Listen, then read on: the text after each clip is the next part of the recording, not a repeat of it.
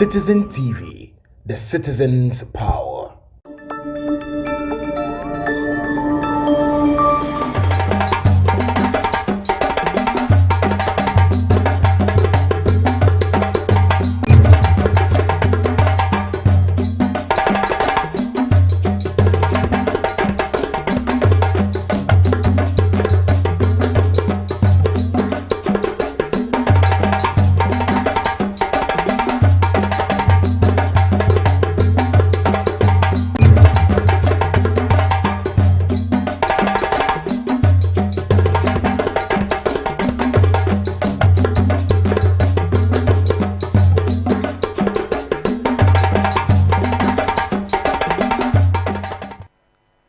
Free taxation, aqua production.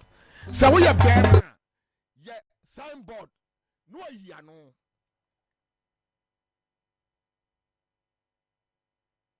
Say, oh, man, can say, said and say, Wakwa Kasa, your friend say, on the Baumia say, I Ghana card, I see at the Tocano, one can say, I'm so chiarakwa, or chia, or chianose, or Dunyamo and Casa. Here opposition. Who go opposition? Won't you? Who go opposition? Want to she? Bibiano, what here? Because as a man for bro budget. Many young people need be or campaign, Asia or Jolu. Just last week. Or catch them and say, Bema. Baby are doing the Obia and where this Kamano or Debako. Obia Jenny last Eddie Akufie. Now, Menene to order me saw CD, no say, Kwabena, now also. Why not the Ogis Canal of Fanco? Obia no this Caneco. Nobody is taking the money. Obia no this Caneco. And the budget there, Samuel couldn't be draw Bia Brel. Oh, yes. What would be beba? Bomiatiate or co-position. Bomiane Samira drew opposition. And ombe who are mobro and no smoothness level. Kruma. Because Omumianuno, Omuni any association in Ghana here, they can fit in any group. They can't. No. They can't fit in any group. Omuni, even in MPP, Baumiana and Samira, they don't have mates in MPP. Even in MPP. Omko opposition, kwaya MPP for the Ombe Faso. Eo Krumha. Niasu Yababwa, Kama. Correct. Omunya do opposition MPP program as kromunsiwo. No. Ghana for busa o say. When I catch say dollar. Say do sa rate we ya. Now fundamentals a week. And then what is happening? Once there be atiami do say. When I catch Ghana for say. By 2020, if you be across the country, if you be say a Joe toilet, latre boy. Baumia sa ebina juma de. Latre boy. Be if you be a mubenya toilet. If you be a pipe. Sanity.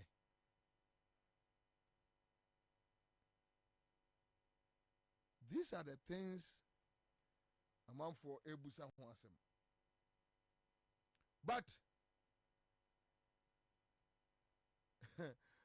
Kwamna Kwedu, as Bobie, Amukaso Metia rent a maye.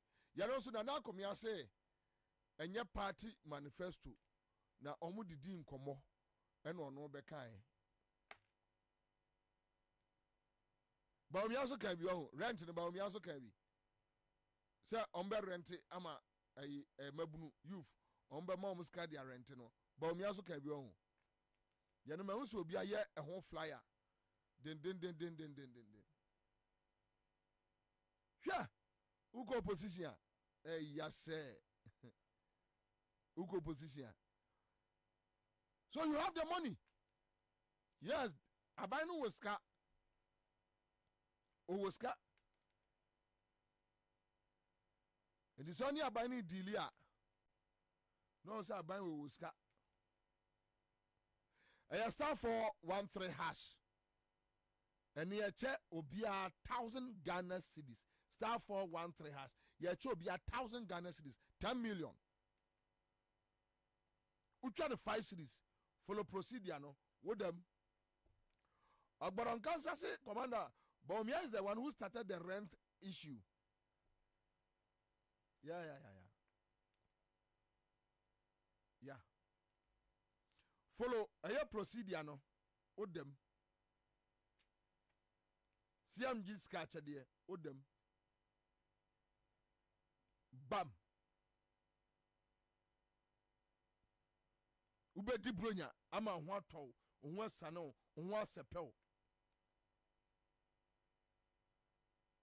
the phone no abo ta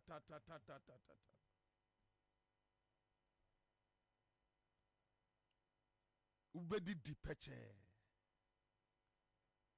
ube di peche ube di peche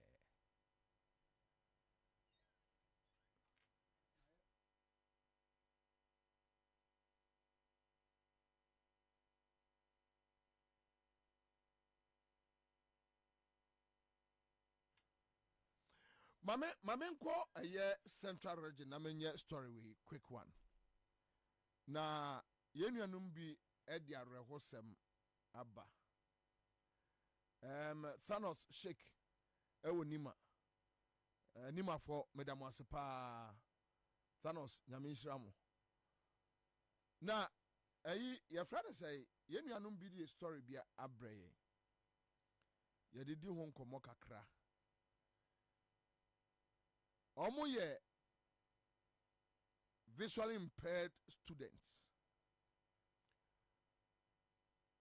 Omo wie omo JHS no SHS omo am post to omo anko a special schools.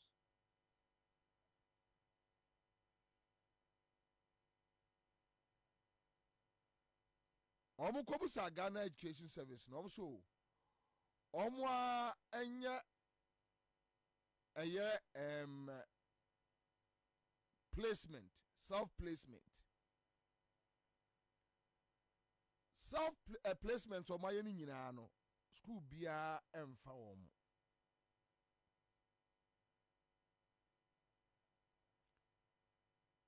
Self-placement or my nyina no school bia emfa wom. Omo ye blind students. Omo hu ade Omu hushe.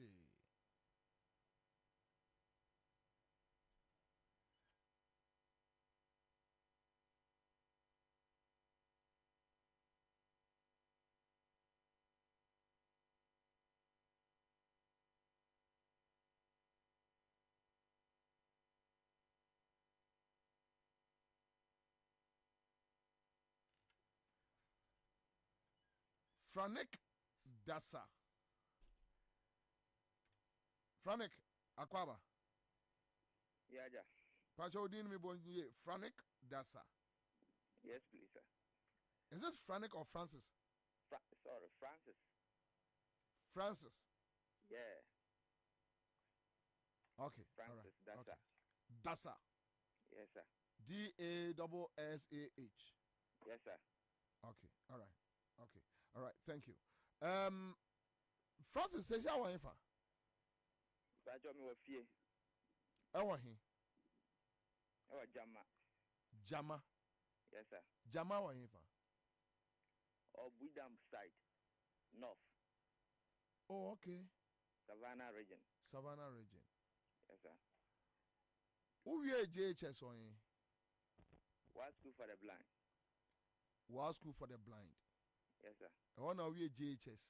Ah. So Ochro Wasi. Yeah, BC. BC, right? Sorry. And now Morizos Naba. Now, per procedure, no. More blind, no. Say na Ghana Education Service, any mudili. All right. So, true, yeah. I'm market results now. Na, me all right, but placement no. And to me, who said the air cost so. This year placement, young placement, cry. Among your colleagues cry of school by that's what you feel. Okay, more free a year blind schools no. A year almost postumo echo a year special schools, blind schools, and now say almost the more fra secular. Was special school there by from.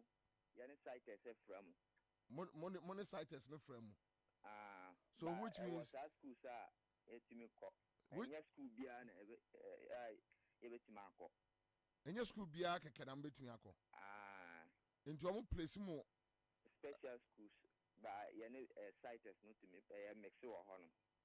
Oh, okay. Okay, so this time around catch what is happening, tell us. So, and Americano, this year, exams no, results no there, abadia, kama, but we name there call placement asem no. Since the day now placement no by check here, yeah, there placement. O check here, almost self placement. Also, so say self placement so. And American schools now, I was a team in corner. And manage to sister schools no. So I'm a authorities are bakra. More fra almost say. Yeah, from almost say no, almost that's so working. They are still working. Moya ni pado do saying. But 16. 16. Moya visually impaired now, blind. Blind students 16. Yes sir. Omo am place mo. Kura young placement. Mo so moya self placement no school bia empeke mo. Money authorities are kasa almost say omuguso. Yeah, almost the guso. Yeah. Okay, so tell us, okay, authorities are. What are you referring to? For now, as I'm saying, we call the GS office, and almost say working on for that. So we call the WAYIC, some of them to the same thing. That's they told us. That they are still working. I'm afraid GS office. I can't remember the day. It's long time. So, which means you can't remember the last time you called the GS office? Yeah, for the GS, I can remember it's last 2 weeks Friday that I called them. So you called them personally? Yes, I called them personally. And they told us that they will work on. They take my details and they said they will work on from there. And we called back to find out. They said they Francis, are still working quick one. Who did you speak to? I asked of the person name. That person told me that the name is not this thing for me to know. So she didn't mention the name to me. And are you sure you spoke to the right person? Yes, please, sir. But the person did not identify him or herself to you? Yes, please, sir. So how are you sure that you spoke to the right person? Because the person can be a receptionist. The number we use. Yes, I agree. I agree with the number, but the person can be a receptionist. The person can be a personal assistant to whoever. The person can be a driver at GES. But unfortunately, the person did not give you his or her identity. And you see, the day I called and this happened like that. So when I'm called back to to find out whether they are done, it's not the same person who picked the call. So it's which later means on that he referred the call back to the person. I see. You see the problem. I see.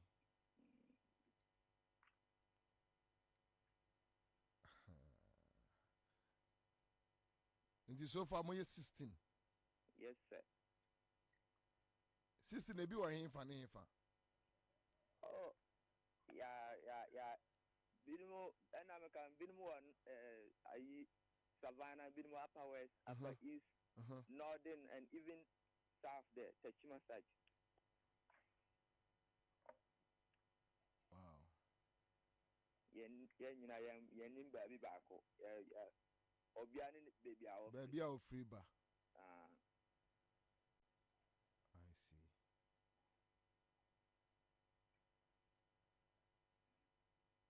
Okay, Francis, you be adwuma bi on. And then I'll get back to you. Okay. Why? You be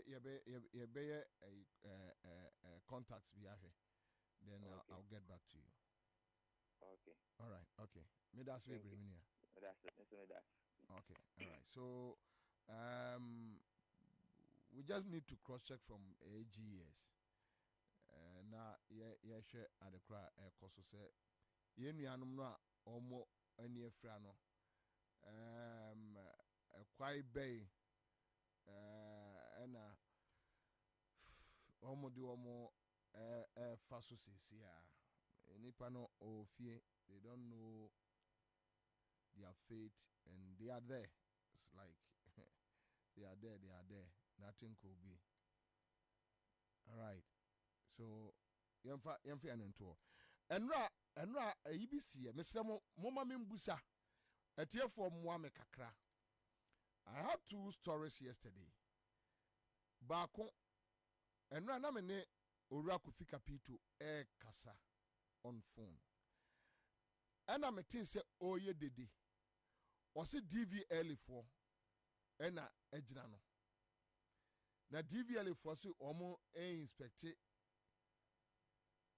car license. Say driving license, let me say. Whether driving license, whether roadworthy,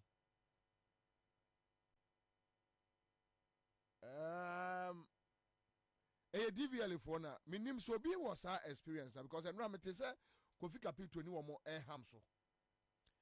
Then Kofi Kapito saika assembly tell me about NADMO for omuna enam check expired canned foods. NADMO. And on mention, I think one of the Ga communities maybe. NADMO. Send NADMO for enam and a omu movie from one shop to another. Checking on a year I don't know. No, I don't know. My name say DVL. Kwajo, what's your yes more kwajo na otisa area ho. You say a game park area ho. What dey where your base nti. One baby sir. Yeah, Cobra, wait a minute, me for Quenya some chetty for that. Yeah, one baby sir. Yeah, and no more Baulishi DVL for Balis filling station, Balis summer to American House. Hona, Pam. Last week, no more Trinity Junction, how much more Trinity Junction, almost much check it triangle. Anyway, fire extinguisher, to Nibia. Tell me, triangle them about fire when Nibin to 40 Ghana cities. DVL. Yeah. Almost swap boys and girls better 50. And 20 junction on our UPS or no. na DVLA omna check it I don't know 40 Ghana and a 40 the omo gia fe dom so me die mpo dom so mo receipt asa and am say die na chese ntimi me 40 mo be ko nom so bibia be ko ba nye sa de mo ma me nkoda omo okay omo ji 40 na omo de extinguisher na ma there bi o kokotobi ade die na ma o ji 40 nti kokotobi 40 series omo receipt but me no so receipt asa and na me no mo sa cross so because me am present ko to fire bia and no dem give receipt there that me card mo 40 Ghana and omo a violation na wo kwa American house filling station some but DVLA for na say adwuma na say ekufo adum krofo ni bi na yempe kwa empesika and say me hu because one fa recruit boys bi no ma show mo green ayi bi sa and omo nyin omo do so ankasa man emrante boys to be say we there and omo gum to omo ya omo say omo lock o lances or something like that into bar omo say jo lances omo say 120 40 Ghana na omo be lock o lances te feda we are be ba hono be tua omo be we ba DVLA ho sa no mo kan and we catch us me that was last week no but DVLA without receipt about DVLA per the law can they make any arrest kwabra me nimu chese and omo do also omo stop cars ni nyina block traffic e na me cha nra no mo violation on cemetery ho na wo kwa American house e ho ne no mo obi send me a message or say Kwabena, the Natmo one is true. I personally watched it on TV news. You can call Vienna City and find out. They are victims. Okay, so Natmo for also say omona mo check expired food. Abu Ramadan. Yeah, mo e dey right mo. But what the DVL they are dealing with DVL. Me they know they me and I'm scared me say me mo receipt me that me care mo. Yeah, 40 Ghana. Yes, wait you am obi receipt number. Me kwakohwe. Me am kwakohwe. Ibra. Yeah. Ibra. Pacho imam. I just want to find out let's check. Because I don't know. So this was the same experience. The person should, okay, so a tester says Bobie, according to the regulation 47 of the LI 2180, DVLA has the right to inspect driver's license, but DVLA cannot effect arrest. Copy of the law will be sent to you soon. Okay, thank you so much. Thank you so much. I think I have somebody here to educate me. They can't make arrest. They can't effect arrest, but DVLA has the right to inspect driver's license, including what?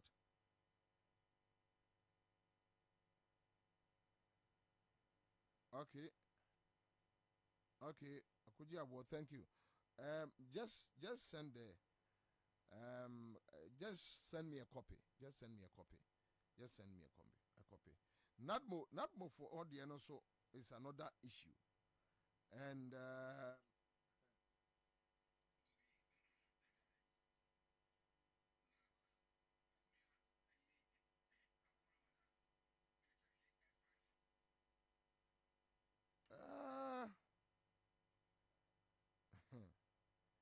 this is crazy. It's crazy. Hey, Kwame, and then 1 minute 10. You know, see a different, Anna. A different. And Radiana. Way different. 10 Radia, mommy, different. Oh, I see.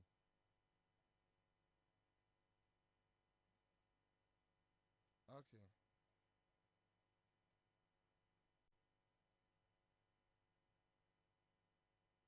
Okay. All right. Okay. So Okuja was sending me a message be and all right, Tofik, I'll get back to you. I'll get back to you. But I am say any probably I go through. Obi so send me say our shop. Ewo labadi or say wa eya nadmofo trimu nie minim senso whether they have any law to back a year not mufwa, I don't know. I don't know. Minim some any law to back a year nadmo.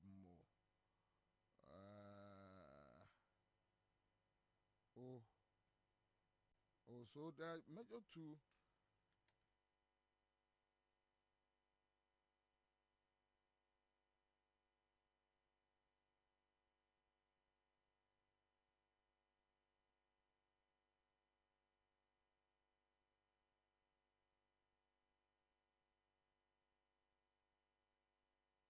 Okay, okay. So Tanko Ibrahim is here on a Facebook page. Thank you so much, Tanko. And then can person say echo.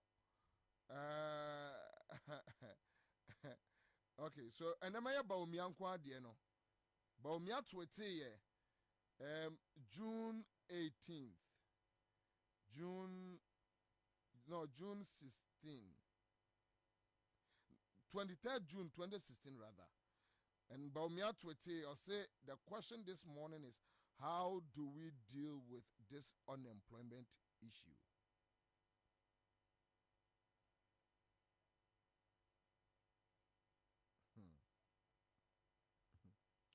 Anyway, so Okodia wo me pacha wona me twen fa de ne send me fa send me pacha.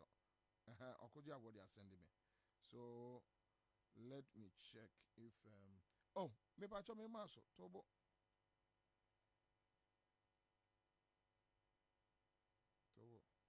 Kwame me de DVL de na asende o. I think say ebeboa ye nyina. So obetimi de atoa ama ye ya. Production of driver's license. So or see a person driving a motor vehicle shall while driving the motor vehicle carry that person's original driver's license. A person driving or in charge of a motor vehicle on a road shall, on the request by a police officer in uniform or an authorized officer of the licensing authority, produce the driver's license.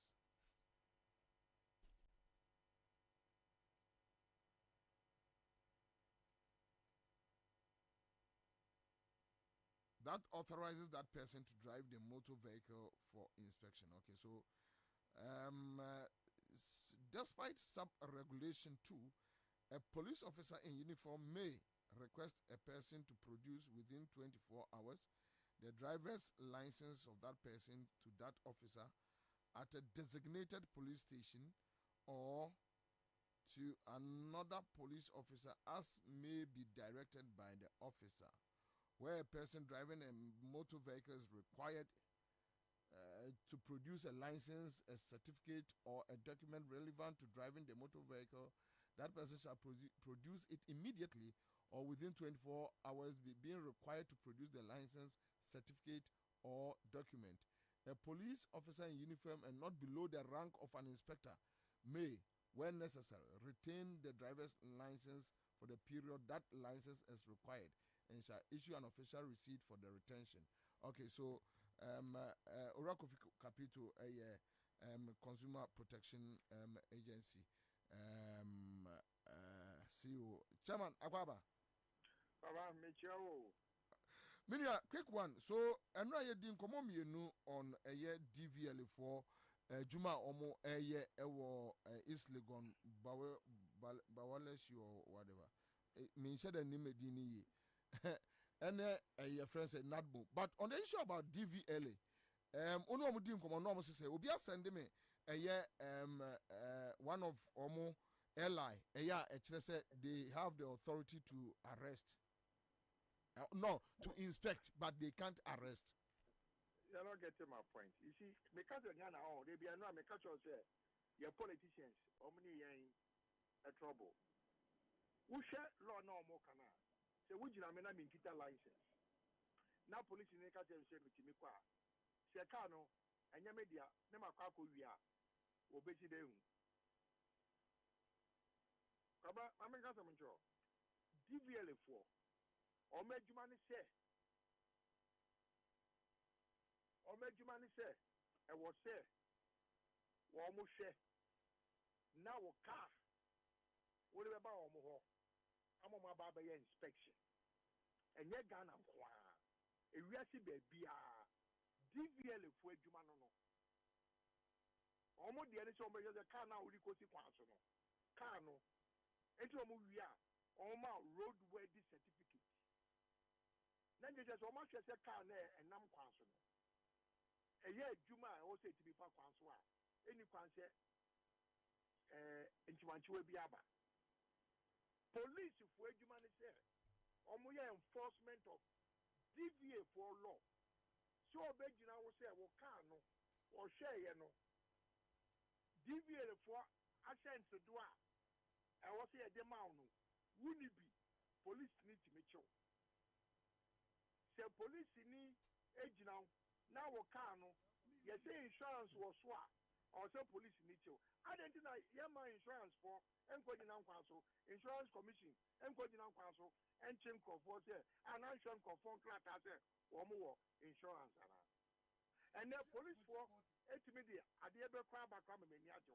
Who is a police for to me, Jinawa? What to me at the machine? And not any phone.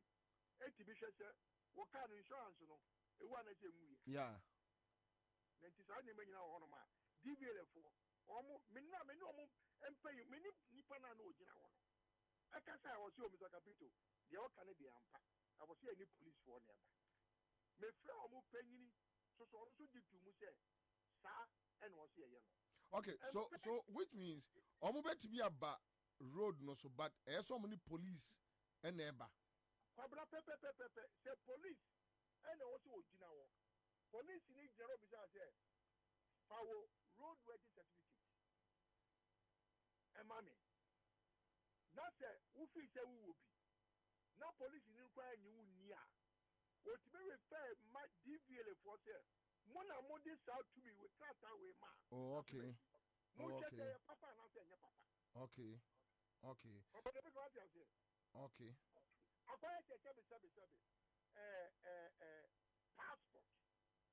See what you make Omo one passport. And the passport and what she may be about. I ain't and your passport office.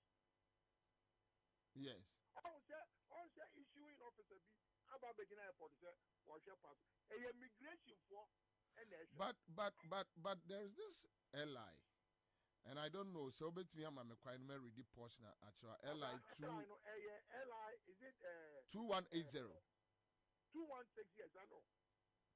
Yeah, even almost a production of a driver's license.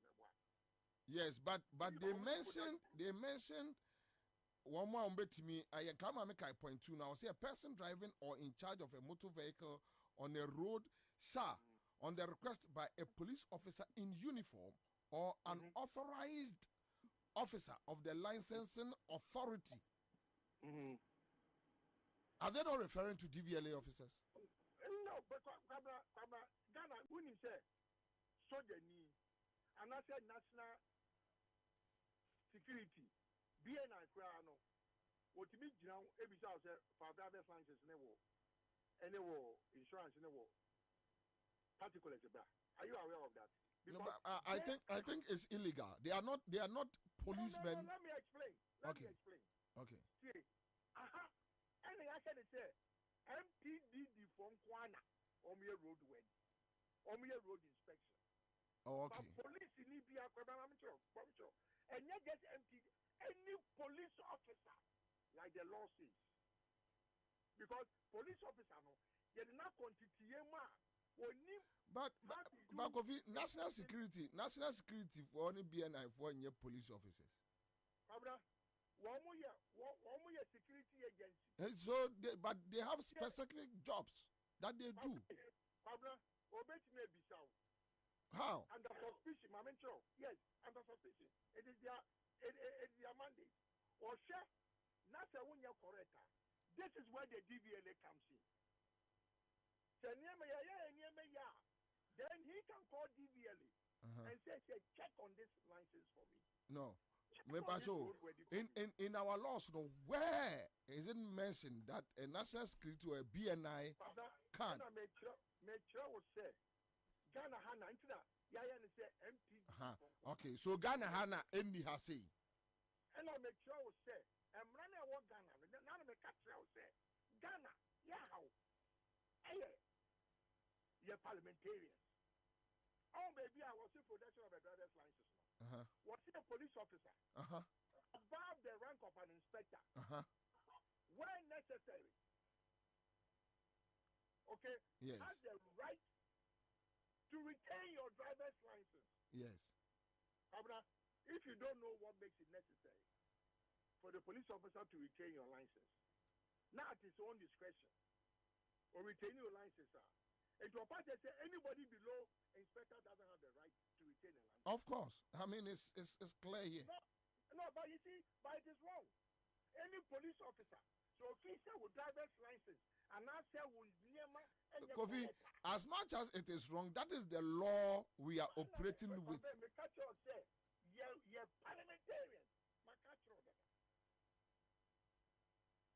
Because in our laws, it's not written anywhere that a national security or a BNI can meet.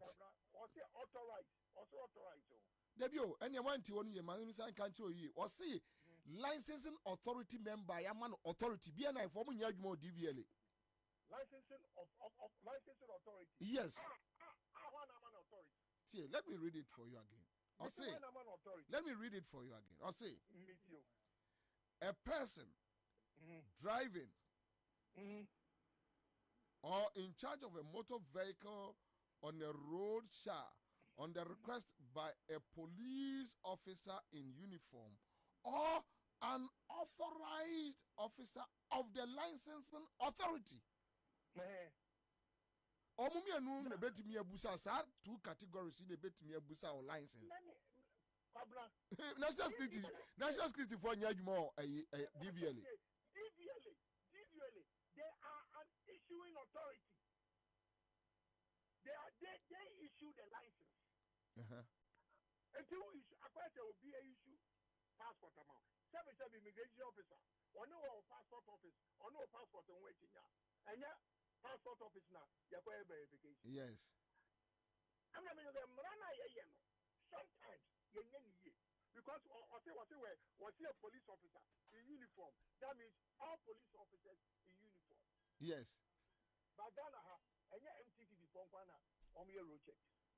No, but because other police service departments wore uniform. They almost to be drunk for. This is I mean public knowledge. Yes. I'm motorcycles and I'm saying IGP Adaroma. Omenya motorcycles baby.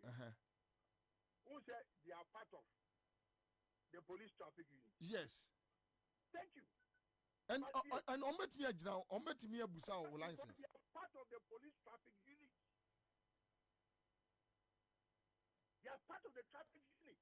Yes, so Kofi Omono, they can stop you. And they can. Metro said they can. But Ghana, normal police people, they don't do that.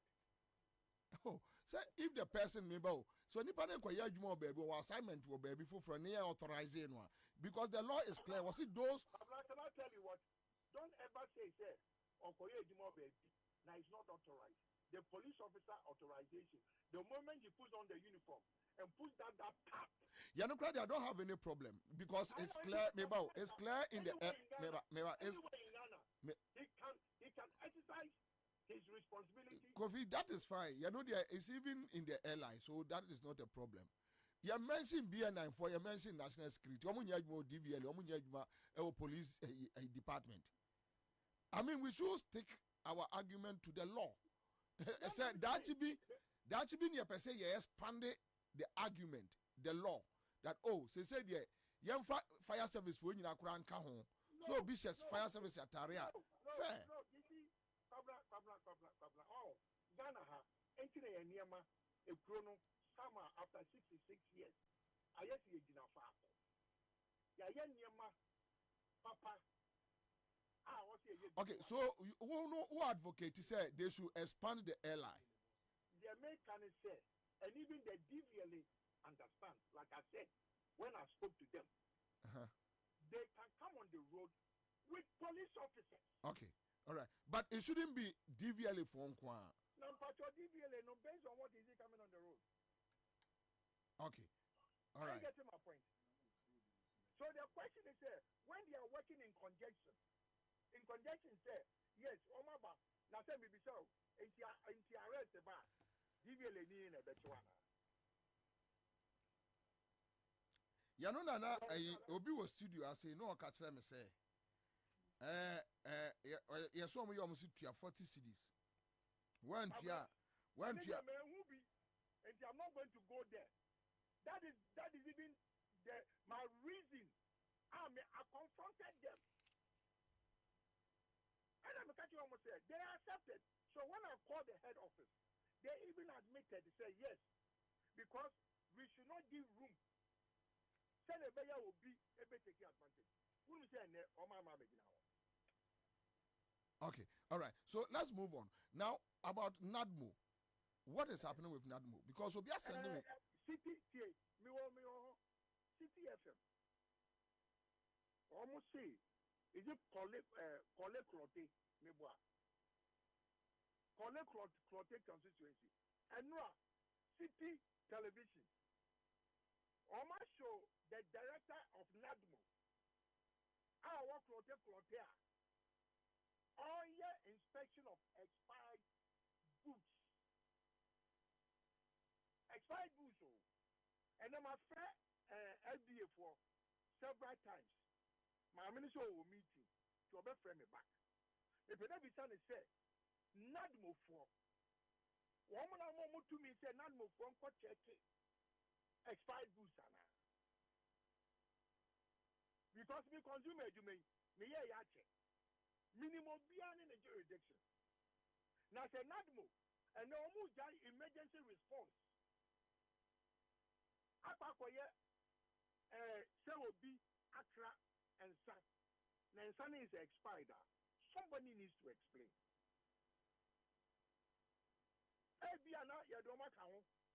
But we need an explanation because they me Samuel Hawk NADMO ni ba me office. No be yes adena me pamono. Because first of all, Uber also would declare that we from LDA with accredited identification. LDA for Panomo Koya said you mana, so many opposed for never. LDA for crime because Obama or Beto shopping or Beto near ma. The only people are Omubetimi here, the assembly. Because assembly no, under them no, they have food inspectorate department. Have I never what I say? Me follow up. Aha, and to me who where NADMO. Papa no Reverend BB man Trini Dini. Reverend something. Now my friend Eddie after na minya response. Because when si anya ne sana se amama mfa nya adwuma so mo ye na ya so mo ye te say dey o kan say obi say me nya na me kan yo wo say obi say o mo ye sometimes no matter you say bro nya ba okay enti how dey me dey win what yeah me boss say si ano say woni me di nko wona obi a send me message from Labad so on a shop na nra send no say enkrofo bi ba so mo free NADMO. No more check expired foods. Na bronya ba. Something. I'll send a message this here. Cabra, Messi and on DTV. Your friend or Mammy away more FDA. No more yes, inspection. Me know my age several years. I do with Wejuma. Na, Mamma Munya Mameno, Okasai. Baako ba GTV enye omo epanyi ni pa no ono oye adwuma o and also say because enye NADMO for adwuma enti mi pacho me pe ma mi na mu e bi sa say enye bia na omo ni ko program na rekwenda me kansa no me I am a member of a certification committee in FDA committee member. Me come in to me say, me papa chi obi say, the me yani say me free FDA for say, me drew laboni. Accra FM junction ono. My me no tongue. Issue an sense ono mo. Me koto obi no. Ebi I expire. Na FDA for about. It be can say my chema no. Okay. All right. So that yeah. Yeah, my mom for to me. I say my for be the diagro. Okay. So quick one. What raise issues about electrical gadgets or wires? What is the issue? Baba, about electrical appliances. Even day, television, fridge, deep freezer, radio, microwaves. Baba, broni bi obeya die biano. Broni no, waji adi awaye die ntino. A office sa die no. Ebeye juma, senya wana ode buapaye, ebe se na. Wa mau, ana wa show bo se, sa die no. Wa mau warranty. Ana se wodi wan dance say afimwa. Sa warranty na wodi a cho no. Sa die no, ebe to chema, ana se bibi besi, anya o fault no. Se won the bar. One, obeshe. Sayampa. So bet me CCA, obey CCA. So what you mean CCA? Be abaka say, you be beautiful from. And that's what I say on him. Catch it, you see kako. Abra, yeah, you took on a new. I didn't see that Ghana for top, and I said Ghana for. They say big companies now, or more from Hana, or more retail outlets. Some of the big companies will be doing warranty no abra ukoka what you have ferry when he be when you oh really yes but okay so you have a very reputable organization was our field way Ubetna mention okay so you know of this company you have contacted them you know something then to my press conference now may they caveat that was say you will do me quote say standard authority eya omo no so omo hwe na saa niema no ekoso no wo si ejai famra ye mo mere kakra se bi o ma anya na afi no de o pese o ye no wetimi aye. All right, okay, Kofi, thank you so much. There were other issues which yeah, that's we bring. Say we waboya bi niema kakra bi so atre. Okay, so that's it. Now quick one, let me do this. So Juma police penny be Inspector Idrisu Salam. Say up just 1 minute on this DVLA issues and Chief Akwaba. Yes, sir. Brother, we have a call. Yami Adumboko, Chief. Pacho, now also up just 1 minute now. What straight in your mama? Yes. Now we did portion of section now. Just a police officer from the rank of inspector and above, maybe retaining or licenses, or driver's license. On say. Mr. Say a assembly ha any MTT the kwa and allowed say or check it out for licenses because your this is new hokra you need MTT before but cast more if the never no go wrong I was a corporate MTT the near or food be a sort of said man after them you see them my entire say you be or city town kwa na ye den na check it but a unita and then mandated to check all those things or those issues in respect of drivers and other related cases. And two, DVLA4 ISA officer Yaman authority on checking licenses and driver's licenses. No meaning say a new powers and a DVLA4 but your authorized officers do home or bound with your card. The card. The ID card says that okay, me opinion there me that authority will say mini police for young koha. It didn't not the police of the verification now. Me na meet my then. Edna so aye. Na say GBL ne o check car e wo kwanten and after o check car e on the road. Atare e no it doesn't give that power to stop the car. In an event that the here, whom are you going to report to? It's mostly no I anymore. I know more you know to get together. even sometimes their mobile vans, issue lances, you know, and the call round. They announce to the various stations, meaning, eligible to apply, no, they come and they do it for them. But maybe we are able to mean who say mean see that and a mean who that say DVLA mean and a BN9 and a national security. I could never be say me will power be say me me check it driver license and me check it insurance and me check it road ready. They said Mr. Kofi Kapito Kayano passport me or officer or issue passport.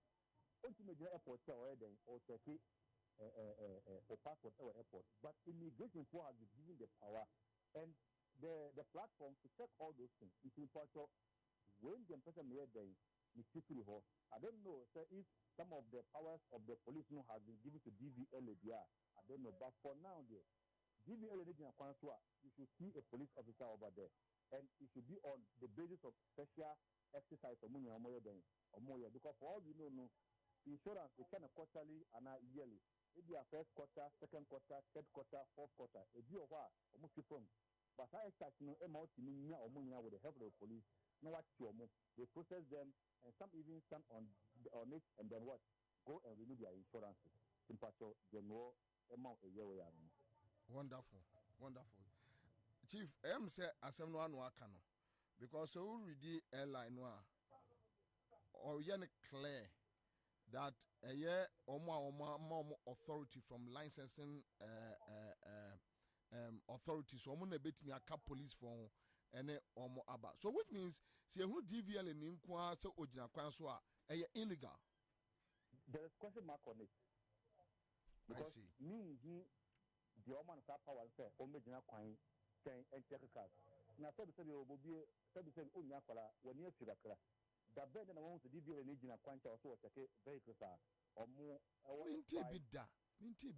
Road where they are say insurance. I said insurance for certain comes out of the Japan chain and I never because they even pay them more because kind of accident that's a good victims and I never. Yeah. They should have even been there. People to stand by the roadside, but do you see insurance personnel on the roadside say checking insurances? And insurance commission for say they check will say. You see, I don't know. See, sabi. Ebia, there's all the necessary air, but most of the things, there is a lot of risk in it. Ebia, Brunya ba, nasa obey what they are, and also giving big. Ebia, while doing this, they are even putting a big man into trouble because when the questions are raised, they will quickly contact your bosses, your heads of department, and your leaders. Maybe they are not even not aware of what is going on. For all I know, what we've been doing with DVLA, any special exercise, they go with police. Okay. Okay. So I sincerely mean this message from another tester. And the tester says, Bobie, this law was passed in 2012. So the police officer should come clear. And again, the law did not say that the DVLA shall jointly do that with the police, though it would be prudent, but not mandatory for them to do that with the police. Please, the officer is just speaking his mind, not the law. Okay, if that's the case, then they should make all those laws available to the police. Okay, so now let me read the LI quick for you. That is the LI to let me see what is it, the LI 2180, right? The Okay. Let me just quickly go through. All right, so the 471, a person driving a motor vehicle while driving the motor vehicle carried that person's original driver's license. 2, a person driving or in charge of a motor vehicle on a road on the request by a police officer in uniform or an authorized officer of the licensing authority produce the driver's license that authorizes that person to drive the motor vehicle for inspection. So who is the authorized person now? And how can I identify the authorized person? No, see another question. They say, Nikitaka, na minam highway. Now what's the DVL reflected in the horn? That's also some engineer. My Bonidiana. Because minimum Pakra were authorizing. And now you don't also display your card there. I'm an authorized person from DVL in Timine Gina. It poses some dangers to this authorized DVLA personnel. Me, as the independent can say, it should be prudent say, or money police for corner. Yes, say the police uniform will be any Ghana. I would have only police for no then. In a general, now, say, will be an alcohol form of gang for rock of gang, gang to an uncle Kobina, Yakoko DVLA for. I bet you not quantity at least say even one police member was your quantity. I recognize the driver in one police in front of bed. Obejina, but so we said, Utu DBL in Udina quantity. Not a midnight pet. Now, this Carasa would see that they are so about the Jim Cafe in summer. Anyway, Chief, a woman available. Now, since then, and cause the Ghana, your pastor lost now. We don't sensitize. And once said that on the day the bonnie, and then I spell it out to you. Okay. Also, yes, see, almost try. The salad has been passed. Now, operation, yeah. Then there should be collaboration between the police and DVLA to avoid some risk. Okay, all right. Because a car, one woman away, a car, quite. So the 7 year cars and I'm considering a car of far. At once, the good my then, Edina. In an event that openly breaker, a command, so who are supposed to know. Now, when there were no do them your entire life. Okay, all right, sir. Thank you. Yeah, that's a bit. All right, so that's it. Live on Accra 100.5 Citizen Show. Star 413 has CMG Scatcher there. Mr. Money, you check 10 million. Obia 1,000. Oka to money na yeah. So you're dealing with issues about the NADMO and then Kofi Capito raise issues about these companies, whether you bring a warranty or not. But you know, so you're not at that. Sa and Koda visually impaired students, blind students, or munya school placement. May assure say we authorities now at it. Because of their testimony from GES that they are listening to the show, and Onim say Omo boss office Omo 80 show no I want to mention, so we should try and get in touch with them. I don't know. See, Omo fine. We will talk about it. See, almost we just move on. Then this issue about DVLA people, going on the street. Kofisi and Omo Ama, there are certain aspects of Omo operations are illegal. Also no penina kaswaji atum say yes, it's illegal. But the clarity here is that at least. They go operations with the police. On their own, they cannot just wake up and go and stand on the roadside, stopping people, asking for papers, doing that, effecting arrest and all that. But when you arrest somebody, what do you call a police station, or you take the person to DVLA, or you impound the car. But if you impound somebody's car, what does our law say? You take the car to the police MTTU, or you take the car to DVLA, which is which? Anyway, so Deputy Communication Officer for NDC, National Communication Officer for NDC, Ura Akugani is here. Chairman Akwaba. Oh, Nana will be my feel why. Maybe I feel it says Montefaku no Mabesra. I ask more. Montefaku no Mabesra. And me no can say crime and nice Kwanso Amiko Uti region. Yes, Muni and Umbi should be a fan of East or meeting once a man. President Nankasa, so make a president incoming for Verano. Or also so a Western North. Also Obo Apro, a war, say anytime you will have be so dear. Yanimo Ebedi in South to make your production team. And the menu and so I may be 2 or more away. Yeah, that's but quick one on this issue. Yeah. You see, Fedi did not do some kakra. Na Yankwara bring me a case Fadi dia. Nature say ABB Obo Henya bina or the upper coins be. Kakra me pese mekane say, you see, and technology no a drew baby ama. And ye may be a wa and yet Takashi bio and ye de. For example, insurance for Omo who say Omo bo omejuma eni pakra ebema omejuma akoyi amomono eya pose for. Inti uhu bebia say insurance company say ye glyco say ye SIC say eye den akokwan ho say or kwako ensure say enkrofo etwa a friend is saying insurance and as saying it doesn't happen. And nunti omni police for aye one. And now I invest in a software. Police ni who car number. No bogu ni phone so. Obi hu say we twa insurance and as won twa insurance. Oh, okay. Who here so be stop or who here so be onya hwe number na bogu ni phone so na obi hu say we twa and as won twa. Okay.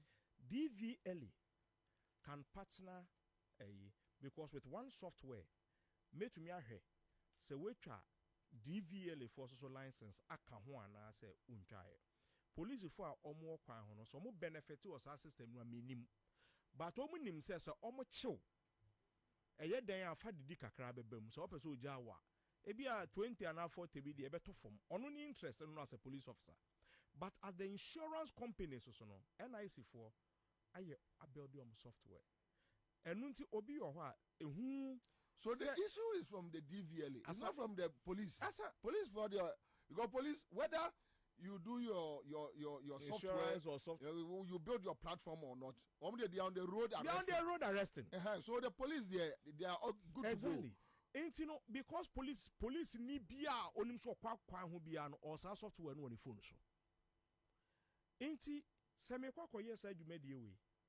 Na se me de kire so na me hu so wa pass insurance a. Enu nti ama ene trotro fo ne se bia miniska ene me insurance wu.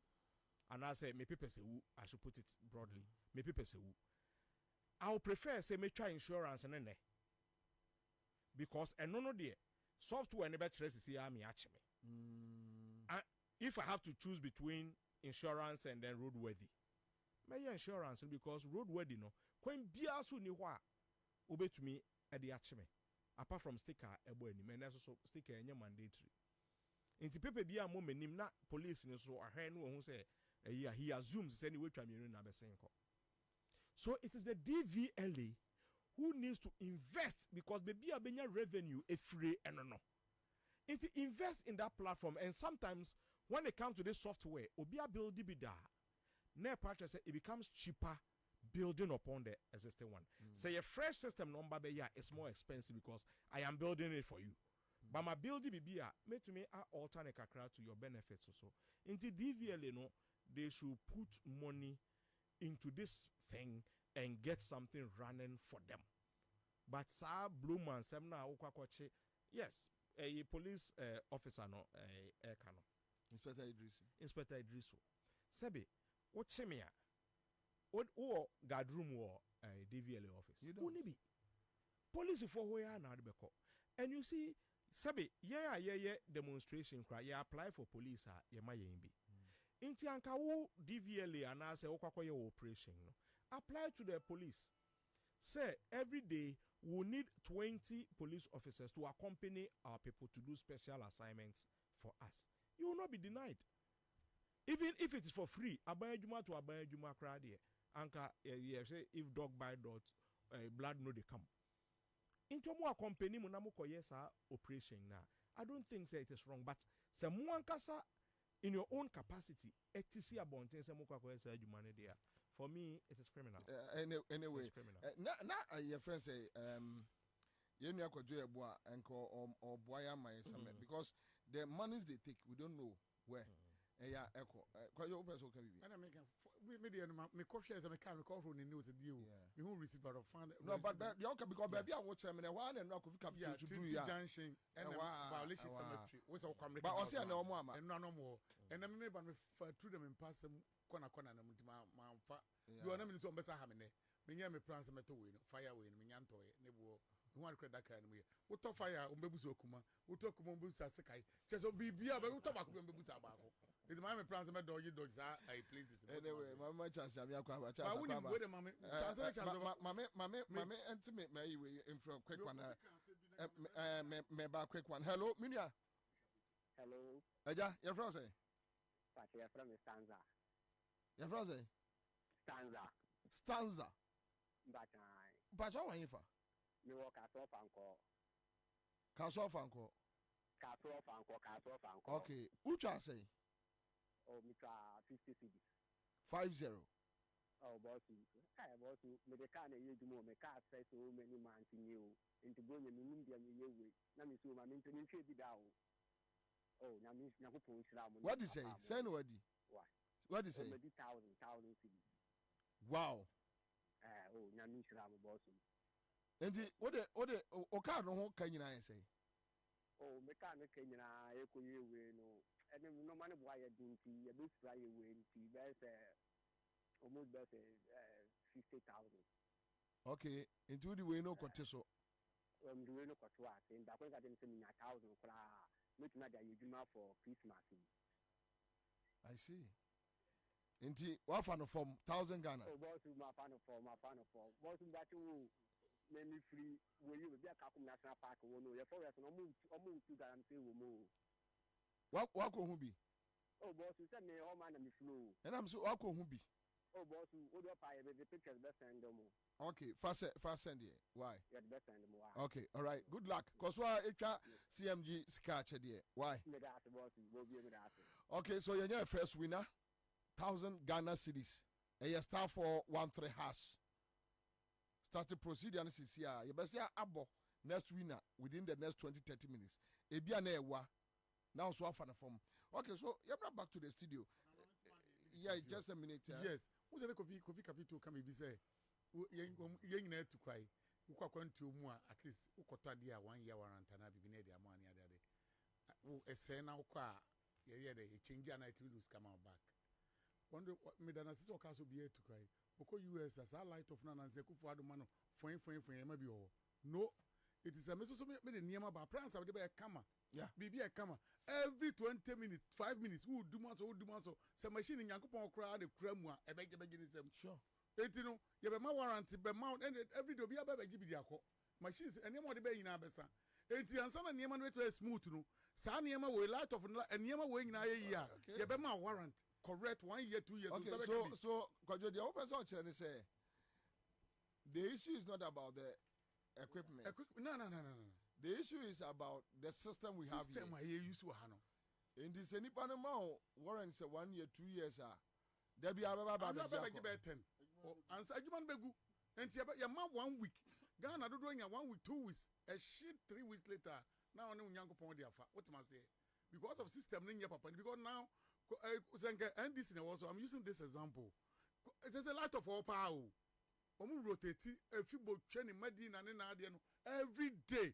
A call of be at twice or 3 times a day. Be a ever say. So at the end of the day, Kofi Kasa or the Abroche compare. No, compare call you as a what now. When we say my light of that. Nania who be that and was other better Wesley go. Wesley go to light of an in second. And the plant when if you add in the plant, there be a water for a gum.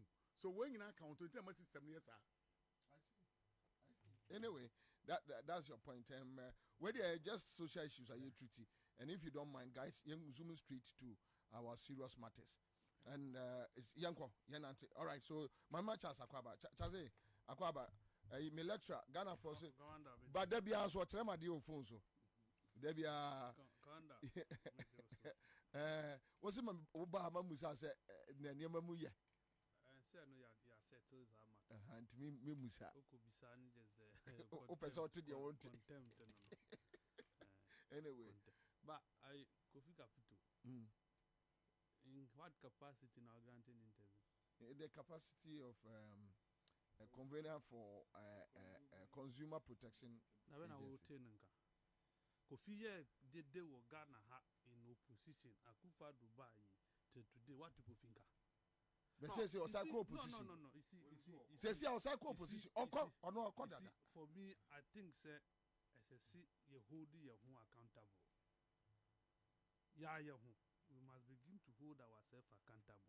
We move placing currency on people who don't deserve that currency. No, but he has been running the organization for quite a the consumer protection. Who running who run organization?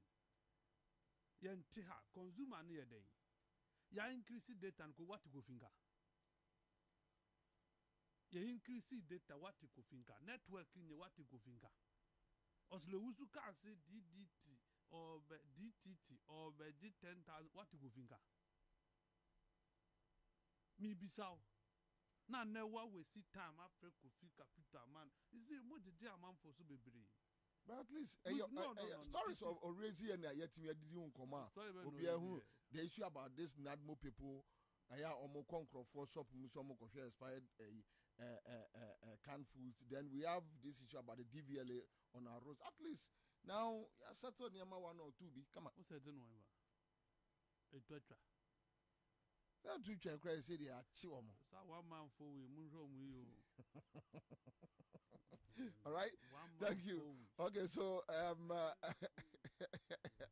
thank you. Now we have 2 issues, major issues, and back we have more major. It's likely the panel I have here, concentration in Beko. It's likely. Okay, so you got here a year Srebo. Nyami Aduma or 19th. Thank you. Good. 19th December, and our motto assemblymen. I didn't say assemblymen and women, right? Assembly members. You can't assemblyman, my confusion. So assembly members. You have 2 assembly members. Elections. Now, May Tuesday, and will be sending me message. Say, Omo Kwako Shia a meeting and catch assembly members and say they are not going to use indelible ink.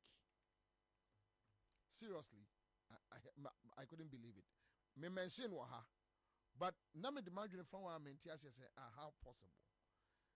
Every me about another 6, every 12. Me movie all radio stations. To me move around. Na me koto Akugan on Peace FM. Not just Finfin. To me follow interview now. Then I called Akugan. And on mommy briefing a ye. Into me producer also koje a yes Srebo tape. And Srebo, Dr. Srebo, a deputy commissioner for EC. Okay, so Kwame, it was on the morning show, right? On the news. Okay. So let's listen to Dr. Srebo here.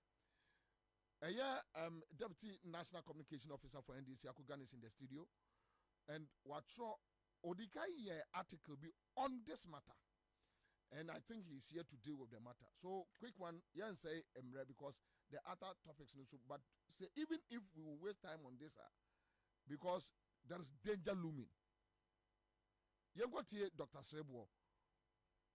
And Yemfada Sema Peace FM. You pulley this interview from Peace FM 12 o'clock on midday news. Thank you. The other kind, one can say a brother by a between Monfa indelible ink and you'll be answering. Yeah, I don't. I didn't. Yo, that's it. We chat here for you now. The other kind, indelible ink and it's not been a yellow about room. Indelible ink, the common Sasabaya to Trabana Mrobaco. In other words, I will back when Makua. Okay, what abandoned. Tabani Abdona na issue registers na obidin bitima bemba kwa na mi bitima bemenu mi nsane na no na iya ndabong isi ya do biometric ya issue BVD the biometric process ni say udin ntumi ni no register na udin ni no mpe na adwakoto motopolice which is the way you different na ngan no do to nzaba and they are about the motopolice that was indicate one the way you do it will be into money, you know. And what you know, what for Bana, what was that videos in the video? I just said, a one. But I couldn't be a first from the or the panic minister, I said, well, what the machine on a yet a one. In the chairman said, we didn't a Baku, and the Mona would put on Bakupe. As the machine among come out being my know. A bunch out there 9 Delbon Gary towns, I know. Now, it's 1 hour, Delbon, and now, biometric process number, you know. Within biometrically, you are registered, not biometrically, you are verified. Until you do the one to talk about Madam Bobaco, until you make it, and then we'll bring with him. Okay. And the man can get about me and some of whom. The other kind is I feel me every side year we. Now, about to win Kwan so any indelible ink here, and as a 2024, the end of the animal, and also I find indelible ink and to have you. Yeah, that's it. Okay, in time, every day, you will transition. I want to. Idea about me to buy 2012, but there can be a transition. I don't know why you used to. In the weeks, I take it time. And na man ko fa ke chance mu no mo se process no mo ko so no therefore no and five different bi amba waste internal and two if you are into the for this level the benefit among for you who say they can hear the cry then going forward in should be going to be. There's no need for me to talk too much. Senior, Yanko. Yo, medase na actually last week na me ye ejume bi say dodo na omuni mmede omuni say na my assembly member ewo Niboy Town electoral area and ejume bi ohwa da aya metai eye se na be nipa bete assembly system no ase because every year be no sha the number of people are omoto abano the afibia no ba na eba form people don't have that interest. But assembly system no is one of the most efficient thing. Yesomu ye na yet free abai ni to me ho kakra. It will be a savior for our nation. Because apart from say abai ena appoint chief executives ena de no. Si eba be ye fee fixing na. Say o store sika utua no bosumi bia na sa fi bia no.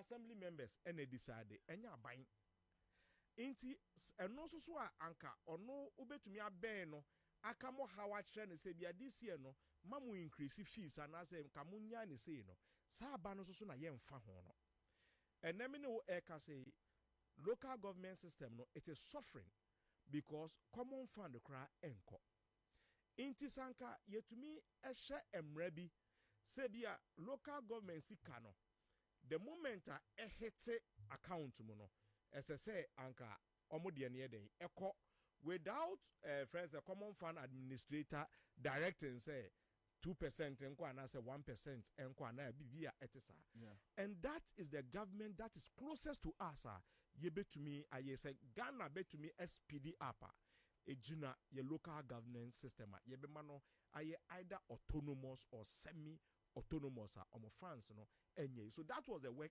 I was doing to educate one electoral officer no ekasa no unse omo ye platforms ema debates for everybody. Yeah, baby or what yes ye be two platforms amamo ye first one ni we are yes second one for technical reasons no yenye. So there were a lot of issues and I'm say there be say ye kwa na say we stronghold and mama ne chance na say we so ntusu ba kwa I think say it is just fair omo asusu na speakers no omutua ho ka okay, but electoral commissioner mo agye ho budget mo dia call parliament ama ya approve ama mo say mo expend mo na mo de sa ne ma we nyina ekọ ma approve intina me ne electoral officer bi kasa afa ho ana oka chem so honorable wo the assembly elections we ni abre hu na nhyehyɛ ya ye ba be for main elections ne kra no ebia uyem kra be hyew eno mame obi number ewo headquarters say me shia papa na ana say me shia sa mame na obetumi ama me info bia eno mom no me nie no echi more than say media assembly elections na echi and I'm saying ne me kwa ko shia no mom na yebedi mienu nyina ho komo. That was when, for the first time, me to say one indelible ink no, omo pese omo yi a free process nim. Eto so mienu. Ejuma ananka ye to aba nipa miensa eye no. Omo de ba be ma nipa baako amanaye. And that dangerous aspect ne say, near ohwe book mu se wudin ewom. Onwa na be ye nipa kra obete presidential and as assembly member krata no edi amawo ohwe book no ate amawo ukoto sanso ba na ono asanso ate unit committee die no 2024 no ebe parliamentary die no na wate no de amawo no asanso akokoto aba. So the picture ne say one person hwe se odin wo ma owi a wababere ababete presidential die na mawo ukoba wasanso ababete parliamentary die edi amawo. Let's look at something. Election bi asusu ni ho a yenya 100% attendance je krono wo ho yawo brono yi so no yenim se asemasi nte ase yenim se asemasi etukwan en obi wo ho a omma enti se me na me issuing officer na me hwe wodin na me hu so kodwo yebo a enie enti no ne din e wo krata ni ma yeah inse se mete kodwo yebo a din ne ho no metumi akwakoteke obi a waka baabi e wo mu se na be ya it will show se kodwo yebo a no on science so metoe mi wi amate presidential no amana kwakoto aba owi a wasanso aba for parliamentary na se eye Ketu North na ye MPP for na ye operation enim se parliamentary nya de ebe wini into okoba sa table na ho no instead se meti parliamentary amane so nkoto mienu no meti presidential amane bi o so nsan fa nkoto because ye wi a ye sort out a obi wo ho a ode paper no presidential no ekwakoto box we mu no obi tumi edito the same box mu ti ye sort out a utumo so obi de wa ha ni afa de ababeto ha enade. So if one person is doing that, how can't the person manipulate the system?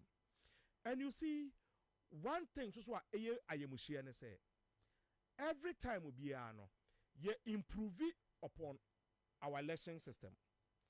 Either say ye di bibi e ba beka ho. There has never been a time ye bibi every process ni. There has always been addition.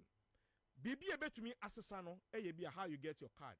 President Kofo time ye a friend is saying pictureless one.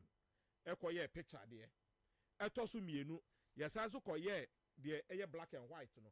Ansa na ye didi mu ana aba biometric system here ye use yi. Yeah. Dr. Sribo Kweku, in response to your friend saying my write up no. Oka say oh BVD machine aba. Into BVD machine no, it cures the your friend is indelible ink no. I want to prove to him how wrong he is. Names no any and crofo omwo BVD machine ni books no. You will be a friend of face only. Ne patch say you will be or what? We are the day nensano machine into me fa. You will be so or what? Nensano cra ebi ni hopo ena ude akwako team efidie ne so. All these people no omuda face only. Ne part so hwe n'anima also hwe picture no hwe n'anima oh kodwo yebo a onkoto aba because machine no oninsa empeke yesanso wo obi wo ho a ni bibia ewo eyenim but oba beto aba no ordinance machine so a empeke no ye obi wo ho beto aka se fa omo ekọ ohoro nsa koye se ebitumi koba machine no empeke nensa emra no so say you cannot deprive somebody whose name is on it just because of a system failure or a machine inti esa o man koto aba inti no ye wo question bi ewo pink sheet ni so a ye bisa how many people voted without verification machine e ka ho bi because the total must be 100 machine no provide say e nipa 60 enom de omsa si so ebeto aba na say box nim no e 80 ena eguma you can't blame the machine because machine no ehu nipa 60 however other face only and also be an machine into me am picking no we to me akwakoto aba machine no into me account so o the sa number no eka machine number no ehua it must get you the total number that you expect in the ballot box. It is here baby use sa system way non-indelible ink enim. Don't forget to say omo science so akwaje on budget de call parliament say yemo musika de be running assembly elections and sika de be running presidential elections no sabi indelible ink ene omo se omehunu nyansa say esese yeyi free mu no na esika say no de omo budget na iko no na indelible ink eka ho enti sa sika no e de na ka omo pese omo de koye enti we hunu nyansa e de indelible ink aka requirement your budgetary requirement e ye den na o ka kire say ene de uba be yi efrim sabi se o hwe baby ana say Liberia ne baby a sabi abato ho entokwa eba no the only thing I didn't talk no eba no a lack of trust se trust any hwa se be menyu ne so nyimi ni enti ade a ebe ma bibia ye fine no any measures aye nyina ye de be to abontene na obi the interviewer was asking me say adentina niema we nyina e wo ho no ye nko IPAC meeting na bibia etisa obviously but the truth is say one ma omoko IPAC no ye misa say this thing has it ever been tabled bisa PNC for even bisa MPP for bisa CPP bisa obia se mame no da sorry na say mini wa dance ye de but ekoba ne say oni nanado danko akufado akwakọ a meeting ni aka bibi akere na or say this is what I want to implement if you like it or not. This thing has not been tabled to IPAC. Many will say NDC. Yes, say if we are ready to sit down, na say IPAC na yenim under Charlotte say under Papa Farijan. If that is the IPAC, we are ready to go back to the IPAC. Na IPAC sabi ma mene say a advisory.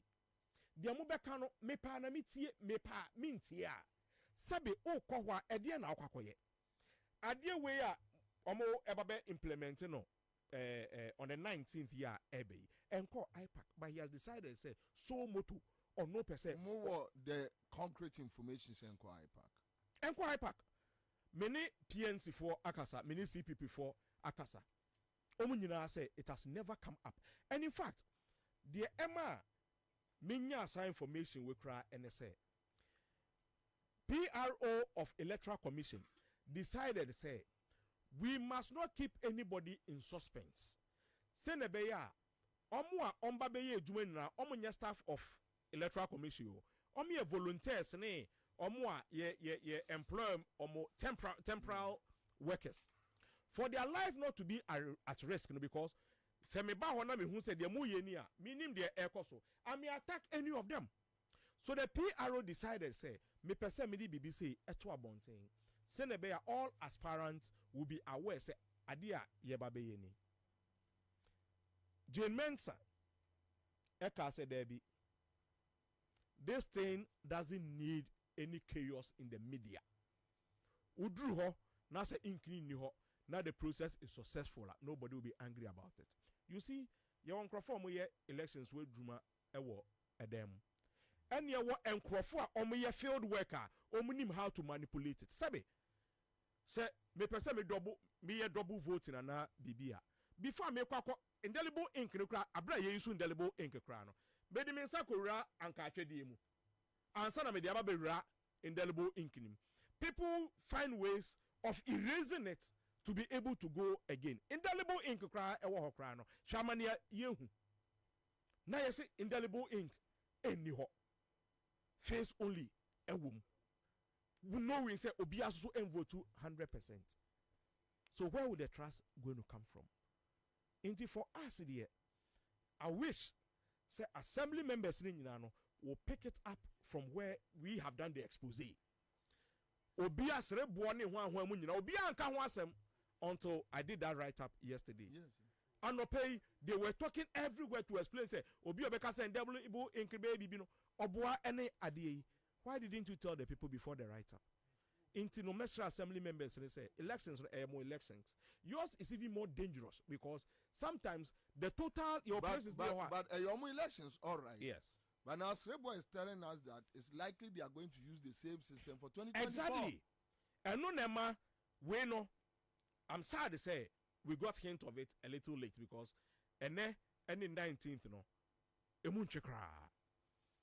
But at least we have more time to fight and we want to do this battle with our assembly members because omodieno eneye enimanimu yai because on the 19th of this month no ena ye kwakoto sa abano and their only hope and they say because yakoto assembly members no cry no it was successful so it is ready to go and we are going to do it.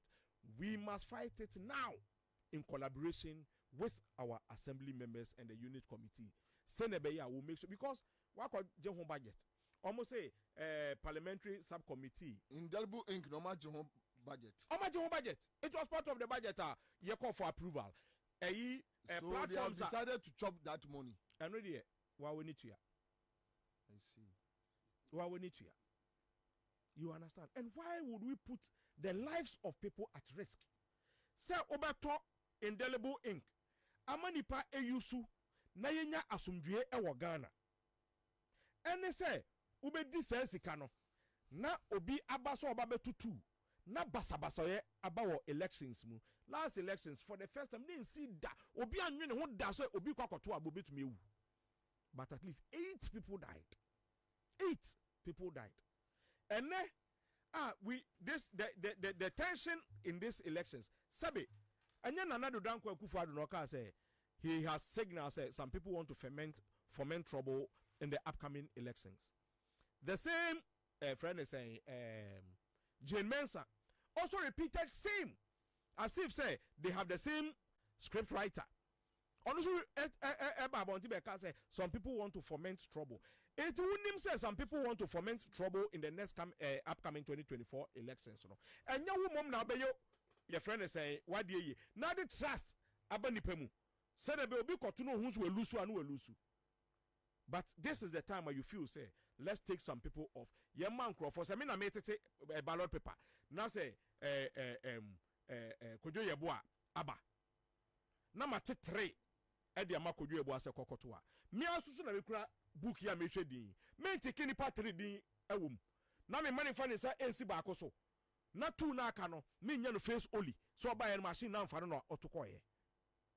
Why are we not thinking? Why are we not thinking?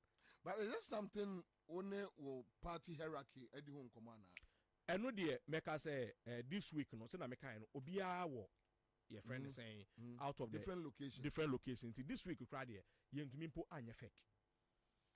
Next week, and be a final fake for friend is saying for before the Xmas break. And it is on our national platform. We also have our intelligence working on it, but we will take a decision on it. Me assure say by Monday there will be a decision on it. All right, then we'll come back to you. This is the situation what is here. We better come back to obeying so be yeah no.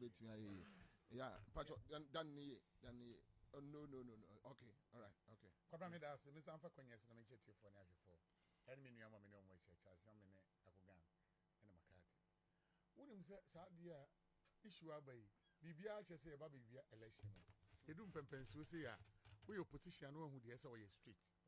Because we the say a kwa bia be fa so bia se timi bia de masa akwa na betima wia. Na me ye keka mafu ne kama dampan. Me de se akugan aba betra hanmo a na ni abre den won akoma na ode kasa no ene nkode kokota ipac meeting last week or na last week won say nke be boa dan so abetra hana na ni abre. Why the ipac? Why not the ipac? We say better 3 months that issue ma kasa no mo poni me kuntokwa ama afarijan better 3 months or so who's afarijan so ba bontin e be ka kire mo say omonko ipac meeting no na ukwa na say oka sempo ni yentie mpo a CNN ai for mo Al Jazeera mo pe news fa empabo kra bo ma meeting ana table kra buno ana aye pieces ompo fa bo fom keke na news mra say ni say ne ka so ntie enu ti ne ani abre ewiate nyina be hu ma me ba bi ode Ghana ekọ ene kwa opese ode nhihye de Ghana for fa so me no ka say no ka mampani dada nam ai central region so western region so western north emu nyina ma chichem na monam chichem ma chichem die be ntem ma chichem mu ekwa mu be fa so be win election na me boa election wajuma the main point baby esa mukọ na mukọ kama mu party supporters energy no muti yanko sometimes ipac no but every meeting be as almost any omo. No, you have an EC said the whole Ghana one constituency, so she's the returning officer. Yes. So you have the returning officer, the national returning officer, telling you that yes, the ipac you can just advise but memfa. And could you mami mo kakra ewa ha. Bisa say when was the last time Mama Minifre ipac? Okay. I know the question. The offer nyina almost send mu. E man ba wo say ne wo ka say obi a won ko cemetery o wuda as wo ka cemetery asem. CPP for PNC ni ho anwan for abom di. Wo mu nyina wo mu ne nkrofo na ere ehwe bom.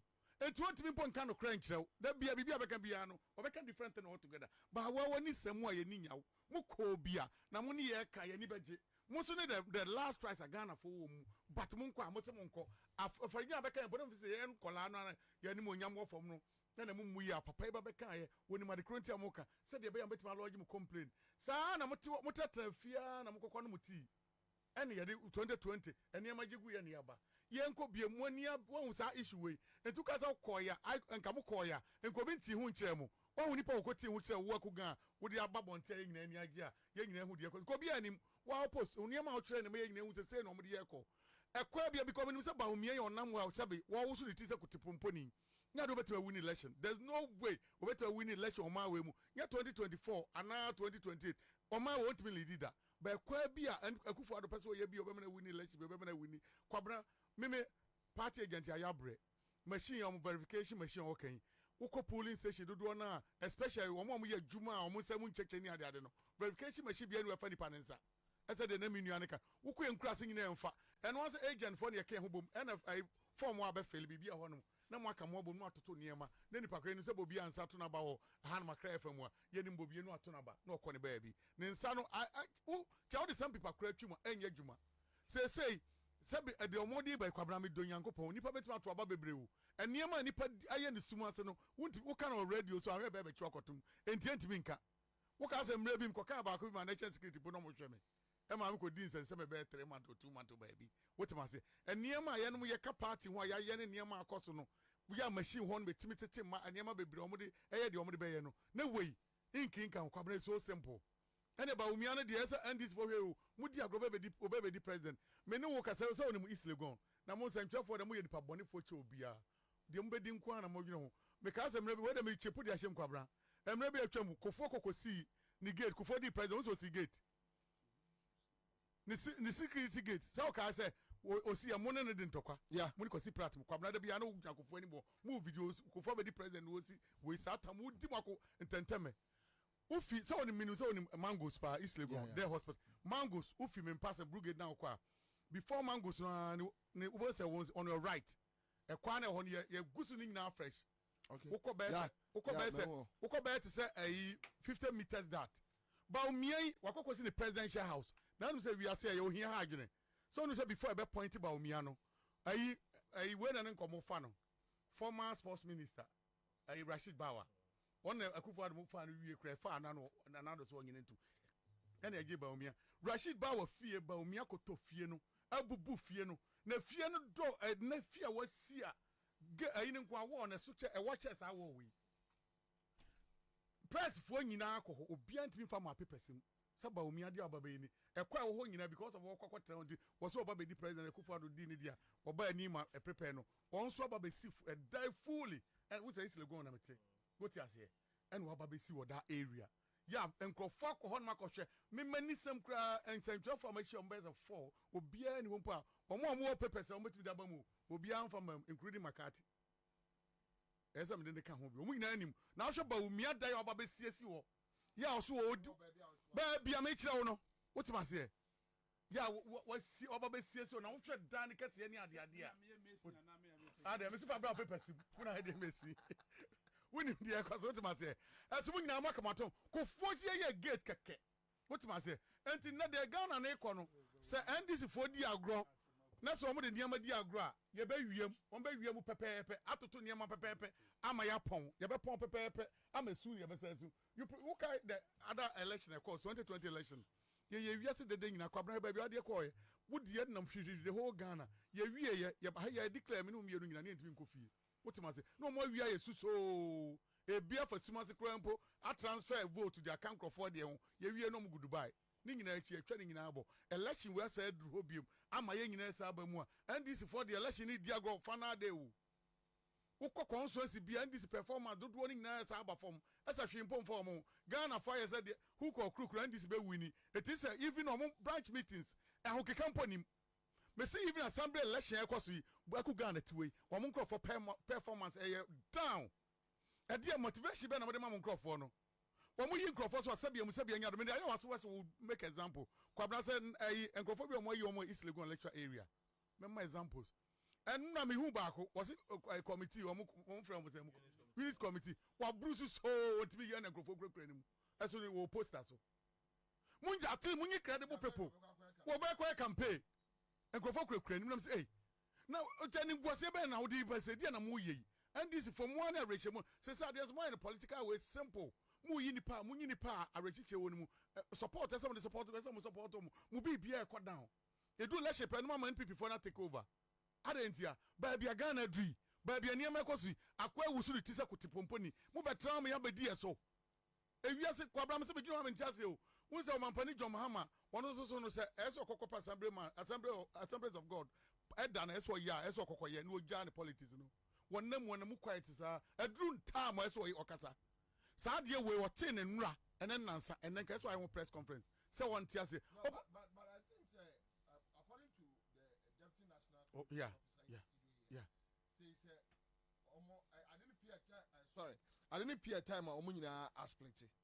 So they will come back on FEC, decide on what they need to do because mind you, yes, the flag bearer is now the leader per party constitution. Yeah. However, you work in tandem with the NEC and party council of elders. So sometimes, I mean, strategically, you see, with them, hearsay, but though from inside, and I'm the story. No, what you say, see, an kasa aba be confirm it because you are DB if the president says it and gets it wrong. It is better say I will get it wrong rather than or no. See, kasa ba jia tuma.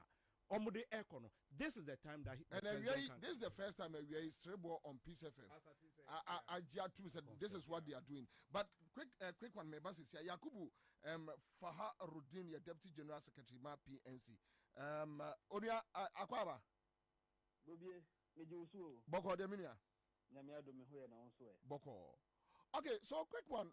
Yatese yasemo ko IPAC Emma Omo raising issues efa ye assembly elections no any future elections are omuyi indelible ink efrimu ukobi is it true what happened what transpired? Okay, Bobie, first of all mamintia iti for ewie na my champions for you now mutie asema wo ho ne say me surprise kakra say Endra me better say electoral commission almost say we see district assembly elections no ye use indelible ink and this issue no so no oman farm IPAC meeting we see all parties bit my discuss anything am surprise kakra say issue so substantive see oman farm IPAC Oman father issue of indelible ink and IPAC meeting. When was the last time? Okay, so let me ask you, IPAC? Why not represent the PNC? Me Faridin Yakubu and Janet Nabila. Then I represent IPAC meetings. Okay, so when was the last time I'm call IPAC meeting? Nukwe woman say the last IPAC meeting no. Me my national treasurer representing because of little engagement. Inti Endra na meneno bon komo ye bon hon komo na o ka tell me say IPAC meeting o ma discuss so many issues and me bisa no about the indelible ink and o ka tell me say indelible ink no it wasn't a matter o me discuss it under the IPAC meeting so I was a bit surprised we so me say Ashanti regional EC we see head and also confirm the same issue Endra na me say no so I was a bit surprised say we say indelible ink a part of the process. The elections from Afarajan time up to say. Who the elections are Ghana Hanum. Yet me to say but indelible ink no, and it's no quite the Sano. Ghana Hanum na you started elections with opaque ballot boxes. And your best sign and I did transparent ballot boxes by your best apart from that, and I said your friend is saying biometric device. It may detect fingerprints. Yes, I advance and I did facial. Your friend is saying they bet my detective winning. So we begin a machine no not winning machine now detective say yes nipa see verified say nipa no na or share we see your friend is saying electoral we see records nimu So I am so surprised over the years this indelible ink has been part of Adia HRS Ubi Akoto Aba because Okoto Aba na the indelible ink no amake unsa na HRS Wakoto Aba into ultimate beto ababium. So we were so surprised Electoral Commission say this election, District Assembly election I bet on Tuesday we umbe ye free honum. I was a bit surprised. And Adia is a shame before crying say almost say indelible ink no the cost of indelible ink high into person will reduce the cost of election, so they are not bringing it in this election and it's going to be a test and as a pilot project against the 2024 elections. So some of us and I was so confused and I'm suspecting foul play no indelible ink no that is the only identifier say obi are conducted. That is the verifiable one. What the machine will verify, all right. But indelible ink, no, and also a chair, Obia who say, Wakoto Abanewi, into idea, Wakoto Abane say, ink, no, a bone, semu. So, Electoral Commissioner Omuyisa, indelible ink with ye, Yenum Bino Yatiano, Anye the cra, anything we are protesting against it, say, Electoral Commission. Almost uncle, embrabium, no. The right things because they pay true free and fair elections. Okay, all right. Okay, so Honorable Yaku, thank you so much. What me am I confirmation here? That's very brave. Okay, so let's come back to the studio. Kwajo, so yeah, me demanu you see, even with the IPAC, because I know no come on, before that, Name Mati said they never raised this issue at the IPAC. Never. Omo the CEO omo. Easy for no workers na eliki ma nkrofoti akugan ATB. Kwabna since NDC foja IPAC meeting kono. What be bia mo na fi IPAC aba. Since a political party no mo aka obi anya party o. Omo de se bia mo se be nya do no kofi o ne gbomo baaye eno no mo dwene ho. NDC ko a because NPP for plan wi ayapon. Omo ko ope ade bia ehu bia be to dwa ama mo debate. NDC nko a political party bia ni o eye only NPP omo maka kwasi aparu na ho na de ba. Obi anfa bi obi epe bi de kwa don kwa na wan what am I say so at the end of the media maker say omo anko no de Ghana fo nyina na omo enye adwene because me omo fort na sa niam we nyina ekọ na no mete na maami be ka kire Ghana fo nyina say wo ka kire GP say obehia security wo hwe de niam ekọ 2024 election no eso to be security ma na wo de ya mo adwuma security asemfa ho no kire wo say onya kro no obebo what am I say 18 maame na prepare yene na ka bibia mudi agro na bibifo Ghana fo yesro moja yempento kwa yempe niema bi aka na anu ekoto aba ye wi doma communication the whole Ghana nobody okọ parliament kura ni papers nyina ayiraye oka ni nyina wo ni tim ye to aba wie omo ye press conference ku Ghana mo mi kokko gina ho bi doma man tim anka 5 minutes super hini no na wira ho wo wie ya 2 minutes okofie okwakosu bibifo enye hwe mu ye nya amanenka na bi ma brewu ho dodo na awu ni agya amanaka mu anhwe ye de mo de kọ de wa Ghana fo wa rechemu de wa Ghana ekoso mo sa ye lucky afafanto eso na ati de se kuma se wa fa half mo awie mu vote ni nyina da so ye mo de enti mu hawo ne se aniema bi se enu de mesira mo mo ni nya den de se mo ye bia mo nye sa de wei so omukọ ayi oyekọ bi na asem si a unsi ye stop bibia na omu nyina aba sa asem ehu eni kwa so ye to on the 19th abana with that ink that's what three bibi ma ink ni de ko yes the national officer point of correction just to correct it but to clarify something yene national peace council a meeting on the return of NDC to IPAC omo aye appeal ye twen say ye ne Jane Mensa ne EC4 bi ebetina say on some few issues. We are now waiting say the next IPAC meeting so no the invitation or ebeba. And before then then we'll trash out some few issues and then we'll go back to IPAC. Into the issue of IPAC in the what ye nyanto ho ansana na ye if they are going to call us to the next IPAC meeting. Okay, we are setting on the return. Okay, so now one quick comment here from Jerry J says Bobie My good friend Kojo Boy is getting a lot of things wrong. Is he telling us he doesn't remember the altercation that happened between Madame Jane Mensah and General Mosquito at one of the IPAC meetings prior to the 2020 elections? The IPAC meetings have become a rubber stamp which takes a make it decision right from Anoche and Gabi's office. Oh, ho, ho. Anyway, so this one is coming from Jerry Ajay. Me answer next chance me mrem. Who we are no busa say enti uko school na say ye born ma unko school biem. Okay, so let me do this. Citizen Atudazi, General Secretary GCPP, Chairman Akwaba. Commander Mizodo. Boko there. Yamanado na Erabi Mamincha na Mincha Etefu Najoso. Now, quick one. Me pacho GCPP when they represent more party no IPAC. Pacho Amara no ye national organizer. So when was the last time we call IPAC meeting? Watch Kaka. I think it was after the registration exercise. Limited registration exercise. That was when we went for an IPAC meeting. I think it's about maybe 2 to 3 months now. But what discuss will be about sir more failure here indelible ink our elections more free system no. What discuss will be about it? But we have discussed it at IPAC level. More committee it has not even become an issue at IPAC level. They are discussed. I see. So this issue about moving out a year indelible ink from your elections, no. I ain't found a water, no. Oh, I'm okay.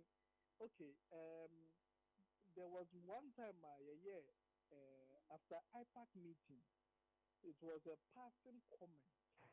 I met the Dumor by who? By who? Now, you decide, Dr. Trebo, as to what is it about? And my explanation, I know there. The reason why I use indelible ink, is to prevent people from double voting. Maybe I will vote to a I could vote. At least the ink, trade and actual, but doing the sense. But over the years, because they put in place a biometric system into no self and for 2 bar or the biometric machine or verify or biometric before you can register.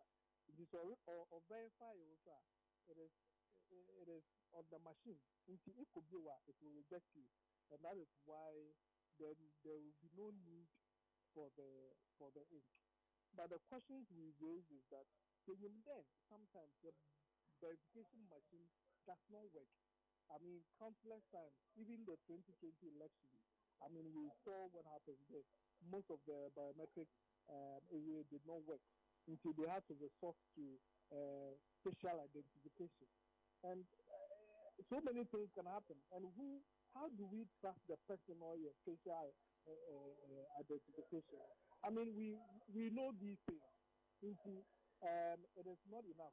But then also the counter argument in there. Go put you to buy in anyway. And even in any case, the register, we didn't take on the register. So there was nothing that can be done. So, but it wasn't a conclusive meeting because we're discussing it there. That worry about the okay. All right. After that, it was just a side discussion. Maybe they are thinking of it, but I just heard it yesterday through social media. This is something that they are thinking of doing. All right. Okay. Yeah, that's it. Near per se, seeking clarification from other various. Yeah, peace council, what program they are to build consensus for our electoral reforms, and the BB them to the indelible ink. It is part of electoral reforms. There, you want to take a step about elections, and I think the electoral body not as today. If you want consensus, na obia anyantiase na process no ma da ho aye function ma no kwazia bem ma the result will be accepted by all. every action that you take, you need people's buy-in. You see, you don't just stand up and take a decision and go to go to work with it. Anyway, that is where a friend said debate na kwa kujina. Thank you so much. Yeah, that's waji. So let's come back to the studio. Okay, so let me go to Charles Nyame. Charles, now this is the situation we have on our hands. Commander, mechia minu mumpeni for ye akugane senior Makati and minu penny ye kudo emwa. Commander, I think, sir, going forward, no.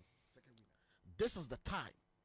I was say NDC as a party, approve Ghanaians, say. NDC party is ready to secure the votes that Ghanaians are going to give them in 2024 elections.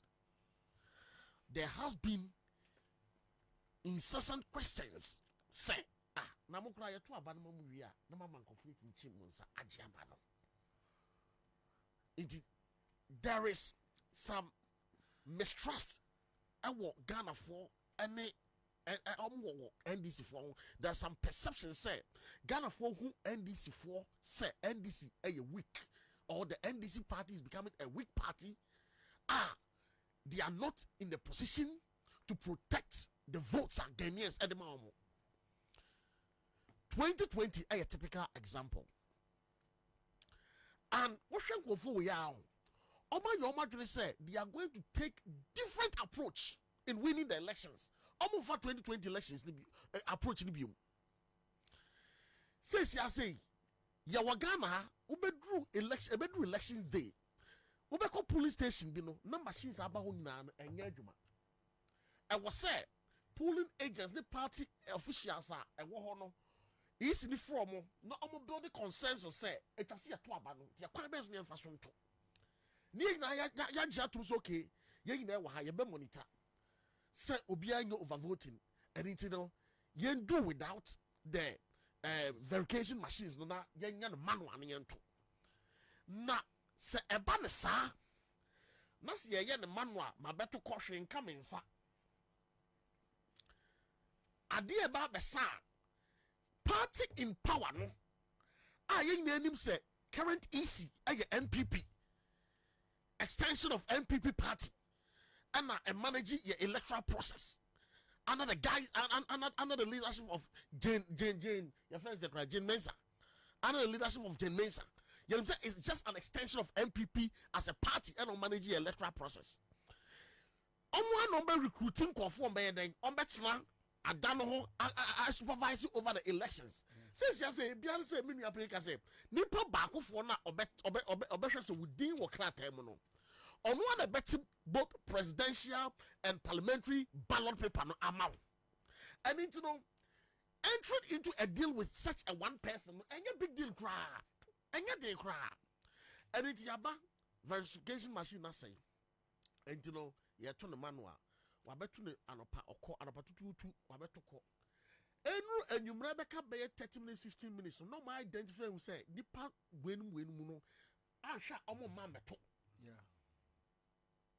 it's a one moment we recruit omo nkofo yeah munkoko tunsim machine who e be ya adwuma enki bianka ni pan say e be identify say wabako se wo se wabako na so se nchira me manko ye what's it? Okay, Nidino, where I mark it, and yes, I'm your friend. Me see your friend, Midini. Obey me then. And into the American say, and I come to think of it, Sir Savannah, these verification machines no linking up to when they control. Nipaya all ye ink every way on what they control Savannah. And it be Ramo, this is a critical issue. I go gan air say by Monday, no, we take a decision. It is too late. Say, na bia with different locations, God haya no more. And they were technological world. You don't need to do face-to-face meeting and sign about to take a decision. You can even do conference call. You take a decision. I bet you go to Tuesday. Monday na I take a decision. That when we're implementing the decisions that we will take. Oh, and this should be up and doing. And some of us we think say they have been too slow.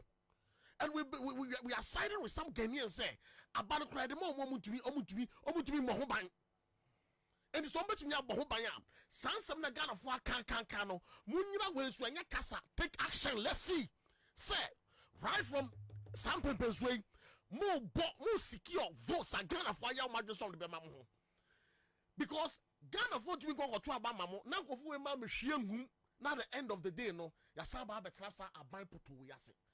And it may still end this in penny for. And they should take decision by tomorrow morning. We should hear from them. Their decision on this approach are some district assembly elections. And yes, sir, a bit depend in the minds of Ghanaians say NDC cannot protect and preserve the votes. You pass the moment. Sada Mekanwa. Jose. Kumi. Oh, okay, I could come for so. Oh, okay. Yo. Yeah. Jose Yanko. Mathieu Mpenyifa Minyo Mweshia Ostudio. Yen kase ye nya kwenya se ya na nya se ye wonyansa ne chen obi. Na mum e opportunity na yanya. Eno nso nche se ye kura spray lavender wo ye butum. Se ye de ba spray nsema no na ma na ye hwam dabi. Ye be kan se ne te no. Tuti fi na enya woda o de enya hwe o ten ebe kan ebe o de Rwanda anya election a process enya event enti ye sha safe baby ni dia kudru baby abato no de that is the final the climax of the process enti say wo koto aba na we ya wo hunso made me quite election but final day no there nema manfo akoto aba na wo koda aba no ye beto ba ye be kan no onya odie uko kazi si ndi zo ga say o attack yo mo but enya attack ye beto mo phone ne kanda se me na me wo NDC executive mu a me ka o mu hu bia anka Jemensa ye project electoral commission anka sana a project as a ye execute throughout the remaining days aka what is it from the day I declare election and I say musha say anka but this time say I'm fununu amananya anto a gwa nkono abeto nuhufo but unfortunately opposition parties e wo Ghana ha no omo ya too comfortable bi omo entino nothing appears to them say omo kwa election under Jemensa mebwa birth certificate kwasi ani yeboa former chief justice ni ayedi to no ze waje bribe $5 million no okay no yeah ani yeboa okromu ni no oboa is birth certificate of us is ana guy me say me no complete so grade we ya ne hene wait grade we ni pa yeah twaso Rwanda Abubuwa no mu yi birth certificate if you okay yeah say birth certificate and identify Ghanaian enough mami we push see yi guarantor system and film so guy and no say cluster ye kwa control din instead of every polling station ye control din na electoral area ye control din okani nyina bomu say yenya no district office. They get it. These are all the processes, stages. Mind you, 2020 or introduce regional coalition offices. No use ye at the blind side of political parties or no. It was one of the major concerns of Omurezi during the election petition. sa 20 regional coalition offices no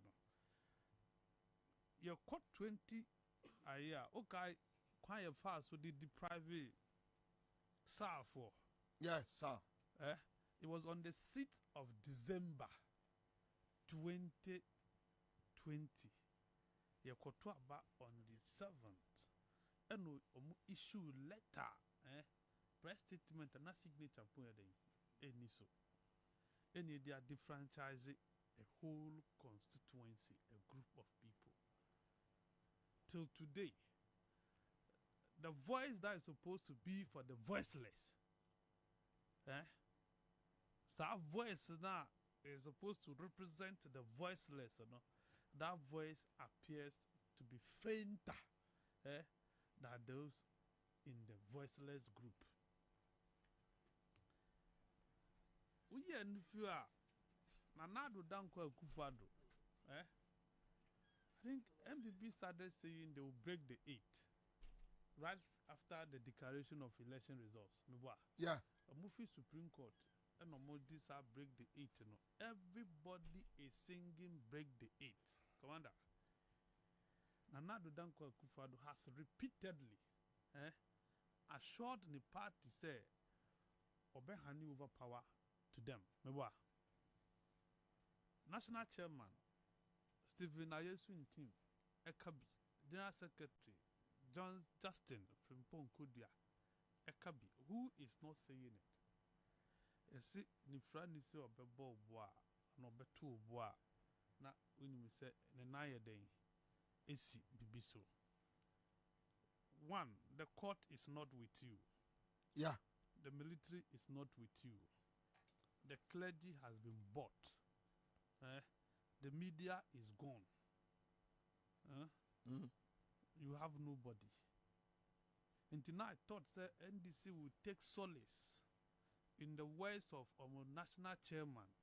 Say we need bon somewhere didia see with the long spoon and a diddy. So I didn't know said there were words with that action. Those words were supposed to have been backed by action. So me see where your bon sound and menino by four see a tune sadidi. Na me amaka say as a me the long spoon and a corner in the dia. What are the actions that trusted with the long spoon? And I will need it. There's nothing showing that you are eating with a long spoon. John Dramani Mahama 2020 ka boot for boot. Yeah. Boot in the buyer no one for Modiama. When the boot came, then the city didn't bring their boot. Wasaka for Frobi, do or die. Eza. But there's nothing showing that they will do or they will die. Do you get it? Acquire business as usual. Now, I go and say, Omo train. I was not her. Or see a hearsay. But you are acting on hearsay. They know say Sir, I park a day we officially Maya no or no tea will buy bino or started through articles. ANSAH is being responded to about the indelible ink yes. issue. Yeah. Or hearsay. Yeah. But he find it wise. So obey acting on it. But the party as a whole cannot act on hearsay. Commander, politics is hearsay. Ake need politics. It is just like journalism. You eavesdrop. Rumors. There is an iota of truth in every rumor. Of course. And no oh, your politics that you munipa bumfia. Wherever information is coming from, don't look at the person giving you the information. Take the information and work with it.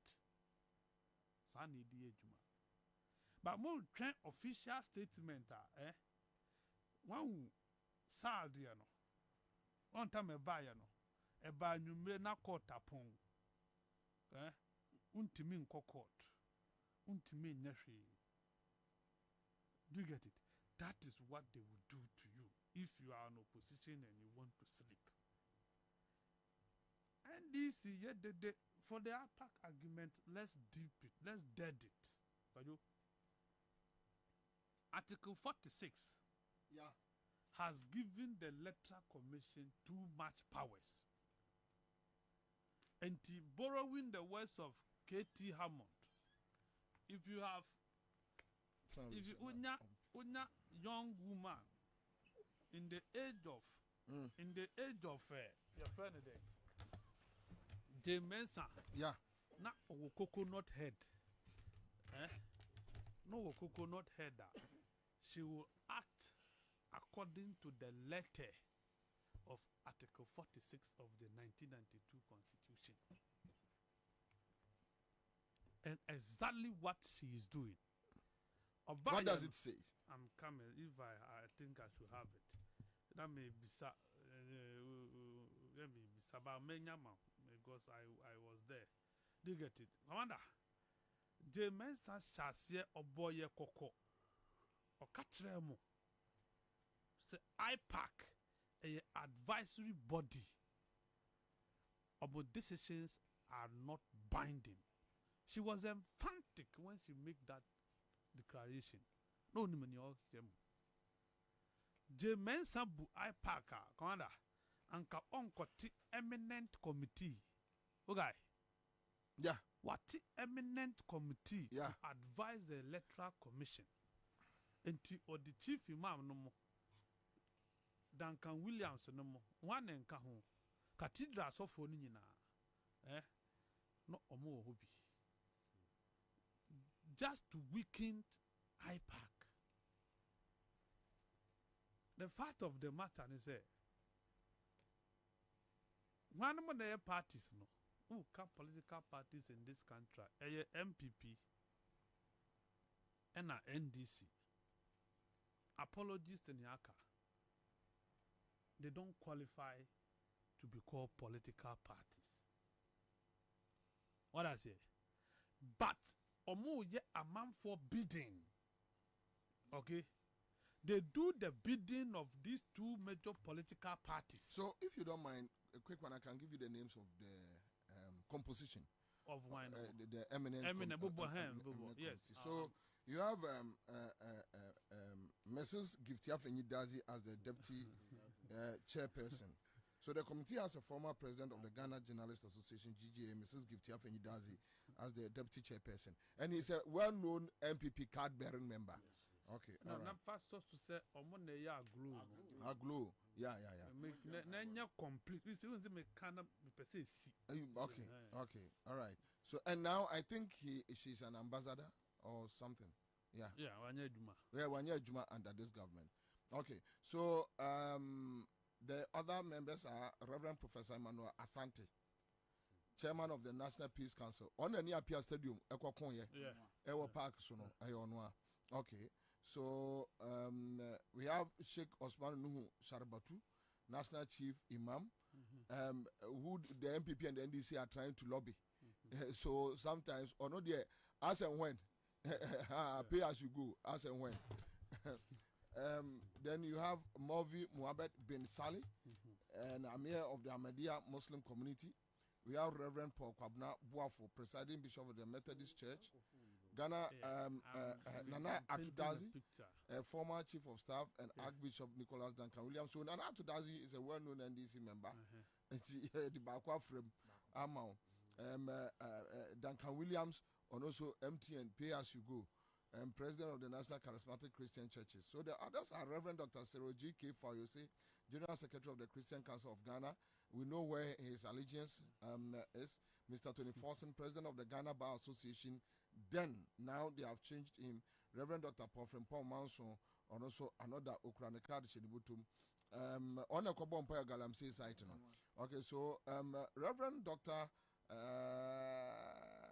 Most Reverend Professor Emmanuel Mati, National Chairman, former moderator of the Dr. Rose Mensa Kutin, gender something. So, yes, all these ones more than half of them are members of National Peace Council. Yeah. See what? So what disable Peace Council no. So you are meeting the National Peace Council to discussing modalities. Amudibeko IPAC. You are not strategic. You lack strategy. You don't know what you're talking about. Come on now, let me read Article 46 now. Okay. See, except as provided in this Constitution or in any other law not inconsistent with this Constitution, in the performance of its functions, the Electoral Commission shall not be subject to the direction or control of any person or authority. You see that thing? So we have created a monster out of the Electoral Commission, or not subject to anybody's direction or control. Mind you, and you know, call Parliament or the LIU ko catch and so the bill go say no. Ko yen say was me nye why? Oh yeah. Yeah. Constitution born womba. You see, people are strategic. And this is our problem. Until we amend and checkmate the powers. Sir, Bible noa ye de esakra ye noa. Bible noa na nkrofo hwe so di boni. But then the same constitution talks about the use of discretionary powers. It says you shouldn't be whimsical, you shouldn't be capricious in the discharge of your power. That one too is subjective. Who determines what is whimsical? Whimsicality. No, who determines it? Who determines the whimsicality? Who determines? You see, so you claim that behavior no is, I mean, a primitive, or he will tell you that no. So you now get the source of our problem as a country. It is the laws. The people sat in Parliament, took money, and made for us. And those who have come with the opportunity, with the power to amend and change things for betterment of this country are bargaining and eating fat at the expense of the Ghanaian. You wouldn't have a hung parliament, Commander, and never see a Kosovo. You can't have a hung parliament with so-called speaker from the minority opposition. Now you will see so much rot, so much wrongdoings going on in this country, superintended over by the Speaker of Parliament, who sanctimoniously is a ononi onwa. So that is our problem. You cannot call the Electoral Commissioner to order. Rwanda, Ghana, minister, we are the Parliament is even not able to call a minister to order. This is how weak the institution have become. They only have power over the nobodies. Parliament has power over the nobodies. Black Rasta, yen chinonkonko chinenim. Privileges Committee. The last time they took Canada Japan to Privileges Committee till today, report to Maya. Meboa. Parliament is a useless place, blah blah blah blah. Now the only mutakaya to tradiano. Till the next report to Amada. Parliament seems to be condoning too many wrongs. When I call it a crime scene, almost yay. But if it's not a crime scene, I should have found for 200 Parliament. Yambo MP as soon Parliament. And he never bribe. At least 2 MPs, including the Speaker, the then MP, is on record to have said, I'm on for 2 bribe. Meboa. Yatrian sign. And your crime scene every day. Commander. So Jane Adukwe Mensa will continue with this trajectory. But do you think the soldier for the Nigeria for nothing? So no, but so do you think is it normal? Afarijan abedi aban with Sabres soldier for then na soldier for ni Afarijan echi. Okoya Charlotte say baye. Na soldier for ni na. Yes, there was a time a soldier for didn't call your interview. That was joy. there's a police who say soldier, alcohol, command, protection. Yeah, that one was there. And we there throughout. Yeah, appointed no till today. And our soldier for the one fufu. Almost on the back. You know, jump the kind.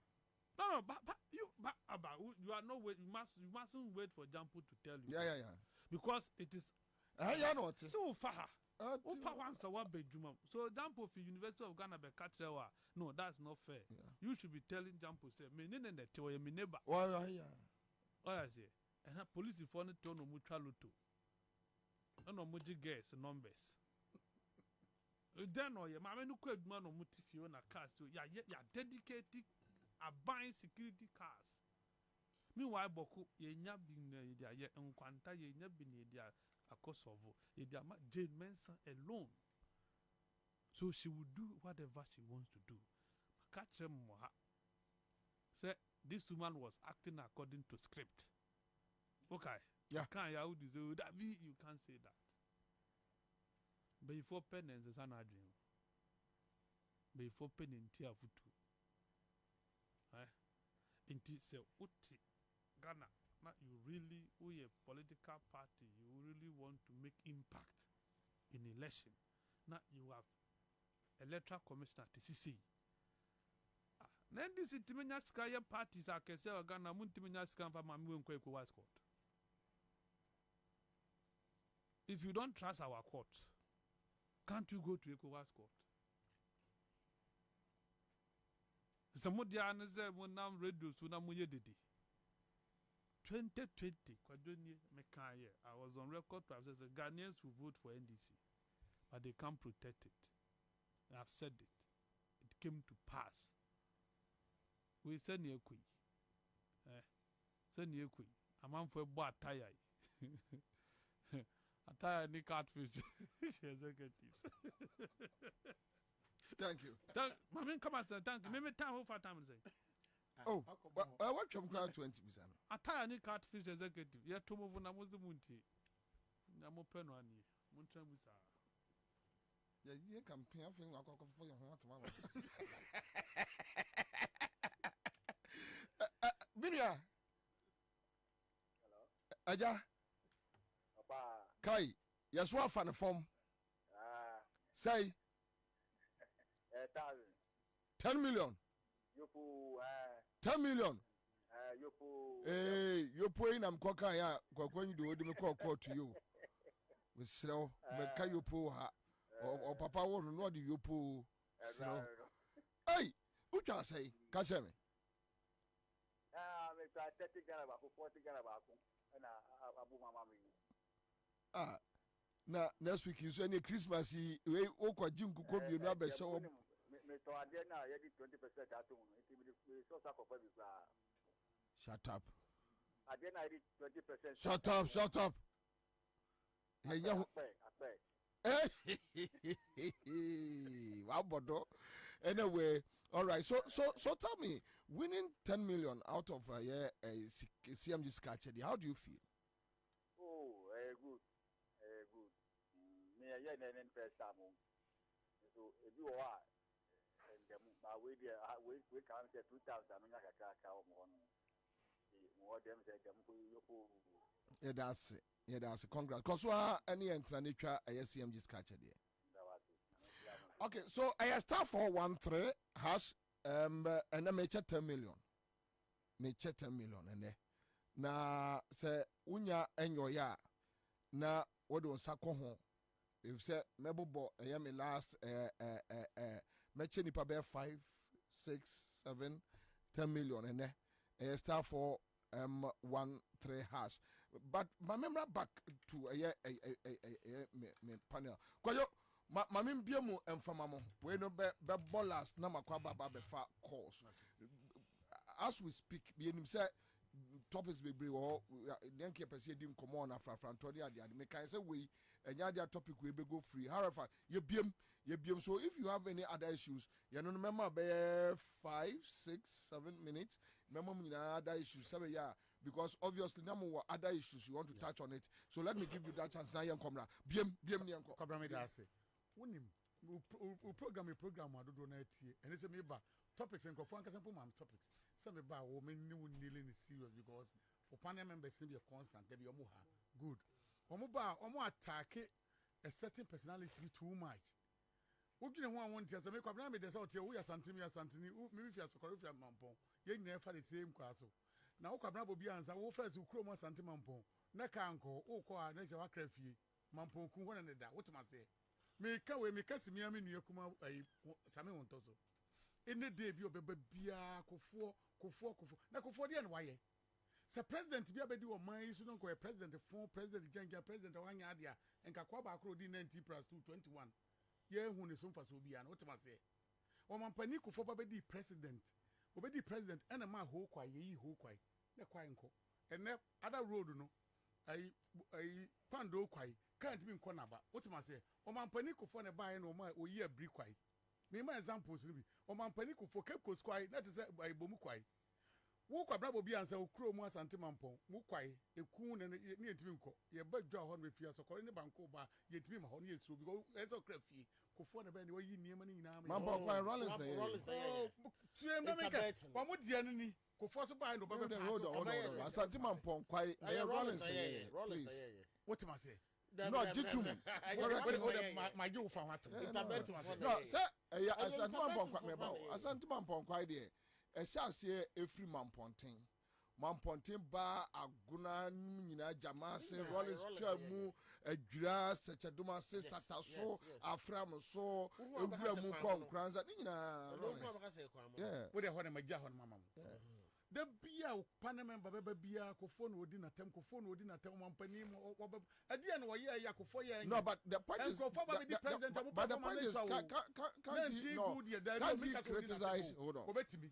yeah no hold on can't he criticize why not kofo why not so but wo betra na wo mampani da jeje na kofo nyina ewu na ewu a wote kro we mu and then tete kwashe runabout na mfu ne nwe ene ponkogu so you see you two who the freedom say we raise issue about niema Rollins anye yes that's all but uba ene kofo yo mambofo wono no te Ghana mu only state president or one no de wodwe ne party hu wonwe Ghana fo hu enko ma magire Ghana fo de yen ho other side this you Ghanaians o wutwa mistake na say other people ne fa say Ghanaians yes o protect we panimu a wudue mante na no wotia no kwabna bobi ansa me yo hene wo so yo hene wotima se ye nyina di hene ma na ye wotia wo se na otumfo akura we and wo se siska kwabra anka hwe na me ya rof wo hene ben no otumfo education fund o ye scholarship kokko hwe ni pa aboa o hene ben na wada places asabia musabia nyaado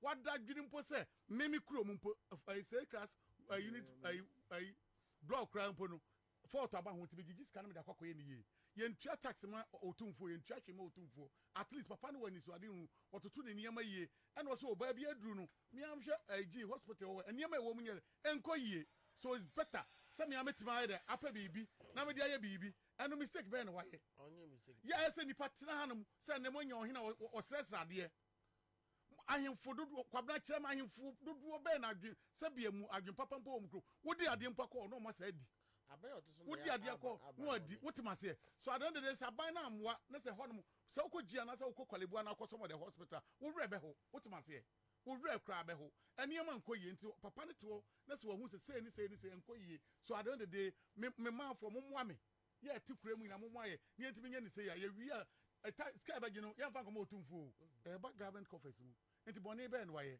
ti kwabra me de we nua no pa me cheze masa ade no de nya na nye obi anim se kufu adotuoi ni tra pro ne na pro ne bibia pro ye nyina agiatum ba de de nkrofo bi omte ba bi a om so ya pini omo a mutimi ba na frafrantom da frafrantom be di agro na frafrantom agro ya wo die wo ye sure so wo di fa se me hu NDC ni anam hu obi o sympathizer of NDC no o di frafrantom ana o kaseti frafrantom a me wa me sa kwa sabia nya do wadwiri mu no se wadwiri mu do pa na wo hwe vote awo Ghana for sabia nya do me kwabra bobi ansa ba bi fi yesu ni eban da bia ba bia won ye pentu nya obi no kwoti bi fi mu a ebeboa afrafranto wo ko ye me ka kirew NDC ntimi ko Ashanti region ko nya sa nipa no but we are sure say Alan bet we make impact in Ashanti region. I'm telling you ya tuaku kwabra wo nan say me Ashanti region pa me Ashanti region pa abano na nkomo nto abane de omo ntomo hu se Kufuado no waba be du mo waba gu waba say wo mu etiantu ye be gyan NDC mfanko but say no manya ala no they will vote. So part of NPP vote no do na be ko ala ho e ko so ala ho ti fata vote no yede enwini NDC ni bia beto ma NDC vote no nya obenya kakra ka ho onya wi a wa wini tia de na musa ni afrafranto mo ne yakuntokwa kwabena Bobie ansei misel NDC fuo no a wo mdo mu kra card ni ade ade yesem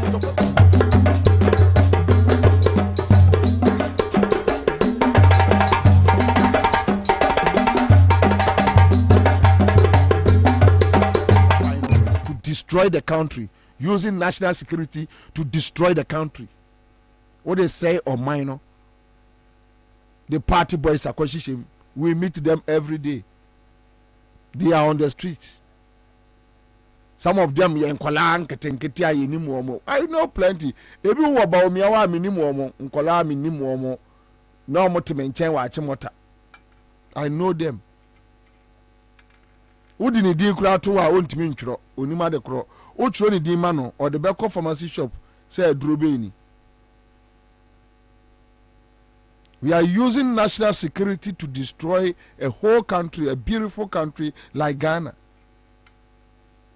National security ni no ye armed robber. Omo chibi ewo East Legon. Their pictures omo MPP ID card numbers ewo omo service numbers is with them. Ya mo adwane ya prosecute omo sa boy no kwa me okay do omo chi no East Legon no ya so say what America ya publish no omo timi de eye presidency car echo armed robbery was salt site bi ogomua but for Kufuado and Bawumia administration Ghana hunu sadie we be da in our life, and this is not the country ya nananom omo e plan ma ye say ebeye. No, this is not the country. Intimi hu MPP nia ono anu otimi ho anu say na ne MPP hu a, then I ask myself what bodam wajimi. You are just a fool. Then I ask myself, and yasa kasa na yeme, when na nakwaku ba kunu mayenya asumdwie. Even the Rawlings military rule, Rawlings couldn't even operate a armed robbery gang from the presidency seat, a presidency. Akonya so want me anya sadie no. Akufo-Addo is doing it because he was born a criminal, brought up a criminal. And when you be a criminal,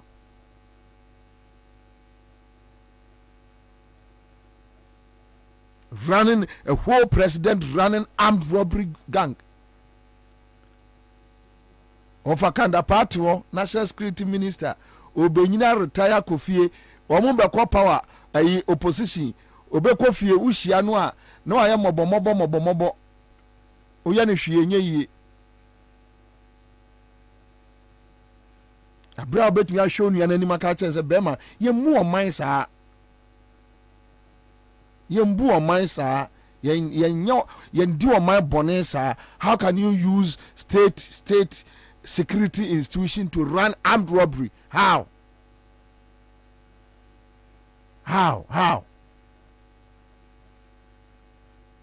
Sometimes me da then I ask myself, why? God, why?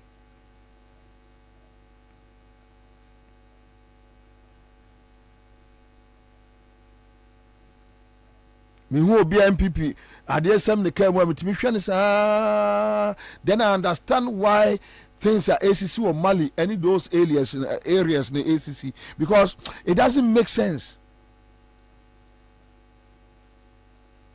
for Mahama or any other president to run an armed robbery gang.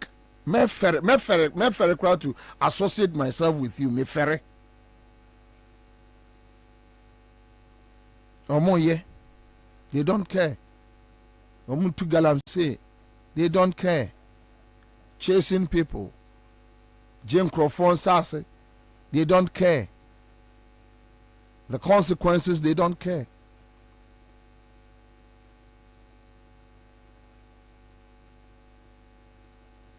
Me, I've met people. Yeah, look, omo japadi akodi MPP for nsemu a say aban change a a bad time.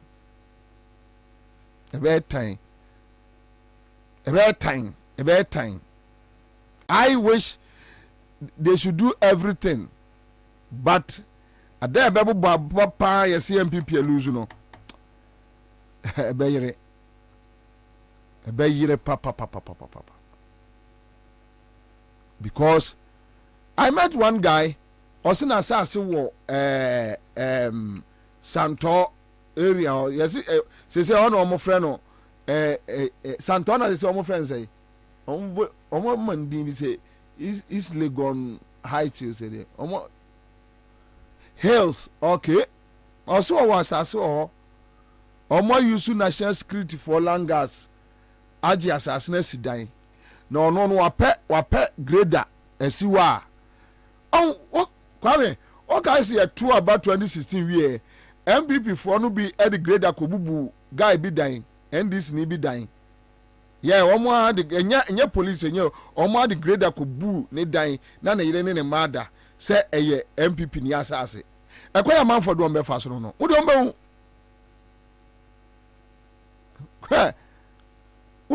mesi chado udo mo hunde be koso ayi ya friend say akwawe ote ayi achimota ato linse oni ba omi anenam amanfo be dwira amanfo estate eguama and you see it won't come from the top o sana yo amadwene say oh uhu edugita makro uhu omane boama uhu standogbe uhu ayi Joyce Bauer na uhu we ya enu ano no you can go there obi ama me ma hwe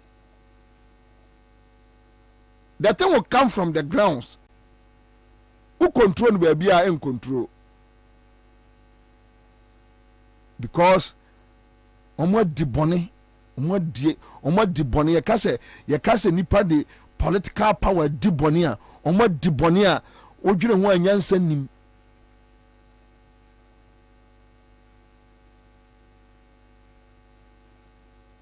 timia use galamsey destroy a whole country. Anyway, so this video I know they are not interested.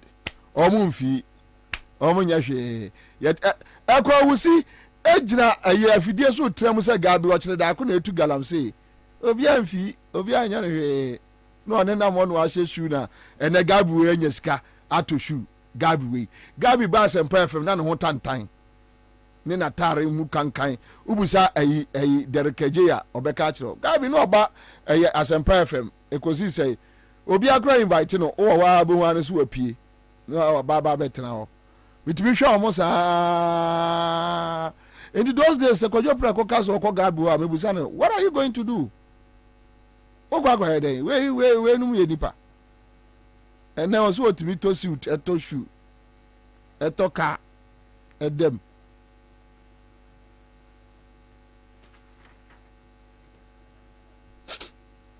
anyway so mame enti sade we mfi quick ansana omanfo atrase star 413 hash star 413 hash me pa cho se me first win aba ena meche achade ndi amanfo Simon Jaka says I've opened my radio very loud inside Spintex Okpoi Gono. Both MPP and NDC are doing the listening live. All right, thank you. Abdul Rashid Jebro Sawadogo says, good afternoon. I'm here watching you live from New York.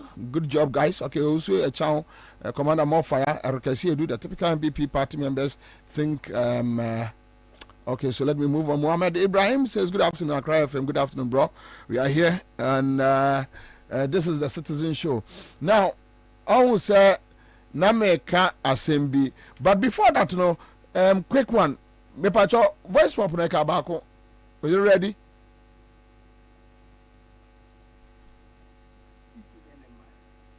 All right, so yanko Greater Accra ekrom na ye mamafo ko krom kakra koye adwuma bi on. I'm just trying hard not to talk about Bawumia. Me mani ye pa. Say I'm just trying because it's so sad. Enra ne me ho me busa me wo say enti Ghana nya the likes of Nkrumah, the Champions, the Kufu, Kotoka no money, Frifa no money, Rollins no. Look at President Kufu, look at Atamels, look at John Mahama. Then all of a sudden, your political positions, start and say take off from standard, net take off from. A good father appear bar no call from Amen. Yenya Ewura to say Bawumia. Just listen to Bawumia. Then you ask yourself, inti we need the best Ghana betimi enya. Nti Ghana your best pani. Sika asay your democracy. But for money, just look, Alan Trematin attitude on a political posture, I don't like it. Memempe obi or your opportunist. I don't like such people. Me support to Alan 2007-2008. After some time, especially after 2016, Alan actually ene Akufo-Addo konante, and that is my personal observation. But on my personal level, I decided to cancel his name from politically, because look, now Alan will every opportunity not to take Akufo-Addo's a position. Then you can say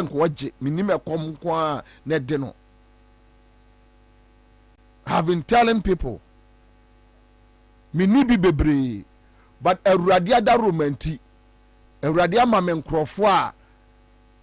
Yes, nyame boni freni anu abone puma akano. Inti Awurade kan krofo akoma emo musoso bobie mu saa mfie nwotwini. I don't know why I should walk to Akufo-Addo circles move for anything in my life. It will never happen. Ensi da. Kandapa is my uncle. Recently, near Dim Komo, Onu say I was not forthcoming with my life, mommy. I will never walk to national security say Kandapa mami misika. Mimfanya she. I don't need it. Ne yiri free asanteman po minimum fie. Mimfanya she. Ensi su da. Ni wiase asay. On Kandapa personal level, as my uncle, not that she be a my driver for the fee in my coach and all me offer the entrance in India. Fair. But some me chase camera media for. I know people who claim to be NDC guys, we Kandapa they deal with them. I know them. He grow money at you, ye in Bibia. There course to be a nutia. So, say,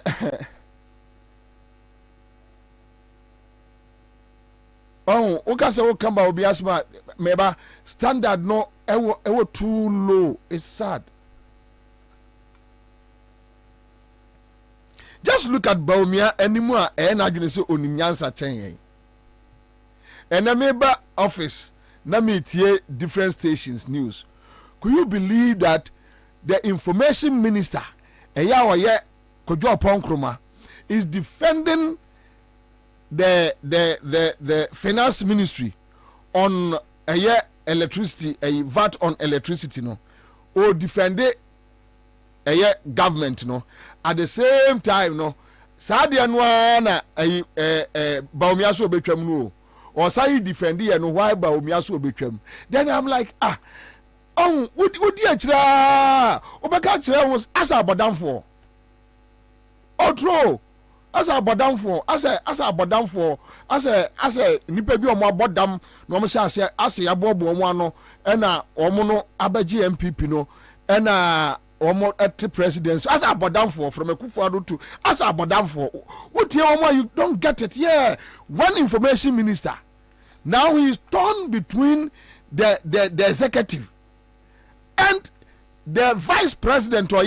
flag bearer, and the flag bearer is ashamed of Onuana buying records and what promises say obetwam.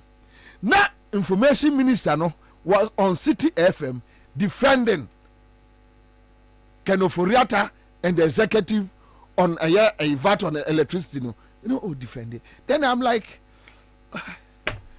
meanwhile nidin de say boy no nidin de say Kojo Ponkroma part of Bawumia's team. No na chirechirem on MC enti de Bawumia ka he bia no agidi o free MC na se no abegina City FM na o chese o dwere wa wonti ase o o dwere wa one type ni bi na epie wo areas like Niger and other areas no e dia bufuo ball man no mu omutime kwa she o man na no, because these guys are just so foolish people, very foolish people. This guy Bawumia was at the 2021 Parliament budget reading. Otiwa bi na ye ka ye levy no obon nsem. Ken no for that kan ye levy obon nsem. What was he clapping for? Then small time. But you see, check the standard. Hwekwamna Japan bad for sika, then akwamna Japan ekoto Bawumia. Standard not perform. Standard nenye. Look at Bawumia. And when my dear Mami Suroma Ghana, just look at Bawumia, just check Bawumia. Shani Honkro for Kabo, Wanya Jumada. Samia Okunya Jumada. These are boys are, I know them, no almost no mwedi. Sa boy no, ya nidin se John Kuma, on crowd yes so yare say something, rather than san yare. San yare no yesofo. What you say? These are boys. Look, omunim said ye de nipa de nsa ye adwuma, say my ye adwuma. Me my appointment letter ni there be. Politics, more parasites. So just imagine giving the country to these boys, these riff-raffs. Just imagine giving the country to these riff-raffs. Bawumia no amo number. Enkwala na edi na chiro bi amo number. Gideon Buako nya adwuma da.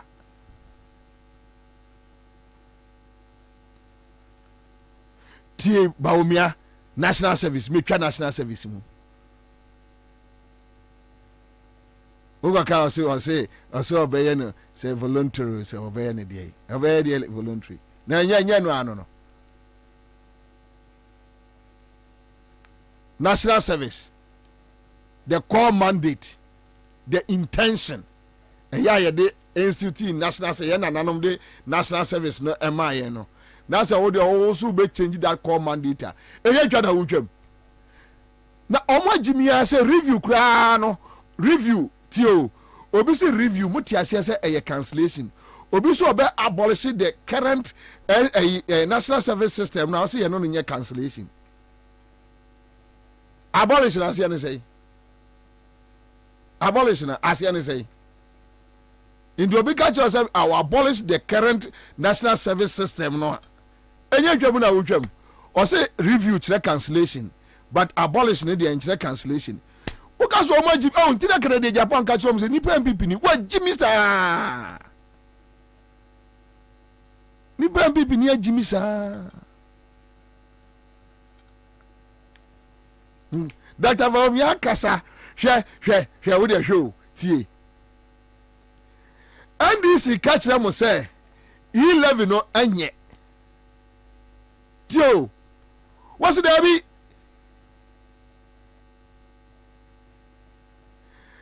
And no Vomia a show monim. 11 no anye mecham ye. Oh, Abua Kasa chira Abua and what? NDC nipa kasa no monte omonte omwa entu nipa kasa mo a wonte jesu wo kwa hwede ne seso aboa mo aka kire se kasa ekire wo mo. So yesterday for the first time that small MPP handful supporters no they were able to understand why he levy enye for the first time. Meanwhile, ni aka sem wo ya for almost 2 years, 3 years. So they when ye what's that? So the next NDC a disciple from within them that go and tell them that 11 in ye. So you see, God is so wonderful, And when God wants to expose people, just look at this prophet. It got to a point. They say nyamema a flumu donkey. A kasache prophet, no, because one was a prophet now, boy, just a boy kasache, no, ANSAH no what? That is MPP supporter for you. What about them? You need the caliber of person to talk to him. Say, look, this is the situation. So I know I'm about with a year levy baumiano. Question me, Busa, one say, and to a bomb on some day. Cannot forget a ne a kufado nomine upon Cromanumina.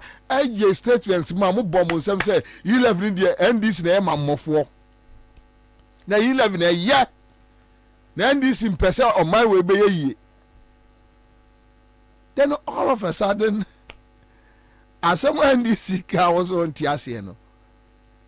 And you see this ye levy, wouldn't be Amia. Womuchni Ghana ha. Bribe MPs, bribe media practitioners. I told you.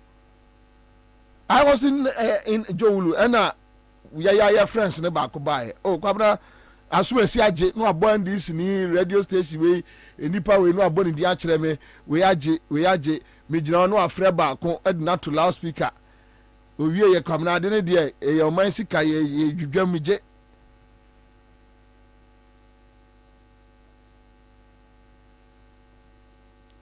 Sometimes this kind of conversation, the entire, and yes, I mean, secret, but anything illegal, I don't support it. And this issue was between me and my own brother, A plus. Make I say A plus straight that A plus me this kind of things. No. I don't do it in my life. I don't do it. I don't do it. Se me ya dia me yen pete ma mo hu se me na me se me support E-Levy. I will start supporting it and Sakura MPP for baba be hu me I will do it. O ya ndis ni na so ntia se wa say me I don't care about you. I don't me hwe.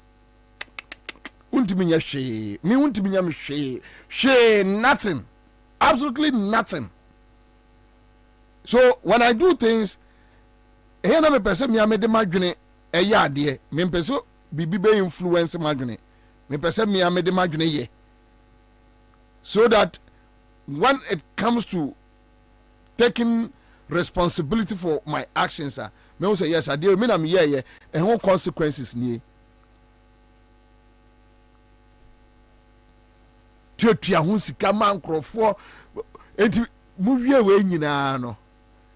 Then the vice president on a spearhead, who say the only way make me a tricky sabi Ghana and Kwasiafo when he say, Mamenko Kansom say, it doesn't make sense. Yanko Greater Accra Montreal, Yanko T and Command Crawford. Quick one, let's go. Greater Accra Mountains so nkuti enkoma amanfo edi after talking to them on the streets. The more said on bay and mobile and on bay, not be the S on bay, no bay, and maybe 20. My like 80 form, and bread. Oh, so why be a bread? You know, say on the cancer with some be betting, like in my tax better than your master. It is like, I don't know. It can be possible, so I'm making my answer because maybe they are coming for their good, that's why they are bringing all those type of things. Yeah, but to me, but betting in the office to their yard, by the group of police is too much. Bet no media, I'm not too much. Yes, I'm too much. And to know, but to me, it can be said a bit nearby, like, but never be year football. Want to me, where I did be on the okay. In living here, it was on non crossing. Living on crossing. On your free on crossing. On your free living on your free yeah. I mean, sir, you move, that kind of machine, really tax in the economic quality on that. Ghana Yanni Niska, I look at your attachments on all music company on the day. Ghana for second or the year.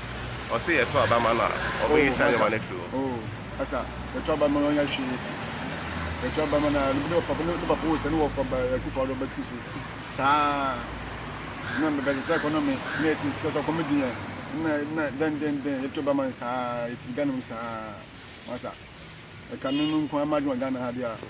Masa mama yempon papa from Ghana na Ghana nyedi na nyombo is the drum me we drum ka wunye bi counted anime bosombo so no ya yati na edin tax bosombo so no bi kan from anime ya obi ya mama ya obi sia ni ba kwa na mo wa kwa se me chono what I see it say obeza me badije tax dia waji mo magia sa ne papa ba waji sa ne papa so no wo fu sa ne bread waji sa kamun kwa Ghana fo mama yen sunya sa ka okay yin sunya sa okay so no bono bobo anya fan tumano so no so mo anya inde ndu nkase no nko ano ni je tum se obeye anaso onye okay that will be an party on what anaso bi an hwe nimpa o pe no na ga se do bobo anya yin boto no ani ye pe ni ne do bobo konkosi okay. He'll do that when he becomes the president, but he's already a president, so why don't he start now? You understand? So since that is what he say he will do, I won't challenge that. But what I know is that he's the president. And if what he say he mean it, because I know all those taxes, you know, they work it together. He's the vice president, so he's also part of, you know, those who implement that policy. So if you are part of those who implement that policy, how can you come back and tell me that when you become the president, when you're already the president? So I won't challenge what you say, but you know, maybe yeah. He'll do that when he becomes the president, but he's already a president, so why don't he start now? You understand? So since that is what he say he will do, I won't challenge that. But what I know is right, okay, so these are some of the few. I don't know the other ones, you know. Senya Mayambo. Anyway, all right. So Yanko Central Region, Yankoti, what went on? Central Region. Yanko Central Region, Yankoti, the course was Central Region. Sound Monfa. 11, and Dada. Because on no the buyer, no obe educated. They say I know mobile money phone. I didn't hire degree. They say every month grapple first and minimum the class. Say the scan crime back. First I back to heavy. And they say I mean one year the doctor can there and I don't want. They say I'm making it. Person met in the casa because Obiano is all your bio because ono that our Ghana na parliamentarians ku sa yi lebi hu ntokwa na onye Ghana owo and then na ope to me obaba be kan kire say yentu abama no nsisa me je nundi on to me ye hu bibia ade bi obe kan bia na oye no opposite mu check ya na mo hwe ne kasa Frita mo ba say obeye vice president kasa bia ni wa kan no na wo check ya na sisi soda kasa bia obeka bia na ye ntro intermediate Nigeria because they say I go go na wo go cry go actually say oyo bia o twa ntro nti nipa o twa ntro o kasa ma me mestre ko say enya nipa so mo ntie intermediate Nigeria kwa pese met chiamotiefo nyina na na de emi bisa ne se embra ye hihye samra no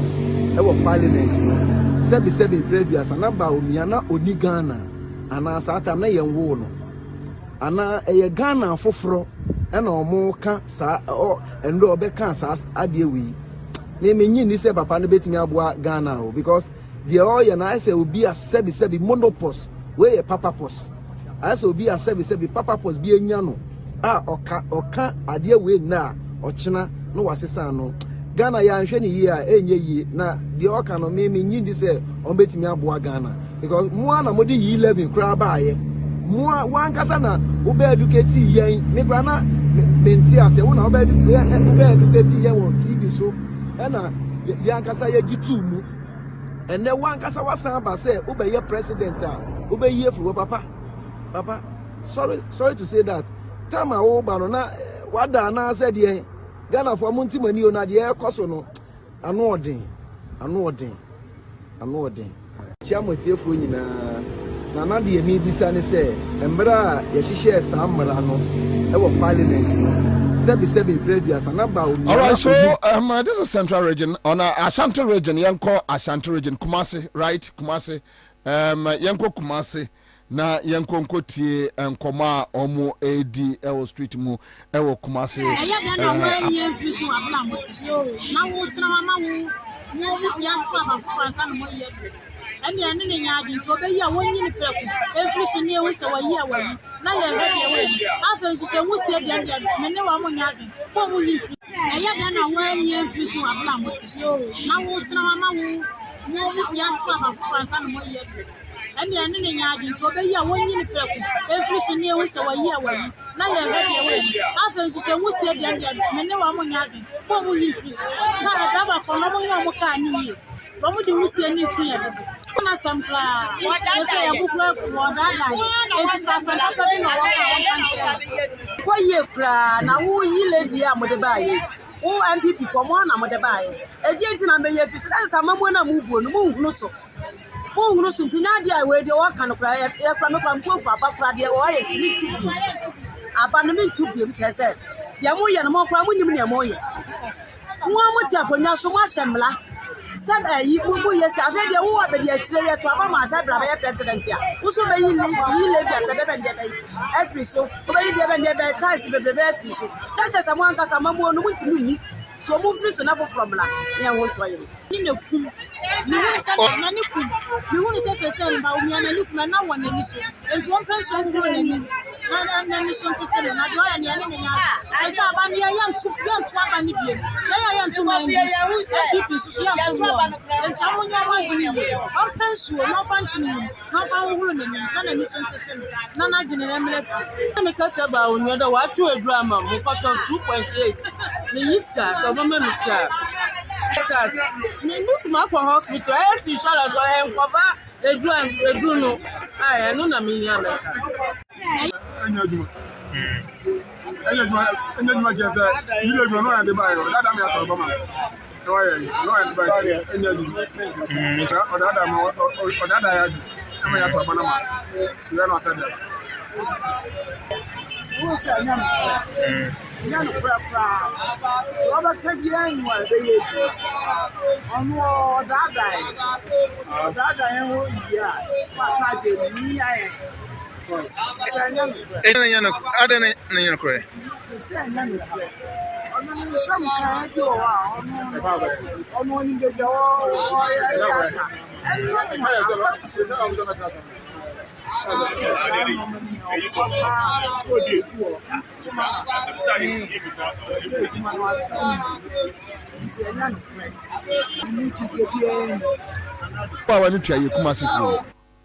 Ya ntoma NDC ya nsa ya ntoma MPP on ntoma NDC ajaye on fifrete wo ɛte me yɛyɛ ntoma NDC yɛyɛ ntoma MPP yɛn deɛ mo asɛm but ɔmo rezi asɛm bi a anika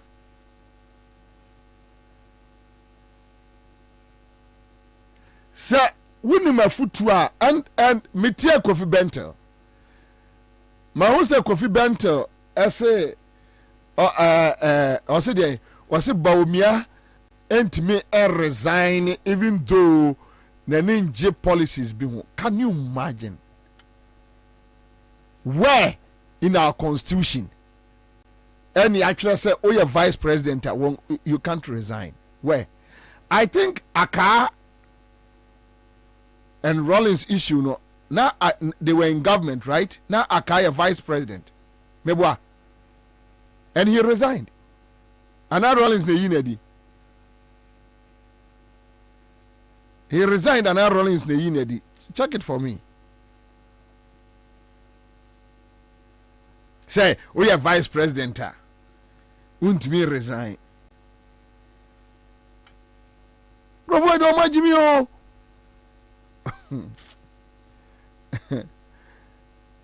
Na omuka so na omunkrofo na gie di say I we are vice president won't me resign. How?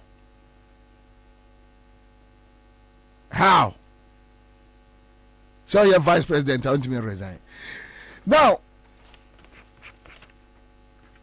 Unim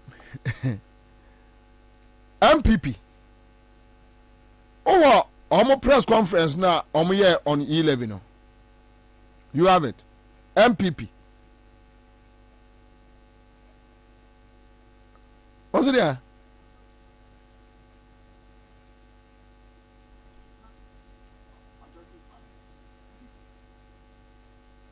Mate. What do you fear no bra? Tie Oseche Mensa Bonsu. Uwia na wayi Oseche Mensa Bonsu. Ni birthday 11 no. Ni birthday party no. Oni se na Samira na kwotwa sa 11 cake no mu. Samira na kwotwa mu. Yo. Okay. That it's important to start with the people. The people may not get it right all the time. But the state remains the state, the republic remains the republic. So we have elected not only to stand with the people, but much more importantly, much more enduringly, to stand with the republic. Colleagues, the purpose of this bill that we've gone through really is to broaden the tax base of our country and to increase revenue mobilization domestically. I'm not too sure that any one of us in Parliament would disagree, minority, majority, would disagree that where we are as a country, we need, the bill provides that they are going to apply it to the development of physical infrastructure. That's number one. And we do know that almost every week, in particular on Fridays, questions are filed relating to the development of roads in the various constituencies. Questions are filed relating to the construction of boreholes, the delivery of potable water, extension of electricity to places hitherto unserved, construction of health facilities. And so we are not in disagreement. I'm not sure that any MP would disagree that we should apply this money, or the monies that would ensue from the e-levy, to the construction of physical infrastructure, also digital infrastructure, and tackling high unemployment in the country. The bill provides that the monies will be used to grow entrepreneurs, especially young entrepreneurs. I'm not sure that anybody in Parliament will be against this. And we are escalating our debt burden, going out to borrow. If we have to do revenue mobilization inside the country, what it means is that we will curtail the rate of borrowing and thereby curtail the increasing debt stock. Who in Ghana, which MP would say that he doesn't like this? So, colleagues, I believe we are adding them on these matters. Now, what Parliament ought to be looking at is reportage. How much is coming? How are we applying those revenues? And I think that Parliament's oversight responsibility should come into play, which is why what we're discussing, which were put together by one of our colleagues on the other side in the form of amendment. He left the chamber not to move the amendment. But because we had bought into the spirit, even in his absence, we brought it back to the front burner and moved that amendment relating to Parliament's oversight responsibility. But the minority are making a fanfare of the fact that we are saying that because of the application of the e-levy is an all-in-all facility. It's going to operate like Akubam, Utiyoya Akubam, Unayoya Akubam. The funny thing of it was that when the ranking member was reciting this poem, when he said Akubam, Utiyoya Akubam, instead of touching his head, he touched his ass. Utiyoya no was on the top, was on the tea. That's on the funny side. But why are they saying that? You see, the e-levy, we are not creating a fund for the e-levy, like the Petroleum Revenue Fund. Now, the revenues that would ensue from the taxes will be commingled with other revenue sources into the consolidated fund. So, bits and pieces of it will go into health, bits and pieces of it will come to Parliament, bits and pieces of it will go to education, bits and pieces of it will go to roads. But for roads, we are insisting that perhaps when we come to it, we may even demand of the finance minister to declare to us that maybe about 20% of it should be dedicated. Also, cake no, video no, on Zaka, e-levy, or say Jemen Sabonsu, birthday no cake no. Na Samira will be meboa. Okay, so let young Kosha Baumia, Ayre Samira, Aya Ocha e-levy cake mu. Crofo, I think I just need to just play videos no na minye din because we be manua one shot in the fact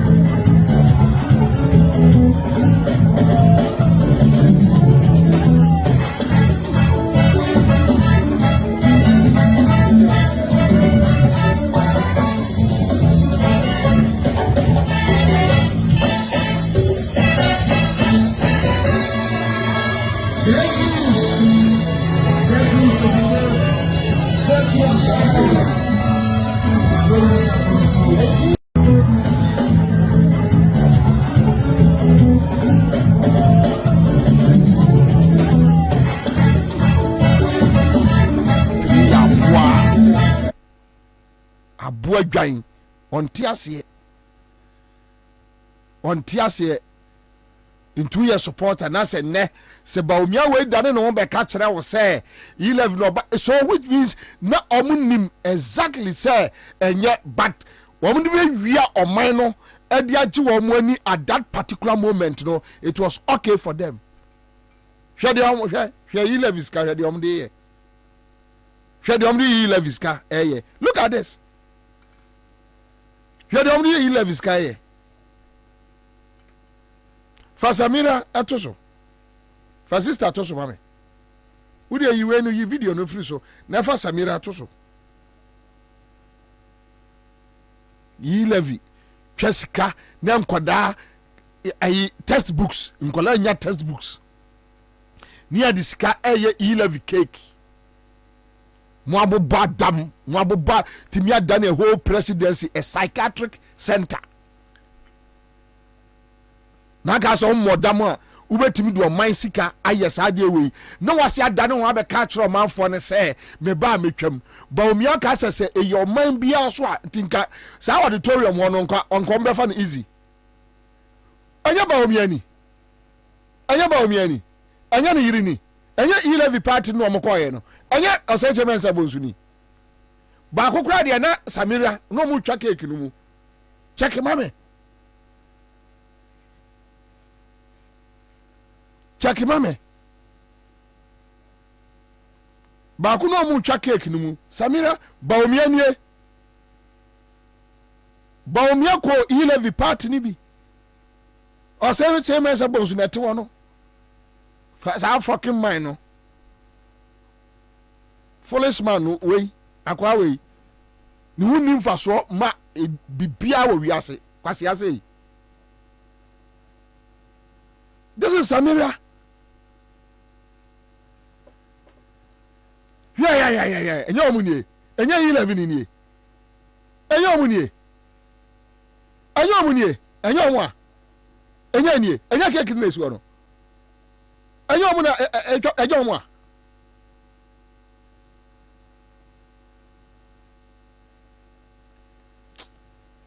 Ade mi yesa me kan bia wa hwa asembeba. Chese mama omo pese omo chese ase enipa bia ye de governance de ye sharp ye ni say ye si trick Ghana for agimi for say agimi for total say agimi for from head to toe say Simon osemensa we Simon say Simon we na ayi akokwa bon Saturday kumase yede ne ba radio so foforo ne ho ne nika ne ho fin bi we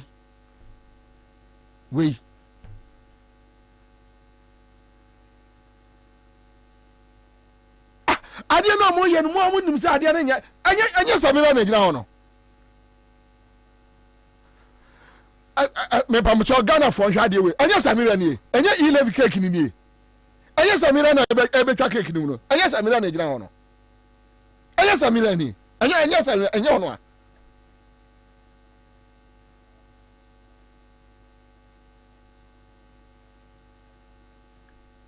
anya Samira ni no omani nye ho ne one na yire ne gina ho no anya Samira ni anya E11 nu ni anya ni cake ni anya ni aya ya friend say Thompson anya ni anya no a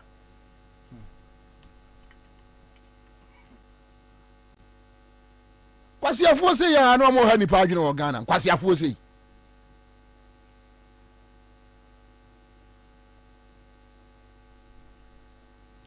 anya nya E11 cake ni wonni mutrim se ade a wo ye na enye anyansafo ka kire se ade a wo ye ne nye oseme ye yanti akufado on BBC quick one mo de cake dia de munyim fan sende enkrofo timia twesika ko bo ho nyom atwa yo cake you be any budget amade ye no inside ye no so nye ade no awo ye no nye now do taxpayers money spend it on it. The digital economy, the mobile economy. Yes, but you're taxing people on money that has already been taxed. Is the biggest economy in the is emerging as the biggest economy in the country, and for a long period has not had any taxation at all. So it is important now that they also come into the net. Our country has one of the lowest tax to GDP ratios of any country in West Africa and of an equivalent economy. The ECOWAS area, the general average today, tax to GDP average is about 18%. Ghana, we're at 13%. So it's as if you're talking about a country which is already overtaxed, if at all, if anything at all, is undertaxed. Okay, let me take you up on that point. You know, on your low tax ratio to GDP. I'm just going to quote. Read this quote to you. It's from John Kwache, who I'm sure you might know is the Director of Research at the Accra-based Institute for Economic Affairs. He says there are several loopholes in our tax system that, if they are plugged, will be able to raise our tax to GDP ratio to something like 20% from the 12% that you're talking about. But first of Are all, you speaking to experts like him? First of all, there's a recognition that no, but he's actually saying, I didn't read the data that I'm giving to you that there's no need for the e-levy. Well, that's his point of view. He's an expert. But he's an expert. There are experts in government as well, and we think it's necessary, and that's the reason why we... You think it's necessary to tax people who are already impoverished? And they're not already impoverished. We're talking about people. We're talking about taxing an industry and transactions where a lot of value is being created, and we want to also bring that value into government coffers. I think that is something that is there's nothing so, and the e-levy is not Ghana, it's the only country that has something like a mobile, a digital tax. Many countries, they will not like it. People never... Because they're already taxing people who do business online, and then you are taxing as well. Very little. People never like taxes. I don't know any group of people, especially business. Very little. You are taxing as well. Very little. People never like taxes. I don't know any group of people, especially business. Very little. You are taxing as well. Very little. People... All right, so Osia TUC for on e-levy. Yenti on TUC. Osia omo asma omo kaye about e-levy. Quick one. Such as the passage of the e-levy bill have not been introduced in isolation. They've come on the back of a revenue loss of 13.1 billion cedis and an increased unbudgeted expenditure of 14.2 billion cedis. There's thus an overall fiscal impact of some 27.3 billion cedis, representing 6.8% of GDP. He also of petroleum price increases. The suggestion has been made, which has also been repeated by the Secretary General, is at this moment not sustainable. Removing taxes on petroleum products will reduce government revenues by some 4 billion cedis. At this time, when we're determined to expand government revenues in order to increase our capacity to finance our own development, can we afford to reduce government revenues by 4 billion cedis? Government is currently confronted by very tight financing conditions. Since November 2021 budget,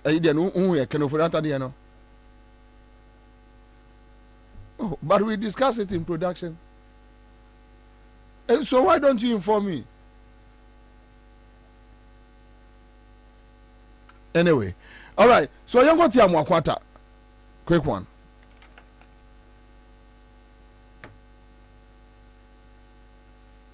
You got your Mwakwata. Amwakwata. And it says here no. Tobut na 11 into no mu Emma. Your friends say disabled for quatref, you know. Ya mo catcher, yes, say 11 no be ye bibiano. So, oh, say, Crowboy. What we have to do as a people is to hold government accountable. That if we pay this money, we want to see the direct benefits of the money that we are going to pay. That is the way we should go, and not to resist. We are not prepared to raise monies to help in the building of our infrastructure. Who should come and do it for us? We want good things, but we don't want to pay.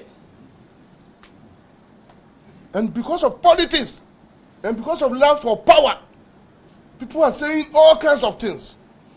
Ghana will never be better unless we are prepared to pay taxes and we are prepared to sacrifice to build our country.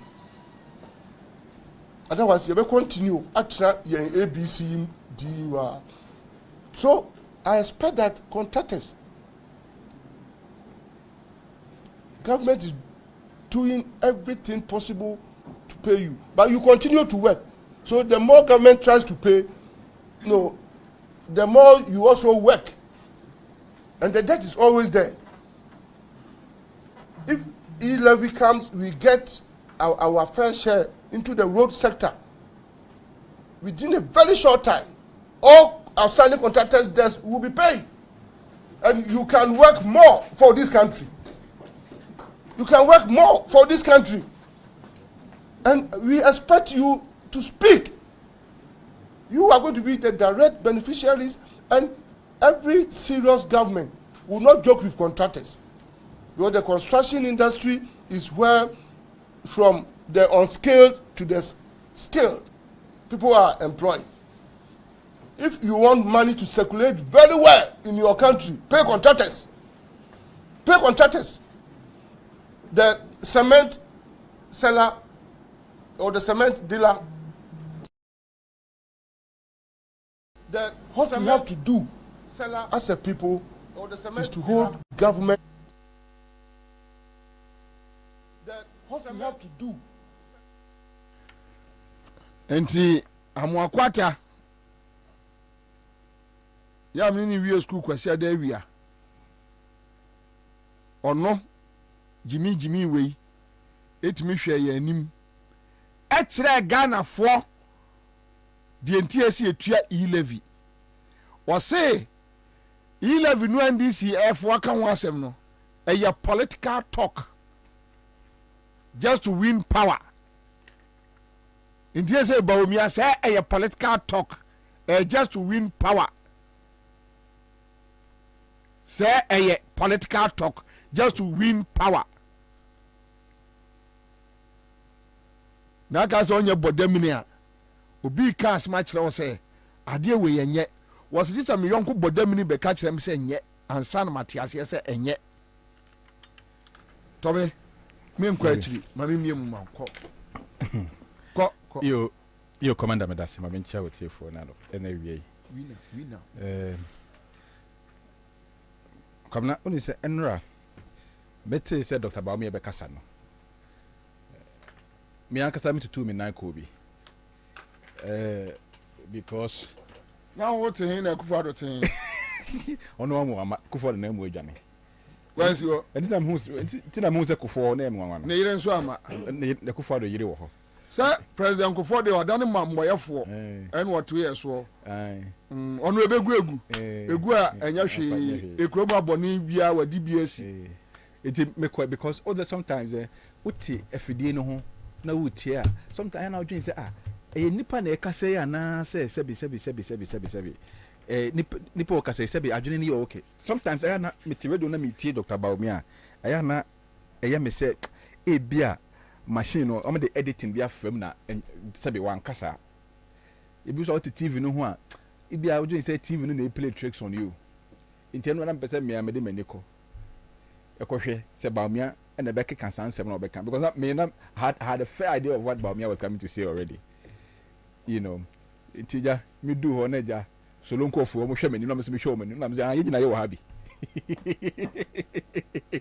o mo hwe mani na me se hwe mani o mo hwe na me hwe mani mo ze o mani no o hwe me se akwa wo pede wa ha na me se me hwe mani na yina ye ko gina on ye tie but mamen ka se maintain you na me free her because edu baby no na sabi one way a unya de na obetama ato abo papa no nti na say e free her but kwam na uni ye be ko ba omi ansem na okeka enimu na ye starting free baby a na ba omi ase wono de bone akoso akufo ado mfie nson ni nyina aho kira akufo ado de afam nyina no ono ba omi onim ho hwe because no e mate no ye mate Akufo-Addo na ye driver no 3 hours you can't write anything ono de na unim ho hwe it's dropping kwabna unim say incidentally emra ba me kasa nra no say oye mate no say Satan no acting president some say acting president and take decision oh me ba na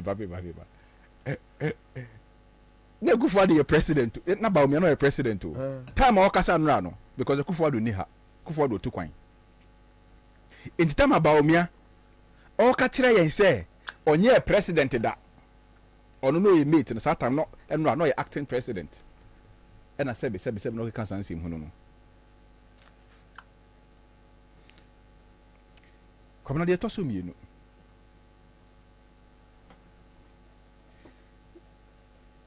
yeni ya tikrum ha on aya hwe Dr. Bawumia ama Dr. Bawumia ade also ye ensem also okeka akeka nsem nyina de abedu bia edui from opposition kwabna Dr. Bawumia ka kire en say John Mahamani emisata bon sata no emisata and the chairman of the economic management team na emisata abon into Bawumia actually questions mako 170 say emisata emiya no kwabna sata amna Bawumia bu say emisata questions 170 no na emisata a president ampa na emisata di akonya no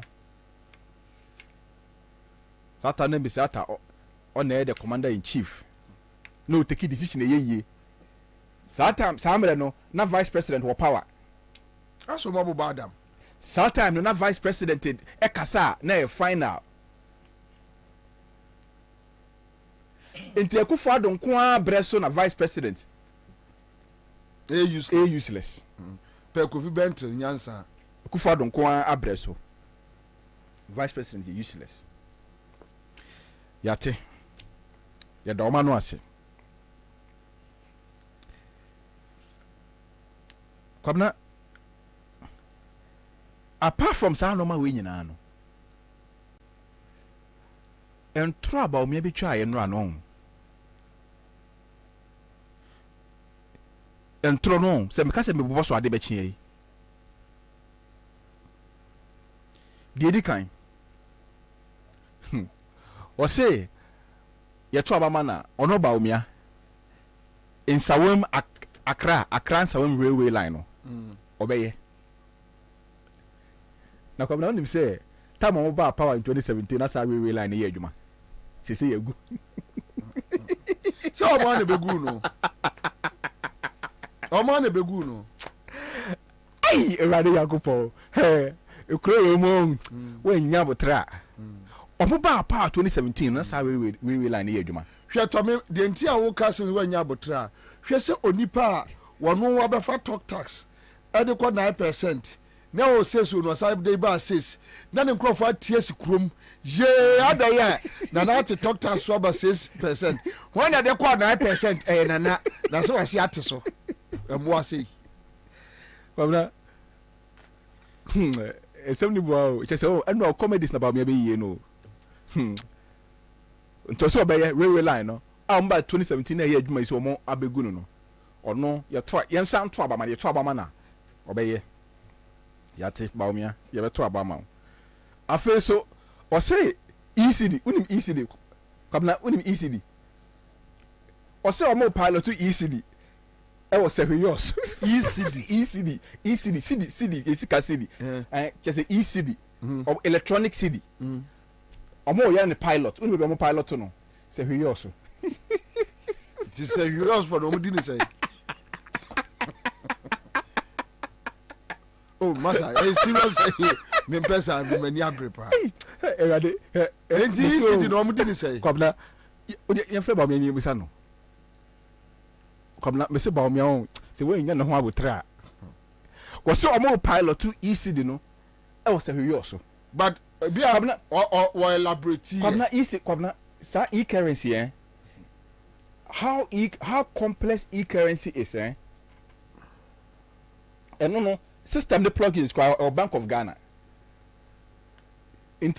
No, but they can pilot it from anywhere. They cannot pilot it from pilot the e-currency. E-currency. Oh, you see, so what makes it difficult? Explain. So what makes it difficult? E-currency no, a system. Any mobile money. Electronic cash. You use plugins and no Bank of Ghana near no.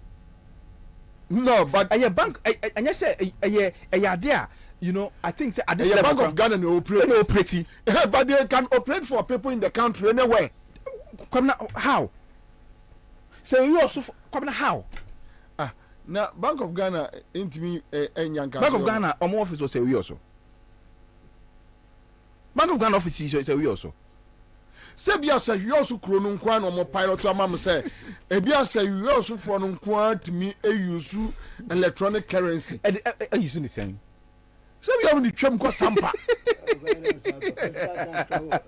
fiscal cash crisis Dabi enka semi o mutimi di ko sampa ekoto kokoo na he be say ba mi awe on he udi ne ho agro udi na chi a wan hwe ya on ensema be ka kire ba mi no afei kwabna ba mi say or ye free zones ewo kuro bi so northern region na e kuro ba ka kan e fe ne kenkan ase kuro no mpo ni Ghana map de so kenkan ase ni Ghana kuro no ma me ode ma me yi map ne kiro kenkan ase Togo Togo northern a share border between Togo a city between northern Togo and Burkina Faso minim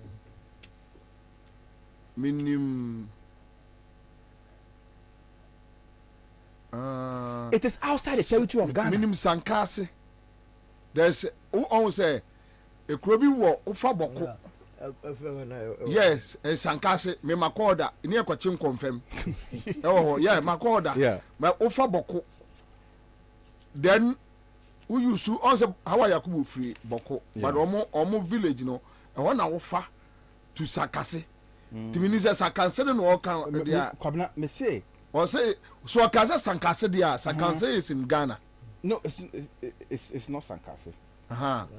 Okay, Senye Sankase dia then because I know Sankase. Sankase Ghana. Sankase je Togo. Any Ghana Togo SA border. No, it is outside the territory. Outside. Sankase on. Sankase on. Let me see. Okay, no, I've been there before. Okay. To be a main. Now I'm Togo no. Sankase is a territory between Burkina Faso, northern Burkina Faso and Togo, northern Togo. Yeah. It's not Ghana. Unimoyi. No, I'm looking at it on the map. Okay. It's not Ghana. Okay. It's not Ghana. Okay. Let's go. So it's not Ghana. It is any power, Kwabna. A dear pan out in ye. And tobacco and no say try or say Oba ayare cancer. Now the local hospital ya the NHIS in the Titino. Kwabna. Baumia say so Oba yare cancer, Oba cancer in children, Oba yare cancer. Now you say the local hospital with the NHIS. Hey, Radina Kopo. Ayare, enya cancer. Now the local hospital with the NHIS in Titi Akolano. Hey, Radina Kopo, Nakopo Maya Butre. Nakopo Maya Butre pa Ukruma. Is it true? And I said, come now, how? How? Which form of cancer? In the NHIS card, Titi Ukruma. So hospital. No. NHIS no, maybe a NHIS card no so, but they are not. Why not? You see, that is. We are talking about credibility here. We are vice president.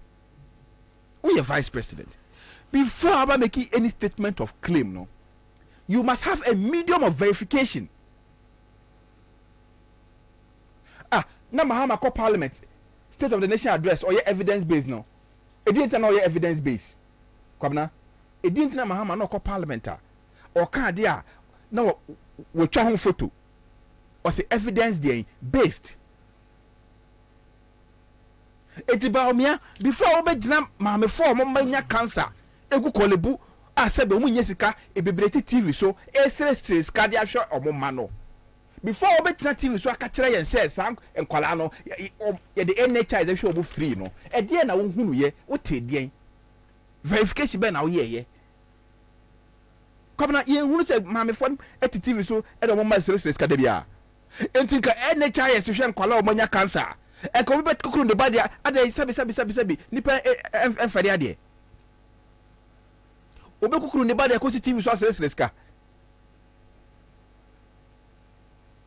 so enti kwamna sa nipa we e pehwe enim aka kire yen se because the Ghana for yegimie enti yegimia na yenim yansa enti ye huri enim kosoro because kwamna ade aba mi ambo ebe ye ne no it is a test of the sanity of Ghanaians just on person mu say Ghana for sebi omo kwamna de bi omo kan unu omo tena kokko ma o say Ghana for Jimmy they say openly unu omo din komo kokko private so we say Ghana for Ghana for the so we have MPP friends at Jolu unu omo di agura so they tell you Ghana for we are moving different I want to use Bobie it mo John Mohammed obetimi ni Ghana for the omo Jimmy o Ghana for the ka bibia akira omo monte so enti de bi omo ka say Ghana for Jimmy dada but say no person omo hunu say Ghana for Jimmy no ekoko dudu osen Jimmy no friend say ne kase te say they are testing the foolishness of Ghanaians person say Ghana say enti we know say Ghana for eti omo di to abama omo a afa de omo ka say ene nkofo do omo ye mo papa na afa ne ye be kire omo nyansa they are testing Ghanaians because kwabna enye sa pa nearby me be gina na ho ye ne nra no ni concept obeyi ne ho nra no ye save sri kukuru chese na kwamna okasa ontimi nyina fa kwa na ne ho wo so se ya o si from no okochia chese no odin se bo wetimi chese ewrade nyankopon ti wei ena kofo esore ye ko di nachi be ka kire nse yen Ghana for yen to aba manipa we nya president ono kofo no fa ho be ono kofo na on de me di papa no ya wa ma ni ono ye so fa bibi o me di ni wo watna simfie nwotwa me kofo ado asel man Rollins tama na Mills ni Mahama wa power kwamna e die na Rollins anyi no krom ha sei even though not one party na wa ban mu but no one in koya no ba bonte be kasa that is the difference between two leadership oba no abeka na NDC for boys see dinner time so still oba abeka wo watra sia hwe kufuado amana sel man yi wo wie ya wo say yamfa kufuado mo ne nche no na emom no yensa kofa baomia asa hohoro baomia asore di baomia ti uti hwicha mu as say wo edi baomia ti abetena se ebeka kire Ghana for say yento abama baomia na sabe akonwa konkura Ghana for hu mobo na mre bi etwem ye do tena so no wo pese wo yesa akonwa na jimi fo akonwa ade akofo be ye ne ebe ye ne no ano it's a clear statement of undermining his own legacy. He said, Kufo ni legacy okroma bio. Obi oba be gina me aka kire me say Kufo one of the best presidents Ghana nya bia no sani pamisi who. This is not how a best president behaves. Say me there, I'm a party man. Party ni ye. You are a party man, so what? So the country should bend because you are a party man. Omani be na MPP wo ha on fa ho. Na ye bu o man na say ye bu party. or man, you say any year, and as a party, they say any year. Kufo had so much respect for Kufo, so much. But Enra, I lost every iota of respect I had for the man. Problems say won't Kufo can be. I had every just a former president. What me at say? Walk for ya and Kufo ba walk Kumo. And somehow catch on Mono Yasem Ketwa. And Kufo ba walk Kumo. No dear Kufo don't go. Matema can be beer or Kloma. The microphone be so no pet after one was a me safo mintimi no mo ntra wi ase o oka o say statement my fault statement my fault. Is that how a statement behaves? Statement no man bo o man be so na be statement no.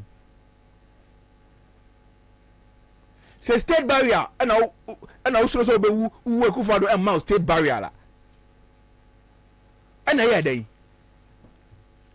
yeah Kufo from the Trabama NDC. On to Ajaye. Daminu me and one na sitrem ye. Se Kufo from the Trabama omonto. On to Ajaye. On to munyaye. From no monto munyaye. Na Kufo no mu kra no 2004 nyeso wi amu anka atamis wi ni no. Kufo no amu ti akonya so no. No otifi. Omonto ma no munyaye. Na on to Ajaye. Onyaye. Kufo de one here can as a man in Crawford to Aba. We never him. Kufo no Crawford to Aba. Kufo de Akufo Kraka bom 2008 at times we knew. Kufo ya Santini. Yes, and Oya Santini this year. Yes, Antiphone Ebu Besse. Openia or Tinafie.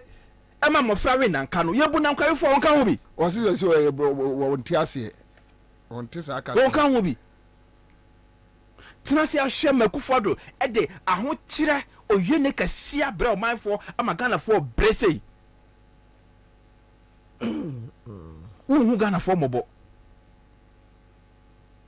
because I would the oto to palace mu kakraka e wo biri ho e na we so aso no de abrɛ me se Kufo ohunu akuadonko akɔ because wo betua di president Kufo se akuadonko kɔ no nkɔ de nsa beto so aka se wo so president oba ya santu akora ni ho so rani aso abrɛw e wo biri ho na o ti soro ho efie kakraka de opa bia unya nti efe anu kopem nai ti me atena wheelchair mu kwabena atena wheelchair mu abetena ase ebe ka kire Ghana fo be he nim ka kire say yen nye Baumia president na Baumia ye man of destiny Baumia we Baumia we ye man of destiny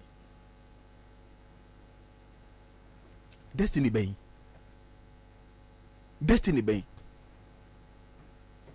Wobia wacha trama afa entroko hu na entro tete. Wacha trama se entroko hu ba omi na otete because was abba uyisu medodo. Ade. Chantro sa che se enu statement no beka entro nko kwabena entro nko se wo pilot ECD e wo se we yoso. No, I know me who problem or come now. I do Yakopo. Come now. Who pilot to ECD? Cocoa from la Coco pilot to E. No, then I think say be a cocoa for no. Now almost be a now cocoa for no buy no acquire on fast to the cocoa for the car. Who say who network go ye money ye scam to I don't know the cash go pio. Say we network better how we go. Network cry nya adwuma wo ho. Wo just kwabna ba me we no. O say ye leno e wo street mu na afro bia obi adu a no wo twa ne to ba ko. Sa na se be ba o mia. Uko piloto ECD. Come na ba me na be ka kire say on be e-feeding. School feeding program on be e-feeding. Matesi say or say kaye phone say omu enso anyema bi on be so electronically. No kre. Oh, Mempesa, Menyabre. Oh, go fine. There we almost was say, Obian swap prime view. Was it because of digitalization? Obian swap prime view. It's a kind of phone call you to pine view. And to ambassador one say, your mother could do it. Sao the butcher do a crowd, had appetition to go daddy. We're talking about cognac. Yeah, no, but me I didn't say cognac. And I'm on your new sister. Hey, sister, David, me sure. Come, sister, I know you. David, maybe India. Yeah,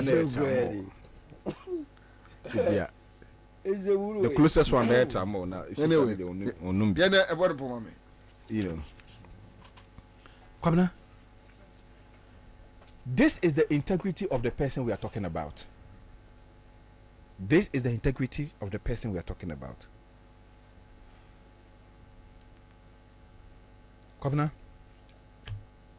Baumia say, apart from all this, no, or no, already e-levy by as chairman of the economic management team. Also, on a e-levy by. Now, one of buy.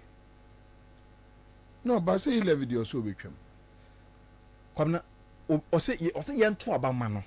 You're to about man no become. And someone to about man, the amber. Someone to about man, dear. And you're about punishing punish with drop. Confirms of one bedja to say, open you the trouble. Welcome. The guy is on Gaza. Massa Coco Williamra. But me say you're to Abamana. Taxes are a coup for the avenue, you be taxes nephew. Also, be it was obey a 20 in every ho. So, are they just punishing us and use it as a bait? And as a Kwabena, the Kwabena me say, or Martina see who say Ghana for no. Sabi, almost a Jimmy for. And so, you can tell Ghanaians anything. Kwabena, they are about mere confidence. 2020. The way and go forward 2020 and free water, free electricity. Any your friend say advert okay, remember me. I'm the school for almost 30 no money bill. Remember me signboard. Say I John Mama be try free SHS. No, this is it. As I dare not to convince you a Ghana for no. Woman him says he said now uncle for us I dare to convince you. Be a boom man a Google banks. I'm a senko for Numa. I'm a Juma to radio stations. My year be a bazaar. And you can do elections no just 6 months no. Your mama free water and electricity. And the div boy could see you baby say remember me. And you can almost to Abamaye.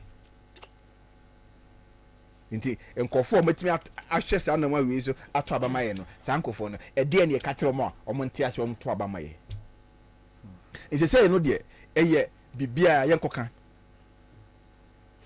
bibia de obe itirim bia yenkoka na Uganda fo omo yenkwasiafo ometo abamaye Kwabena Cobra Ozu akwaba bejo so benya boko de adom odi afam ye na so. Okay, so we're not your mass specifics. Sebe ya enkwese ya restricted too much. Kajatum. Be chairman sanso o worry mi shiano. Na obi asro announcement. No worry mi shiano. Obi asro announcement. O free board da mu akwa. Obi asro for do do. Bema. Na wa dwane ago. Bema muni ajaisa. Ale te di cheka. Opani. Na wa ware na secret water.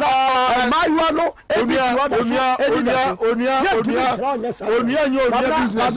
Onia say onia business. Business we be say no kuruma. You be say no kuruma. Say the be ya e be da ho dia ka no. Ni a che Kwabena.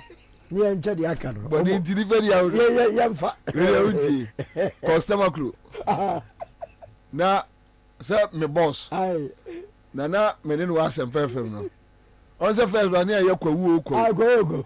ti asempa adom FM dru Easter enyina yekọ kwa wo no ebeka 4 days ye pack niema technicians he excuse wo niema mu na de ache but bibia no ache se customer KWABENA akọ oba dwuma mu ane body posture ni bibia eche third day ti ade becha mi akọ no ye nyina akọ tra semis and I'm the boss ocha edemu o say abna we dem go nko we ekromu beda ho e mayu anu be kafie ya heje with the African Thomas laboni ni bobu ko we no traffic to me we cantonments dia no ma wom spenters ko bobu wi anu ma wom tema free tema anu ma wom adenta me free anu ma back down ka okudi akwa dem traffic nim dem so boss ti anything na nko so nko me twenwo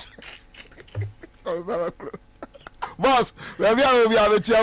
It's safe. It's easy. That's okay. Anyway, Yanko. Enrana, your taste, Baumia, Ebekasa Chegana. If I may taste or Becasano. Now, me fish a bay breaking news, or shall say so, Casa. Or Becasa. Uncontested 2024 election review. Nanka yadi bibia gugu.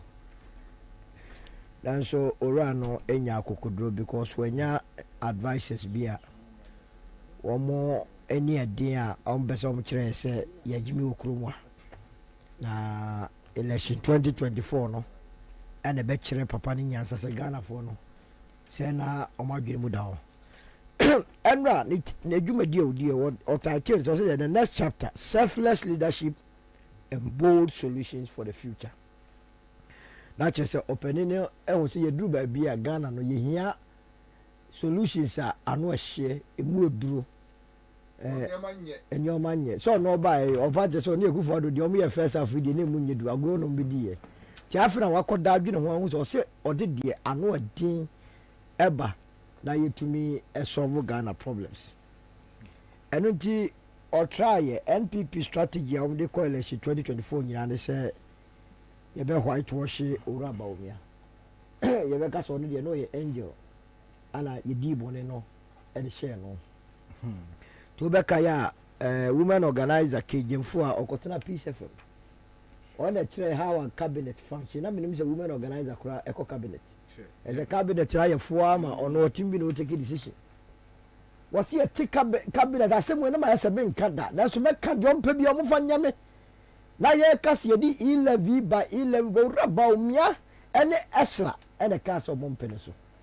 No mama ka ken of osana rabaumia kasa ye boy nse man wa kan de na ye nwa ewura dinyame.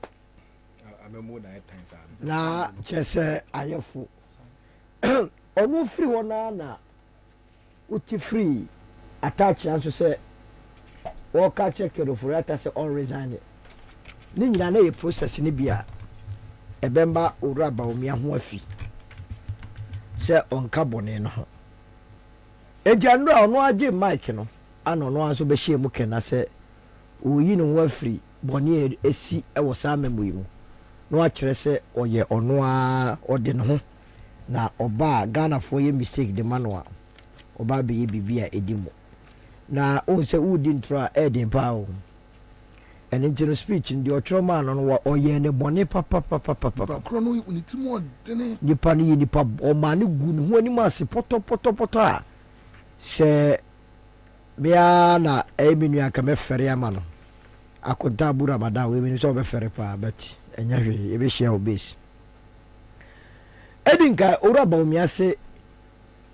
wono okọ job interviewer o so kire de waye ansa na ye gina so ahwese obetumi de dwumadie ni hye wonsa obetumi aye eno nti no speech na ye 73 pages no or the almost 60 pages eka aban achievement na bebia obeka bia o se wi tira mi busa se wi ni wono ho am na se wi ni wono ekufuado na o kire oni ekufuado ade a omotumi aya aboa Ghana and start here between 2017 to 2020 na inflation you say na GDP you say na exchange rate you say o kan wese na ɔka saa asɛm no wie ya ano ho asa nso ɛkɔ Ghana no sɛ wɔno amemmo yɛ na amemmo yɛ wɔ yi wɔno deɛ also head of economic management team but ɔpɛ sɛ ɔkyerɛ Ghana for dwumadie pɔte a wɔyɛ wɔsɛ Keno Foriata ɛna ɛyɛ in charge of fiscal policy ana governor of Bank of Ghana no ɛyɛ in charge of monetary policy ɔno ɔyɛ IT coordinator ɔno ɔde IT computer mu no mode mu policy si nyɛ abaro de agu computer so na wakyɛ ma Ghana fo nyanya ti ne dwumadie a wɔdie no the first man to change Ghana's governance structure. No, what was sending you now? What's no? Why is a midfielder? What a chap passes? And a buy ya no, they are two and I above a usual non conforming archive. A Jubusa who said not achievement now, or the man who said what digitalize the passport office, digitalize NHI, what digitalize a friend's insurance, what digitalize a no. Na ono ana na eya na se ho ana na eye esa se wam ya tia se abayi de wo de wo white person pe o ti ba bi omo de ba na wakwakoche se de de bia wo mba wo se ye wo bonwunu bia bata wo bia wo se me mudi esa se wo de enye na aye hwe na che se onka dokre eno na koma no ko ba se o kaka se wo de o ye driver's mate na onye driver na nkasa na eno na ama Ghana fo nyina apa aba owura no esan se enya driver mate bia enenim ka twie a driver fo mate dodo na nkasa kra omu ni license a se driver ho kire no a obetumi take over se driver ho kire no a mate ya nkofra no ntie kofra driver foforo okuta license ene ta na wagya tum se wo ye mate na wo de wuni license e di twi card ya se wo ma adwuma na efo ti de na wo ka kire ya ne se one day obeja driver na no kuta safo no ai license no one na wi se driver na ekode a obeto aso no wako na ne nsemu a okaye no proposals a ode tu dwa no ene ma eye tan kura ye eye asefem ye abofo no se ediso bia esoso raba omi aso edinka was in the bold initiative the obeye ne se obema akwada bia wo secondary school laptop na odi esuade na obi bebusa se laptop no wo de komo mo se ehimfa na okonye sika no de akwakomo mo a teacher for ye tete wo anka se sika o se aka we enra enra kan e ka ne first yi no wo se akwada bi o secondary school bi obema laptop a teacher for ya tete wo mo anka se sika se ye kwakoto laptop ama mo kra ene ye mfa ma wo sa na da yi na papa ye di ekira ka na sela no oka esanse ofa Ghana for se ya dwene mu ndawo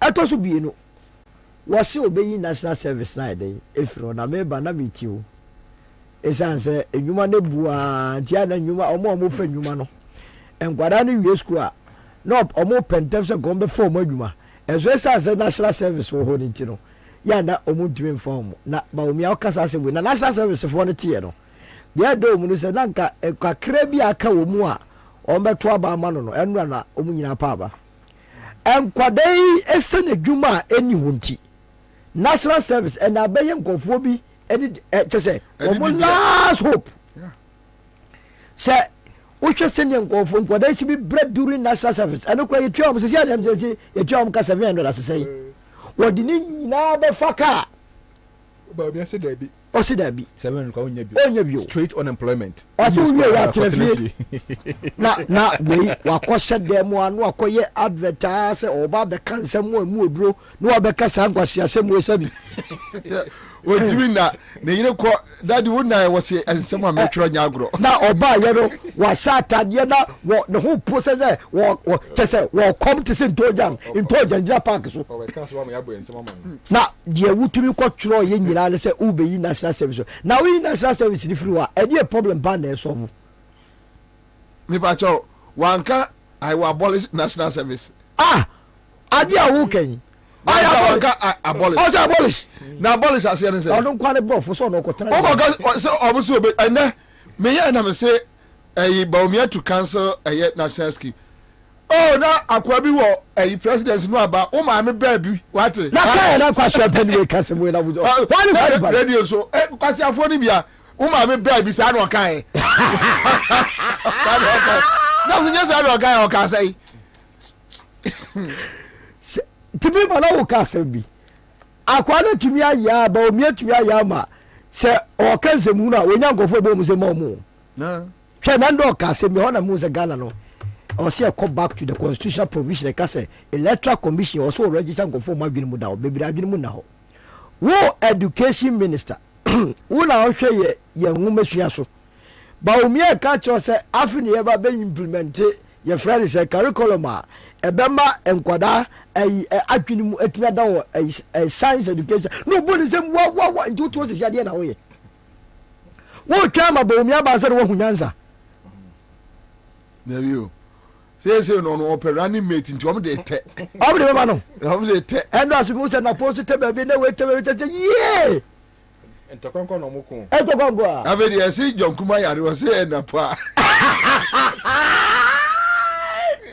da babo ni ya say Ghana for amma so enche me sabo susu dia face so omugo gidi pa say Ghana for ma ba o mianya more than 12% a medi ho ya e was say otumi ko election no lose heavily na afi wo hu say no ma ye bone me endra no ba be kasa na me fi say o start e obedi nka pa Ghana for chew say na me ma be muda enu nti no me nsam na me ka no esa say na me free classroom ba ye nche ya me mbo bra minim real life no classroom be no hana ba hana jena there so no omo say omo ye aliens omo de call ye enti no matwafo mo fa nche me na mo afi na ma be sua ma na mo ye me ne Akufo Addo ko ye ko wi a na afi ye tutu ya na mo ye na ebia 2085 so tiase a baba be pregana akonya na o de wunya sa wa hwe ni mama na me ne ka se middle class ni nyina kom de moto ohia petete sa de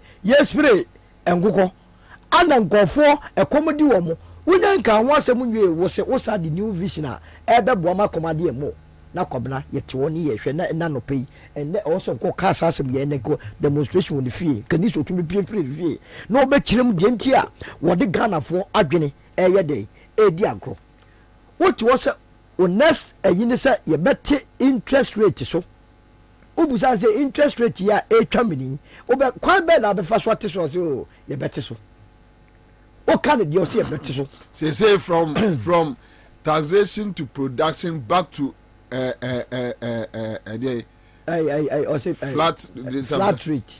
flat rate just say on tia de na wo kana say na you see no wasan so ba so ba obeyi VAT on electricity everywhere. We say the speech na nkasa no okokai Ghana for say COVID ba ye no or my free water and electricity or the my lifeline consumers.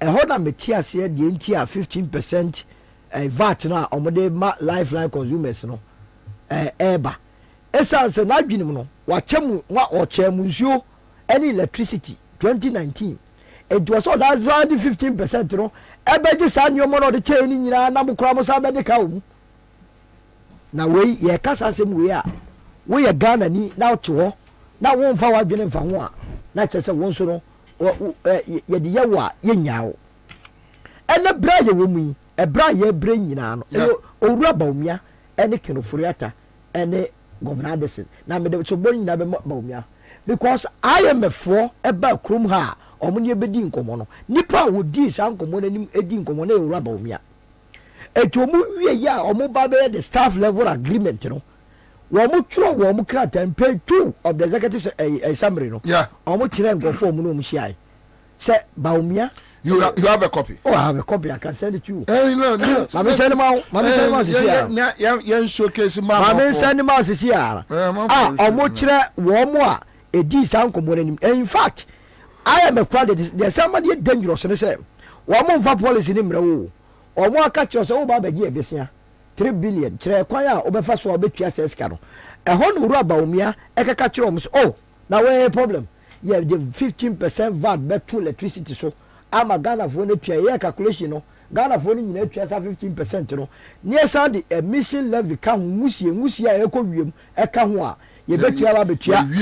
Ya musika la dey amamo eje hono na ye friend say wo jijitu omo kasa wie ya na IMF no yitum se mo kan se dia ene ya ti ase ye di sika no be dey ebemam na wan kasa wo ko yitum si entua 15% e wo electricity so ni yentua emission levy ene wo ko gina UPS hon mo a wo ka kire so ba be yefro na se wo muye se obuya ontumi hwe Ghana fo na me se ne document na ma na wa ka ma Ghana fo pay to yi wa kan ama Ghana fo na oma ye dey omo tie bi short ase enuti no se wa hwe baomia ye na baomia etena ode na no fa ho a ubedi nachi na odi nachi akom ene be dey ebede wo ono abio esa ka kire se oba yeah wono Ghana ha se ade ye friend taxes ebe kofom pa eva na kwa kofa kofom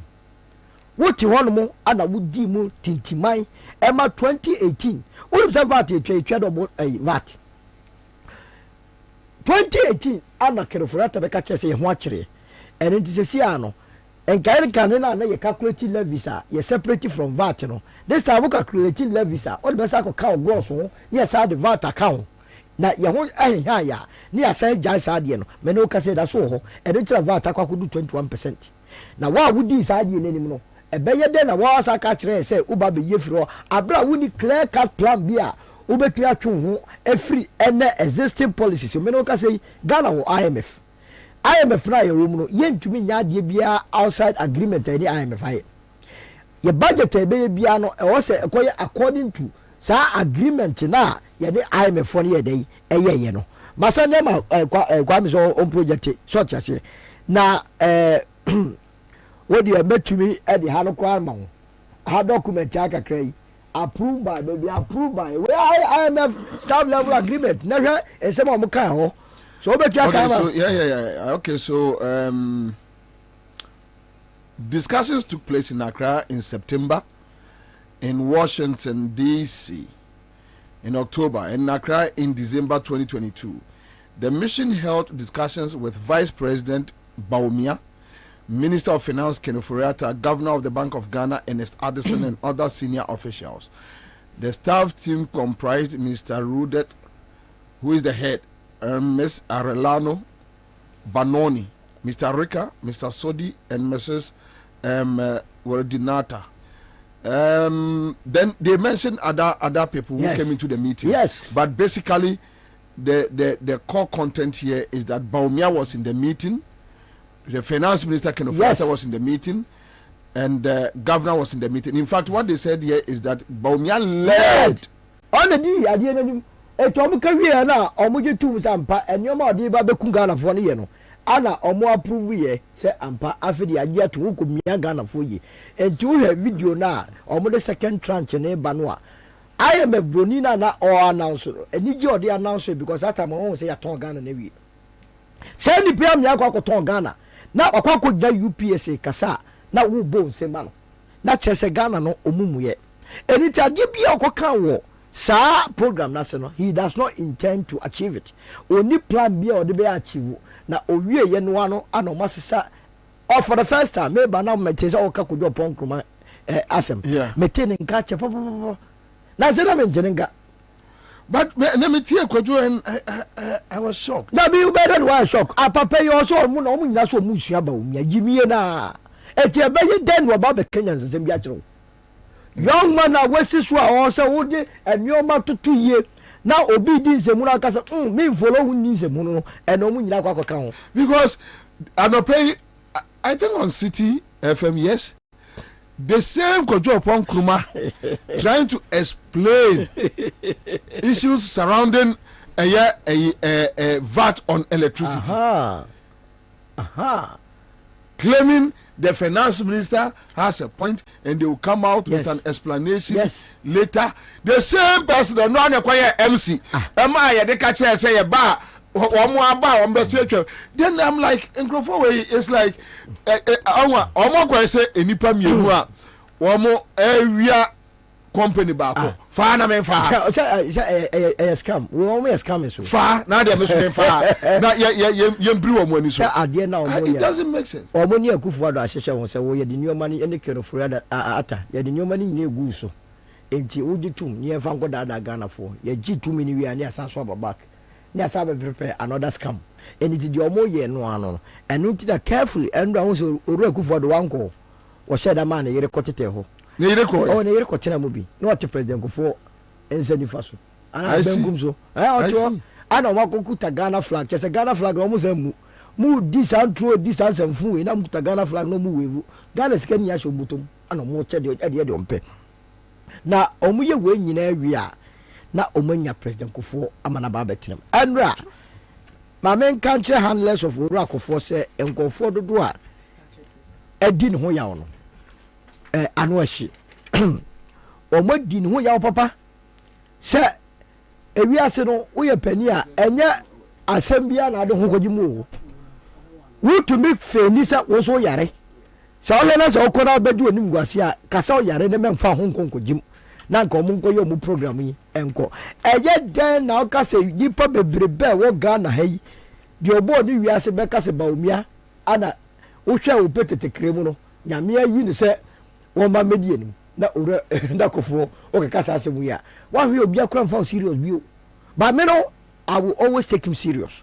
I will take him serious because or also yes crocodile the John business no. Oh yes I dey. Ebia wo dey you. O dey you hwan at his age go for there no wodi. E dey no wo hye. E ye dey ya. There be idea. Yeah.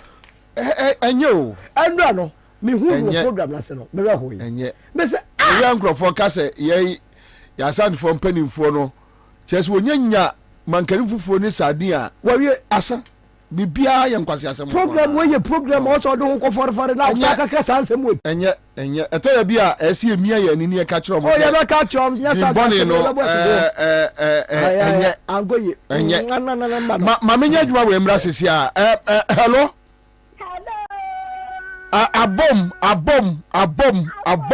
abom afa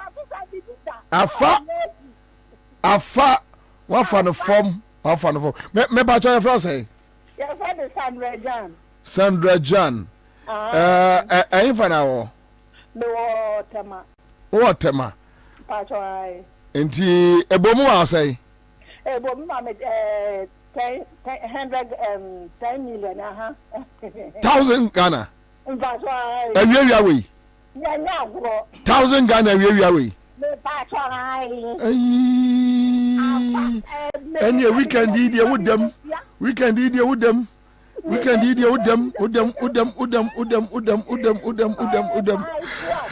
All right, congratulations, Nyamisa Koswana Echa CMG Sika Achedie. All right, so star 413 hash. Me catch it. Say hey Boniface 1000 pom me kura na me 1000 na be ko star 413 hash migusua CMG scratch de and am for this kabe kofie but Ghana ni bia wo tie me awia no tie me kwame fanapko story no eto a wa bra wo frɛ no fa mpacho ma wonye hye wo interview no na America napko minia omonka se Baumia na de napko buy. No de buy. And no kasafa on. Wan kasafa. Baumia na de buy. And office and the yes I on one de buy ya or the 2 billion. Maka said the first investigation future government be a ya lunch matibum. Nipa do whether no mudu 100,000. Okay, so yeah the story be ato yeah Facebook page. Akufo comments Baumia and team for Napco. Chief of Staff Fremont Pare with Vice President. Okay, so let me leave this one. President Nana Addo Dankwa Akufo-Addo has extolled Vice President Dr. Mahmoud Bawumia for his industrious attitude leading to the smooth implementation of the Nation Builders Core program. Speaking at the passing out of 100,000 youth under the program aimed at reducing unemployment rate in Ghana, President Akufo-Addo commended the office of the Vice President for its, quote, invaluable contribution, unquote, to formulating the program. Okay, so thank you. Menu ka say program na gu. Program no egu. Napko no omde awia oman no. Baumia anka ho hwe. Wa mo ho wa. Say ye ne napko ne dai. Enkwada wo mo sika akam. Awo napko no. Ye no wanka ho hwe. wɔ expect saa nkɔla no sɛ ɔmo nsa mɛto aba ɛmfa mma no ɛfiri sɛ saa nkɔla no nyinaa no ɔbɛyɛ ɔmo nyinaa digitaafoɔ wonam ana wo digitalize na wo bu mu obiara sɛ ɔsɛ ɔde digitalization ɛna ɔde aba enti na nkɔfoɔ nkɔla no obiara no wa onya ne sika sɛ me sika nie ɔmo afa sika no adi wɔn a wɔntumi anka wɔn asɛm. All right, so maame nkɔ ahoma no so na maame nkɔ yɛ adwuma. Quick one with Mr. Edward Kalawe, and he is the General Secretary, Ghana Agricultural Workers Union. Uncle Edward. Yes, sir. Thanks for joining us. Thank you, sir. I hope you were able to listen to Dr. Bawumia, our Vice President, yesterday. Partially. Why partially? So the other issues, you don't need to listen to them. Why? Because they don't change anything. Which are some of the issues? Well, for instance, if you are talking about how you want to transform the economy, and then you want Ghana to become, is it an IT or digitalization hub or whatever, those things, that's not what we are looking for. You know, in Africa, that's not what we are looking for. What we are looking for is solution of problems. You know, what is digitalization to our system, which is crying all over about, when you cannot use the same thing and the drones to stop the galamsey. And then the thing that actually disturbs him most is that he's talking about coming to reverse what his government has done. And he's a number 2 person of the economy of Ghana. He's the number 2 gentleman of Ghana. In the absence of the president, he's the president of the country. And in fact, apart from the president, there's no other person in Ghana who is comparable to him. And yet, he is making it as though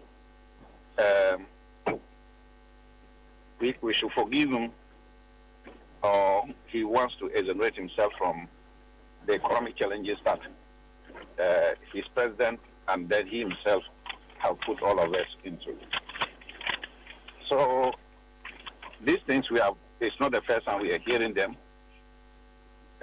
In 2016 or prior to 2016, he embarked on a number of lectures and then radio and TV commentary, promising and showing the way how things could be better.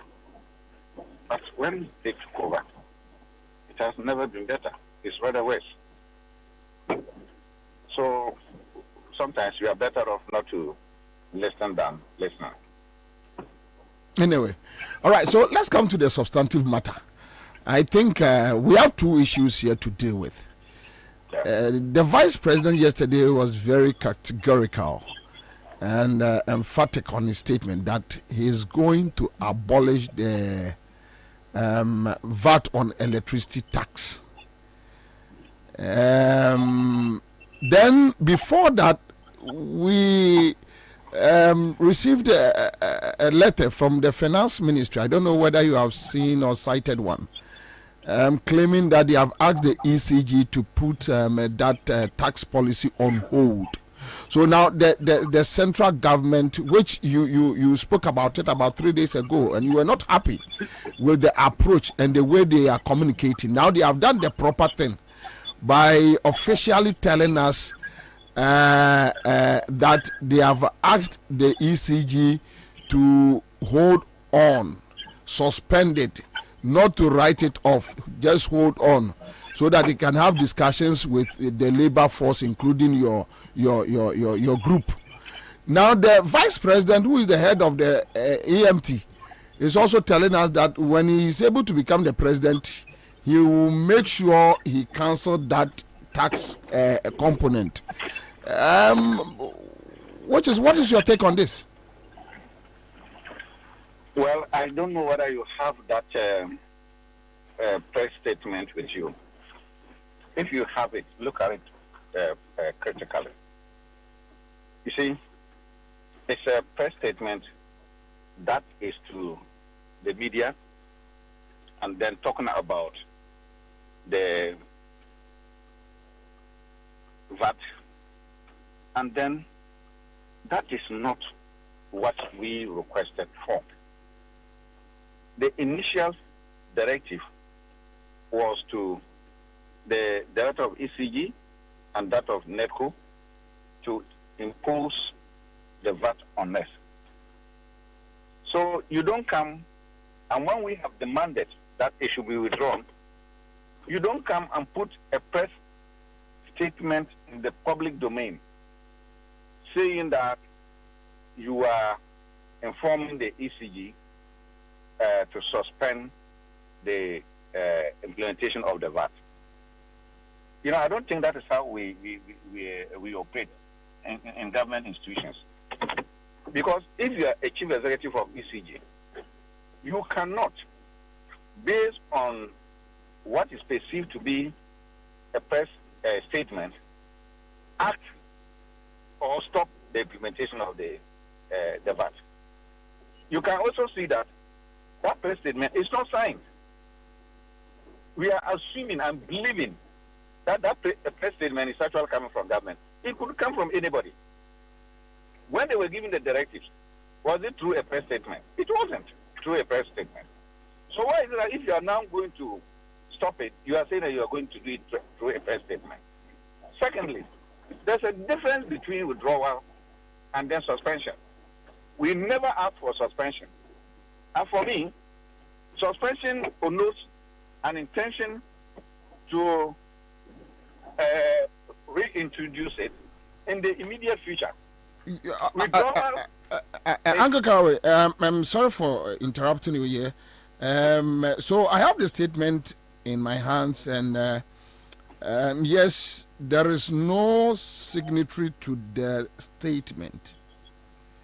So where is the statement coming from? That is the question I'm asking. You see, we are all probably discussing this statement, assuming that it is a true statement coming from Minister of Finance. Who in the Ministry of Finance has signed this document? Who is it addressed to? And why should anybody take directives from a statement of this nature? Particularly a state institution or institutions like ECG and then NEDCO. They were directed, their earlier letter was directed to them to impose the tax. But this one, they have not been informed. If you are the chief executive of ECG, what would be your reason to stop the implementation of the tax, of the VAT? Just because there's something in social media which is purported to be coming from government. And government knows you very well. And you work under them, and they give you directives. So if they've given you one directive, and they want you to halt that directive, there will be another directive revoking the earlier directive. So you see, we have taken things for granted. I am not also categorical saying that it has not come from the Minister of Finance. But even if it's coming from Minister of Finance, the manner in which we communicate in this country leave much to be desired. And government cannot govern this in this way.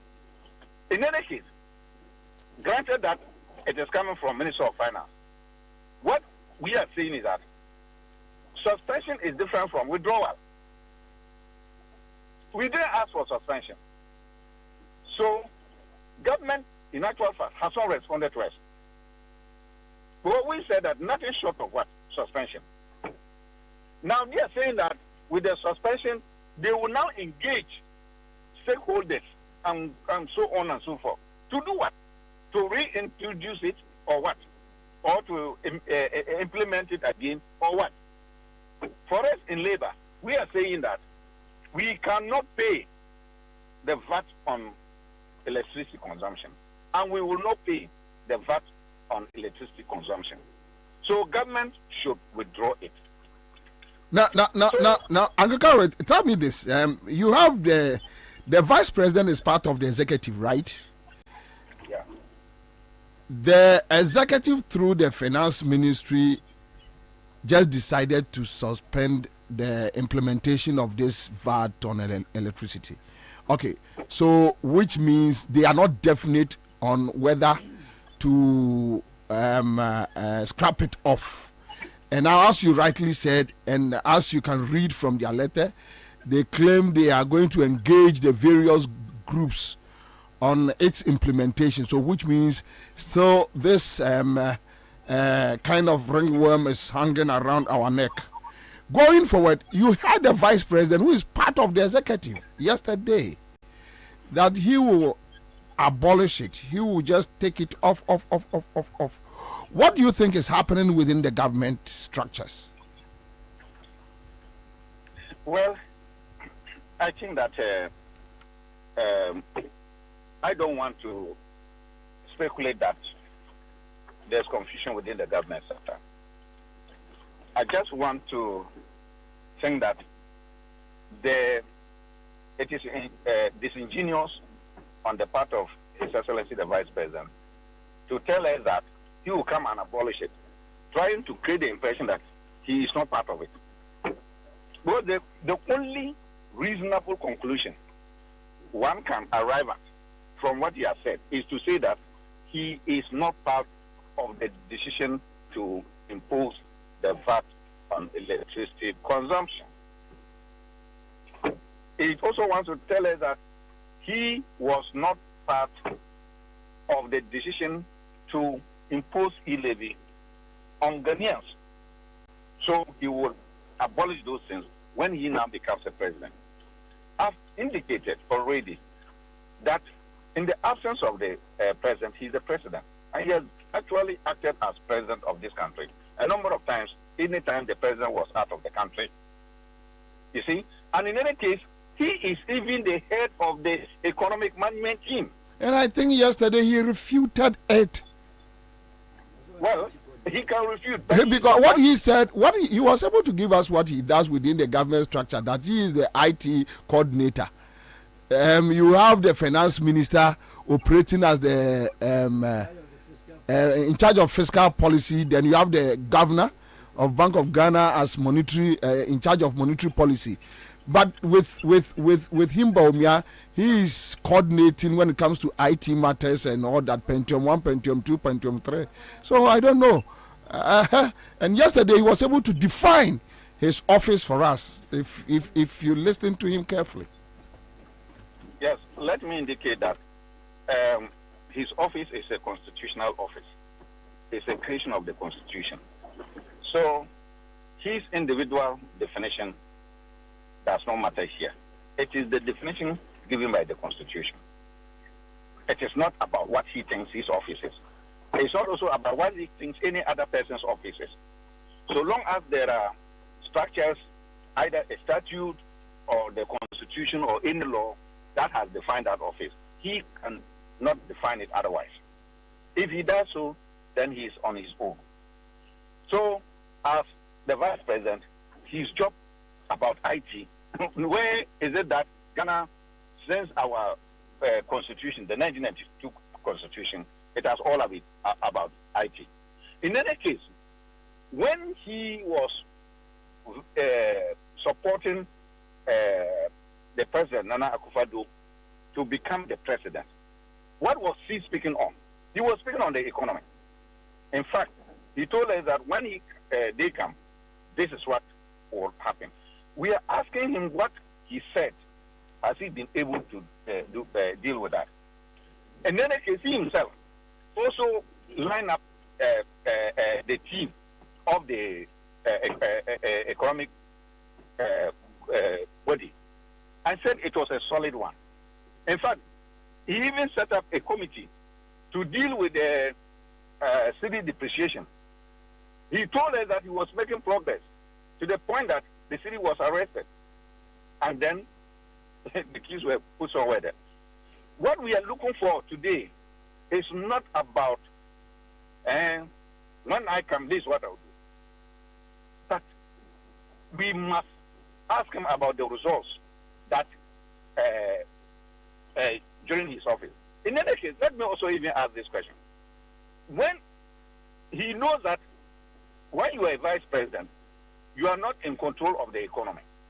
But he sent over 100 questions to the then vice president of the country. That is His Excellency Amisata, to respond. Didn't you know that as a vice president, he did not have the capacity to respond to those questions? Maybe the dynamics are not the same. I am saying that it cannot be that dynamics are not the same. We are working on the constitution. The core mandate for the office may be the same, but the dynamics may not be the same. Because Mr. Ata is a fancy and he, Baumia, is from Wali Wali, so probably it may not be the same. Well, the constitution provision is making sure that anybody who assumes that office, you have the same functions until it is the functions are changed. And I'm not sure that since the time he asked those questions, the functions of the vice president has been changed, or there has been some amendment in the constitution. So we are not going to take what he thinks it should be. No, it is about when those questions were not answered, and he assumed the position of the vice president, then he should answer those questions. He should tell us that I have been able to answer those questions. But those questions remain relevant, and they'll forever remain relevant. So anyway, they should have been telling us that I've answered these questions that I asked him because he could not answer them. In fact, probably he was not so good enough. I am a very good person, intelligent person. I've answered the questions. And then we'll know that. But you see, it's so much. I don't know what, why he did not resign. If indeed it is that when he was a vice president, he was not given the room to operate. And when you say the room to operate, of course, his office is defined. His functions are defined. If he was not given room to perform his functions, he had every reason to resign. In fact, that would have been more credible than to come today that you go and sit at cabinet meeting.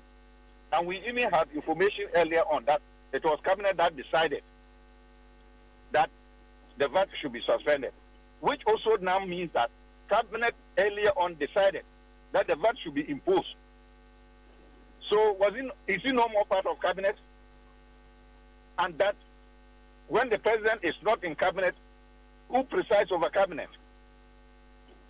You know, it's unfortunate though that we have left out the real challenges facing us and trying to, look at things that are not necessary. The reality is that the language, the phrase that nuisance taxes, we are dying on the nuisance taxes. And we in Labour will certainly not, agree with government just because there has been a press release to suspend and engage us. We don't want engagement. Which means you still maintain your stance on hitting the streets, right? Yes. All right. Thank you for speaking to us this afternoon, sir. Thank you, sir. All right, so that's it. Samuel Agri, Executive Secretary, Beverage, Food and Beverages Association. Uncle Sawe? Yes, sir. Say, Enra, come on, dear, your vice president say, or not dear, VAT on electricity, no, or buy or chum, a yard papa. And on one government or say vice president is to say, almost through the finance ministry, no, almost direct ECG to suspend it. Hold on. And yes, someone jai kra, but one person nemo a year engagement kakra. Then they will continue it from there. These are the two positions on the VAT on electricity. Yo, that's good. I'm the financing Baumia as a new financing government side. Baby Abekobia.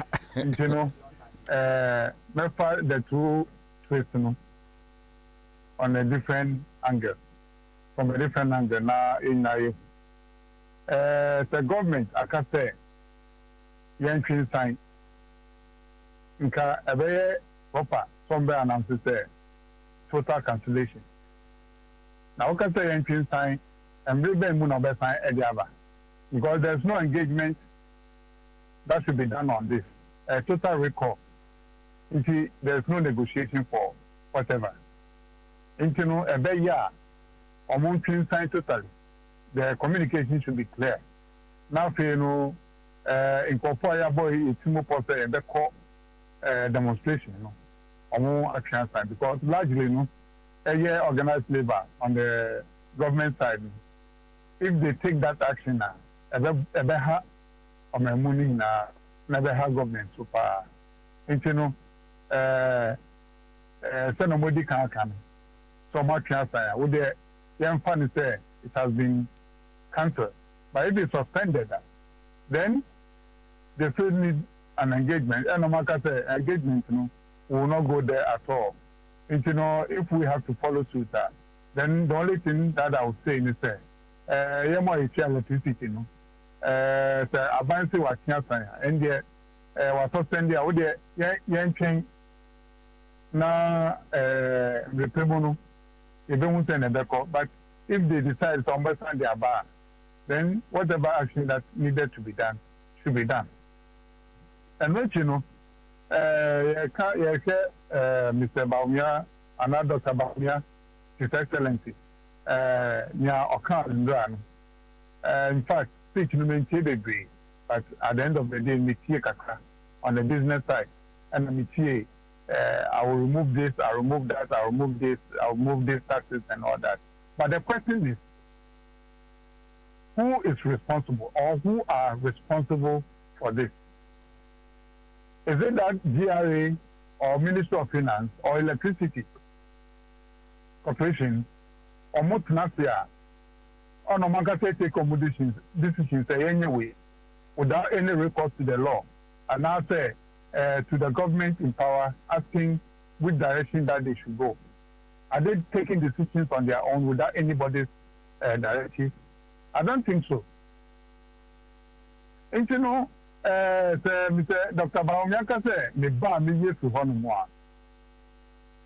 Are they I'm saying, February 1st, they take effect.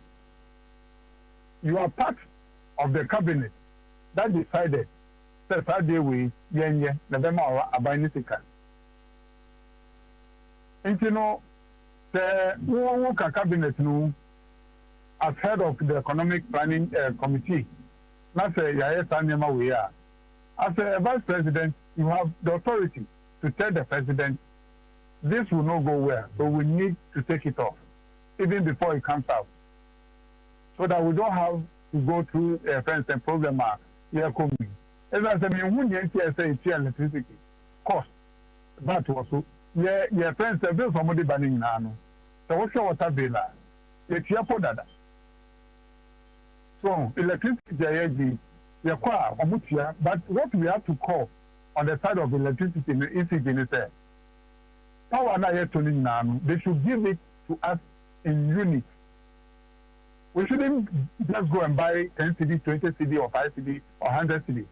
If you buy 100 CDs, they should tell us the number of units that we are buying. To send a top credit, we then decide how much we want to use it and how and what we want to put up in our homes.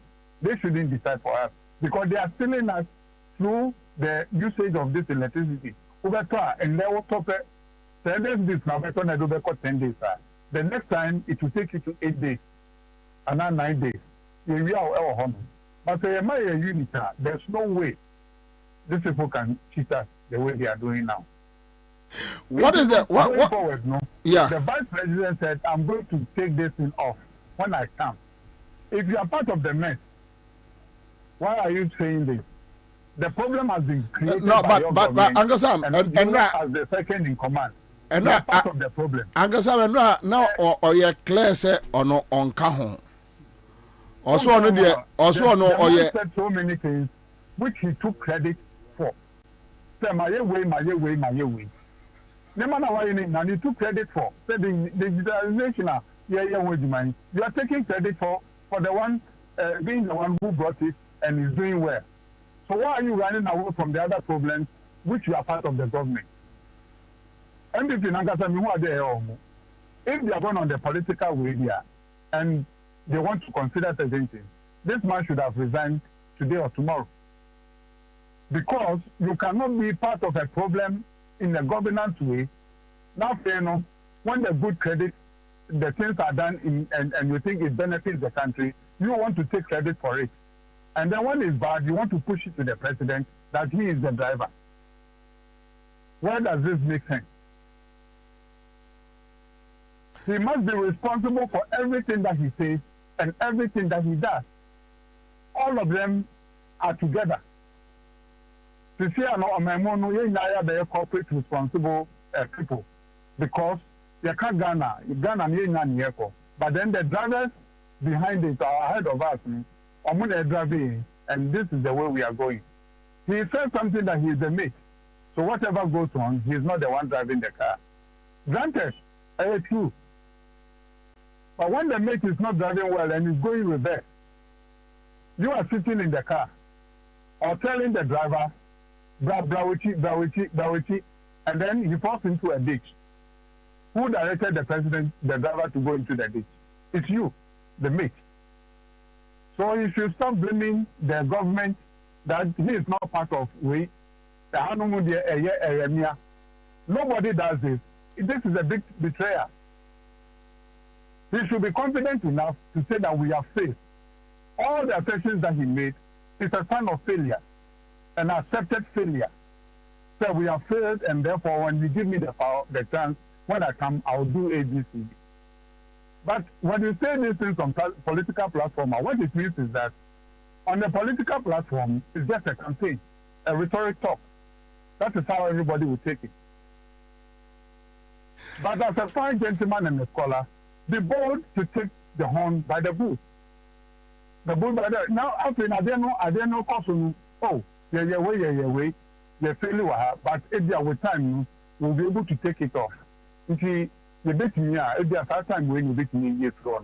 That time I'm the president, I meet me ABC at the Abua, not your man then you are talking, you are giving solutions.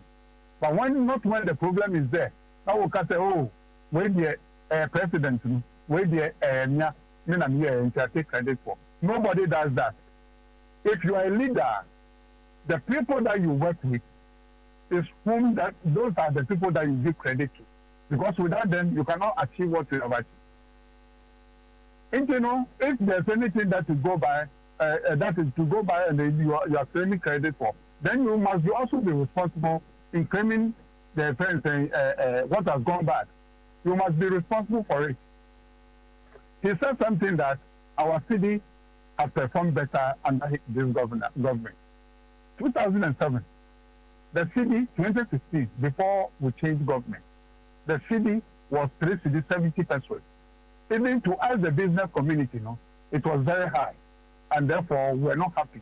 So, the government must go. And you gave us the assurance on the political platform that we will do ABCD to reverse the trend so that the city will be stronger against the dollar. You came today, the dollar is 12 cedis, 50 pesos or 13 cedis. And then you are shying away from it. You said it's better than before. You are saying either is nominal figures that you are giving, and also say the percentage, which is 15% is far better. But let me tell you, if I can kindergarten, woman is our equation is on yet. Now the arithmetic is made 2 or not or yeah. 13 cedis, 3 cedis 70 pesos, minus 13 cedis 50 pesos. 12 cedis 50 pesos. You get your figure 98%. That is it. That is how the city has depreciated in the past 7 years. So you can't tell us that 13 cedis is better than 3 cedis 90 pesos. Is that an insult or because we have not been to school? So you tell us such a thing. The other side of it, you said right. You've been able to save right $400 million. Until the month and month. I'm very happy that this money has been saved in this country. But the other side is that CD has gone up, the duty has gone up, so people cannot buy, and therefore they have stopped importing. That is the simplicity of the matter. They are not importing rice anymore. Only few people are importing, and very soon all of them will stop. So when these things happen now, you ask yourself, how has it translated into our local production? Zero. So the 400 million that we saved, has it gone into production that we can say that from 200,000 or 300,000, we have gone up to 1 million metric tons of milled rice. You know, the 400 million saving, Abua, it hasn't.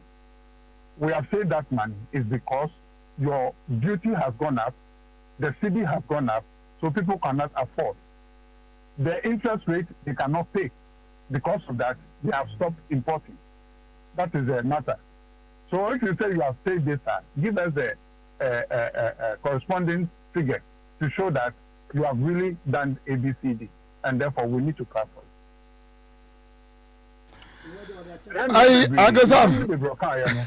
Shouldn't have been on a political platform. Well, so that we can clap for him. But once you come and stand on a political platform to say these things, people will then have to scrutinize what you have said.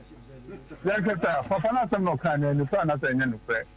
it's not true, they will tell us and then come out and then embarrass you. You know, they themselves are opening up all these discussions and then they are scrutinizing. If any politician comes to stand on the platform and make big promises like this, we must take them on and dissect them one by one. If possible, kick them out. You see, this is not the time that you come and stand there. I've done this, but this one there is not me. You must be collectively responsible for every mess that has been caused to our businesses and to the people of this country. You must be collectively responsible. You can't run away from one and take two for credit. You are responsible. You are the head of the economic team. So if you are doing that, and if I am MPP as a government, I will ask you to resign immediately because you are not being responsible for taking the blame as a state. The president, what has he come to do? He's finished. When he was coming in 2015, from 2015, 2014, all the campaign that they did was that when I come, Ghana will change. Taxes will go down, tax holidays will be announced, and then people will have good business to run. Money will be in our pocket. You become a president, and everything has gone wayward. So he is not talking because he is going. So you that you are coming, you are taking that position to say he is not a politician, and therefore he shouldn't speak like a politician. He should speak as a scholar, as a known person, somebody who is intelligent, and then we can forgive him in some of the things that he say. But when you come on a political platform to try to justify why things are like this or things are not the way it's supposed to be, it's a collective responsibility and a failure of your government. Right. You want to become a president before you can change things. When you stand, you can say, ABCD must be changed immediately. All the things that he has said he will do, he should do it now. He's part of the government. But don't wait till you become a president. And what if you don't become a president or the mantle is not given to you as a president?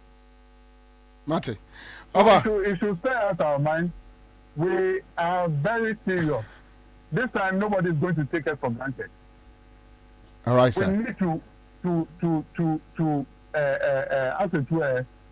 scrutinize everything that I've said. We should take it back to them and let them understand that they can't take all of us for granted. Chaba, anyway, I cry from that. That's it. Kwame fa sankase map no to amame. Obi ti America to oyemadum abuame. Hey, ema ye konkonsani o. Ema. Pajo yen tem fatuso. Na menko break room na me ba ayi era Rexoma ajoin Solomon Usu asanso na menua listo nana kosipoko ha. Okay, at for no, or say, but we are saying no, I know Sankasano. Sankase. No, no. Also, no, I had a crowd. Also, a quiet project view of Sankase. But what check a Sankase map? No, Sankase is a settlement in the Savannahs region of northern Togo. Oh, I heard you were Togo. It is a few kilometers away from the Togo, Burkina Faso, Ghana tri-point. I heard that's the Zika class already developed Togo. What were they warrior? Okay, so Ghana for Obiabetimi is a map way. Na eja money and people from Wabusom said that Benas and Casabay Ghana. Madam was information free. We will be at the American on why here be a mama kama. And now they are sending me. I'll be back. Mama button bra. No one on origin Jewy. And now when I wash a school in some dear. What's our fee? I want to what fee JHS. Look for SHS1. What sniff yacht papa. Oh, Yanja. See us some Dewi. St. Andrews SHS for sale. Some from the resource in Bempa. When you're what there? What before be? What's that SHS1 that waiting result? May you need an index number, Baba. The true resource in the bar. That's our bachelor. Number will be in Snitch. Aha, private school, eh? St. Andrews SHS. Are you grade A private school? And you will be able to school. And you go school or what? When you saw home, but from open over SHS2, on SHS3. Nasafi no be SHS1. None resource in Bempa.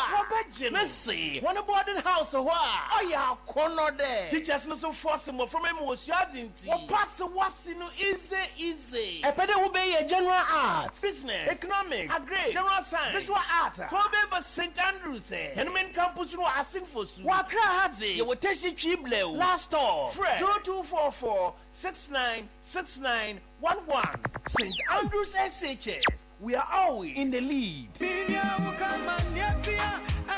Lincoln Professional Institute, a school Pongbia, Yatra or the Suya de Emana Junimu Ebobe, programs Ayeno, Bako, any advances business certificate examinations, ABC, Emuno, courses I offer a diploma in business administration, diploma information technology, IT, near Tosia being a general business certificate examinations, a GBC, Saranso near classes for Wasi, Esang Wasi remedials, and you Osuku Dibia when China Wasi in social betumiaba, Ababe Wasi remedials. Our young Asia, as some then say, Wayek biometric registration in Waha, Fihan Kobebia, Biama or Genu, in Fasia, our ABC, any GBC programs Ayano, Emma Wakwenya, Emma Unya admission, Eco level 200, our university Bia, Ubenya Media, we are seeing Neja Tuma, Efatase Ubecha one social. Lincoln Professional Institute today, you are Treachefu and Wadinuma Bobewa Wonimude, Yen school fees a day, a year for 4. Yes, and Jinemu Mawunya admission with university, Yema free career guidance and academic counseling. Your hostel facility, Mamia and Merma, Neboya 4, Anti Baby Odi Tibeto de Eminu Hubio, Lincoln Professional Institute, El Madina, Roland Circle, Accra, Inchirichimubia Fraying, 0243 530 917, and now 0241 240 688, and 0576 046 421.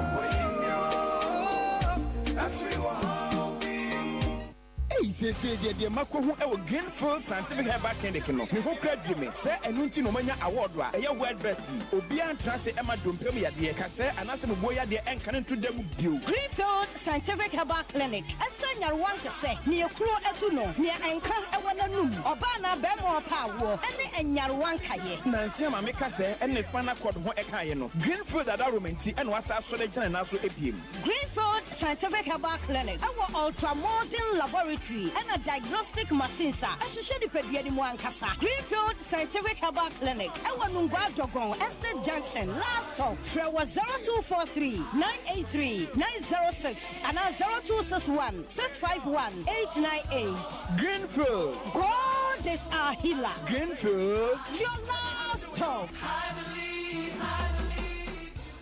Infianso ni mu adada nkwa. Infianso ni aproye ne ketase hye dwirim adokrome. Infianso ni mu ahokyere nso nkwa. Emraso se ye besesem.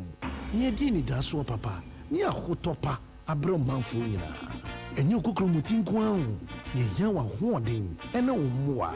Waiting ye di good governance card GGC ebre Ghana fo nyina.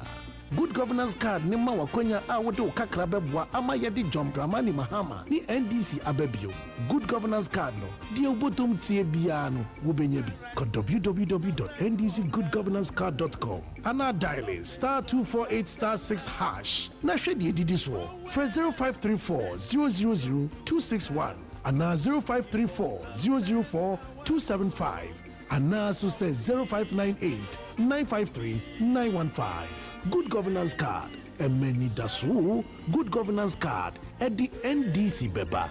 Good governance card. Ahotonkwa. Our strategy unity.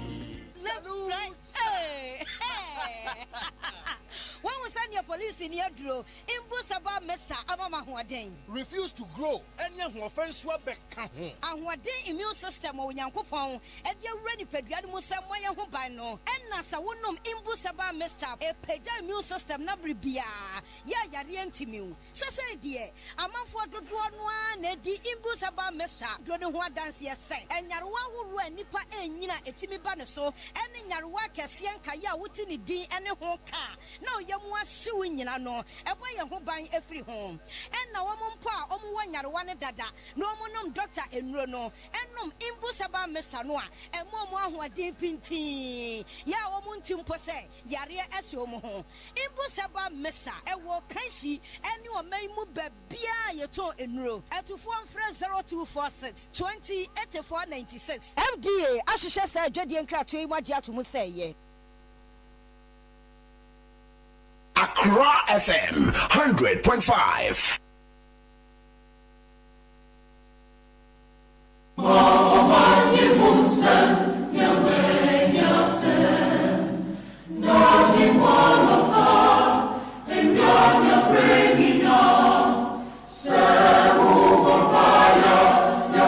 All right, so that's it live on Accra 100.5 Citizen Show. Listen, Akwaba. Uncle Rex, Akwaba. Yeah, Akwaba. Bibi Aboko. But Uncle Rex, my mention for free so I back to then I'm perceiving Busa Sulasem. One say he levy. Time JM no more raise issues. See dun ketianum. Omo ebema response. Okasi be twa we mu omo response. Akufo the government, are they ready to respond to Bawumia? Now, Okase Akufo the government about Bawumia no nka ho. Na the oye no here. About me Akufo the government. The oye no India so ofie. Okay, Akufo the Bawumia government, are they ready to respond to Bawumia? And when the confusion am no nyina yetimu no. You see, Enra. Na chese metrasi me tie ba o mianse ma waka na na mbisa mo se nanti enka wan kasa nke beye den because maybe wan kasa kan krofo be fi se bia o bibi papa bi pa wo ne mu no asheda de ate but no kasa na me se sa tentenhu nko a o ye so empty because first to start with, a leader who cannot accept responsibility, we a vice president in a government, what can na messy or man up? We are what we are chain at 360 degree as if we say, Sabi won't government in the home. And now, more policies, wrong policies are my implementing, Amogusu implementing binum. Edia bedru baby abedri. Now you are trying to disassociate yourself from it. The questions in any say. Bawumia me or you so, how do I put it? On you credible to the extent to say Senka obi asebi no kreka krabi oni mu a enka obaye no kebi obeka say me nuanu Ghana for me gitum say niam mu odin me gitum say ya amoye ho modin na emumu no at least no muntie me bia monim say o my Ghana ye wo mu say your constitution say your president a we now take decisions my vice president support you. It is a mama me kwanya bia me so me ba mesesa niam kakra But for you not to accept the responsibility and apologize to Ghanaians, and son wa beka bibi sa akere yen no, na all of a sudden walk out timuso ye mate. Na watena ka no mu na ka no aka na kopima wie no. Afi na obetwa wa beka kire so me de na me ye mate na me nka ho. Eno na kire se ba o me onka no kure. Onye credible. He is not a leader because he can't even accept responsibility. It is such a person. Sabi. Ye besi so anke ansha oma. Nipa na ono ye vice president. Ye the head of the economic management team. We twa ne ho e be ka kire wo se omo politics ni omo taxes na odi aba na emia nkrofo no. Afi wonka ho. Na said the obisa na se president Akufo-Addo so se na ban na ya ban papa ye hwe ade obeka kire no an vice no. Ba nya me nwanwa. Because I keep telling you, we don't have a government. We have a cabal, a group of people who have decided, who have decided, say, they will bring this country to its knees by taking everything, looting everything. And yamen one crass, na plan about me, the okwa yigumiso. Son of the ones who a plan. Oh, about me, the okwa yigumiso, some of them may call yigumiso. So go so. And then it's a communication. It's a communication strategy. What they hear the narrative of friends say friends Kwajo Pong Kromane or my Kikahuni now. It doesn't make sense. It's the Koma Quatras so Ghana for the Roman Costro, the Kikabicha or Mokakasa on Kahon, Yabeka, and they are in bed with majority of the media. It on the parrot to sa. But we emfa because Baumia pa die. Honestly speaking, he's not even a politician. Minimum mutu Baumia fu. Sana Baumia nim say our ambition to become a president in this country in the future. And the one playing the game ni yekura because onye politician. Sana memene no amencho den kamaye. Kamidi abanachia for 6 years, you know. Says Ghana there, this kind of politics. Kamidi 6 years na menya mekakra no. Na ma resign based on my own personal. This me ma any reason bia me say personal. No, no ma buy o. Na ma kwatwe me ho akopem ba bia tena. Kamene ba o me a kasa current one kran kamin kobi. Na ma Akufo-Addo mfa ne ma no nsrasra no ane ho. Owia 2028 na wakosa wakoye primaries. Ebeduro no na anka mess na wakoso no aba from kakra. No, but now what you can say pa but Baumia on his own given any day can never even stand assemblyman. That is what I'm saying. He's not a politician. And he has allowed himself Voice Association. What allowed him Voice Association. Emma hardened polycriminals. I used to know. You know, say, I did all and chess me, you know, I'm in Tias, and not small boy, baby, some sad, no, tear him, no, Uncle Rex. Mentias, you not Vice President, no, economic head of economic management, and I'm so on. Cassat said, PNC for exactly program auditorium more. And you won't perform a channel where she are almost all my advice, some advice, you know.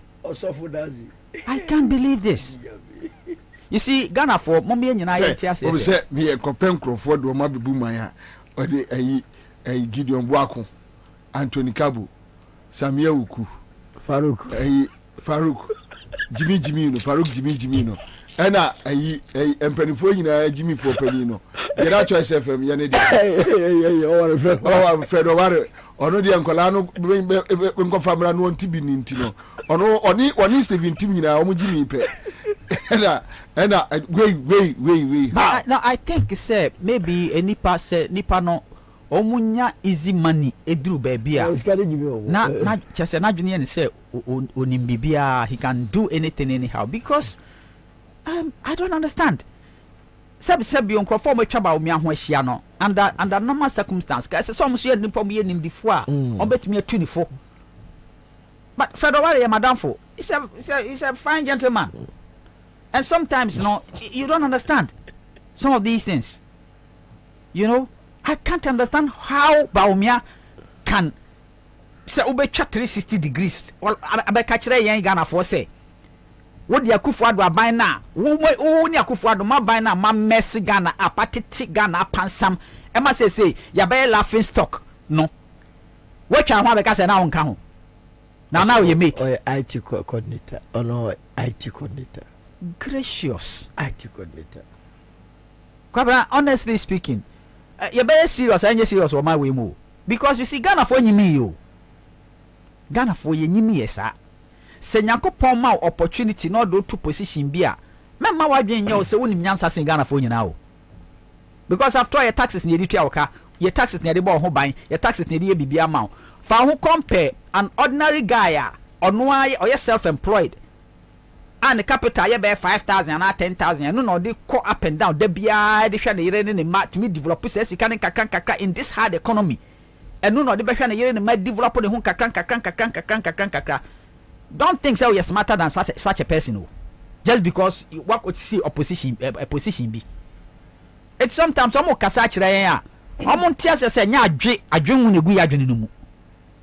we can all think.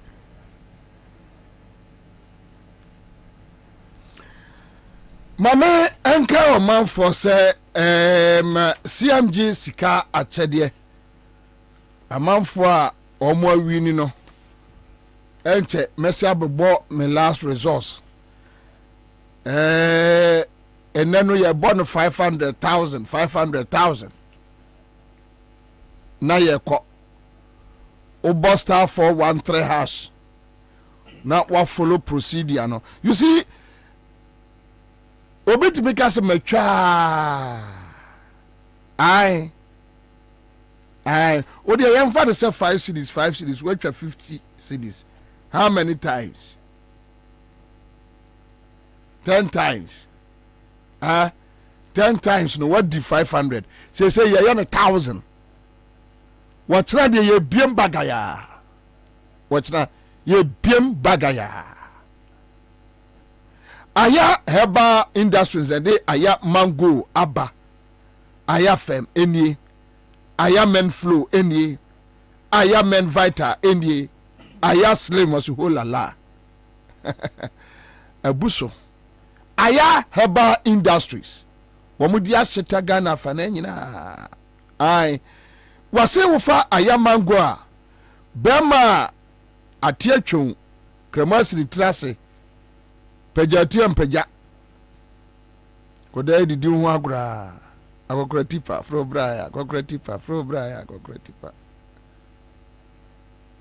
The bia bo ayi 1 a.m. ekope ina na saying kraman ye dede nkraman wontam ha mamena ega hweso ye de wo ye jai kasa bebre no na ai anadwi na mpese mbusu asem na ogbo utumi abusa oba ya asem ma na bo no nan no onum ye de kopra hweso ye de oba no wonya Aya Heba Industries osi yanom aya men go Aya fem emadia aya men flow emema no so dia ebua o prostate no bo ho ban aya men vital wonom no ema hunsuo no ha bema eye adwuma eseyo aya slim ya wodi aba from 050-875-8701 FDA ajatum momonyo omoso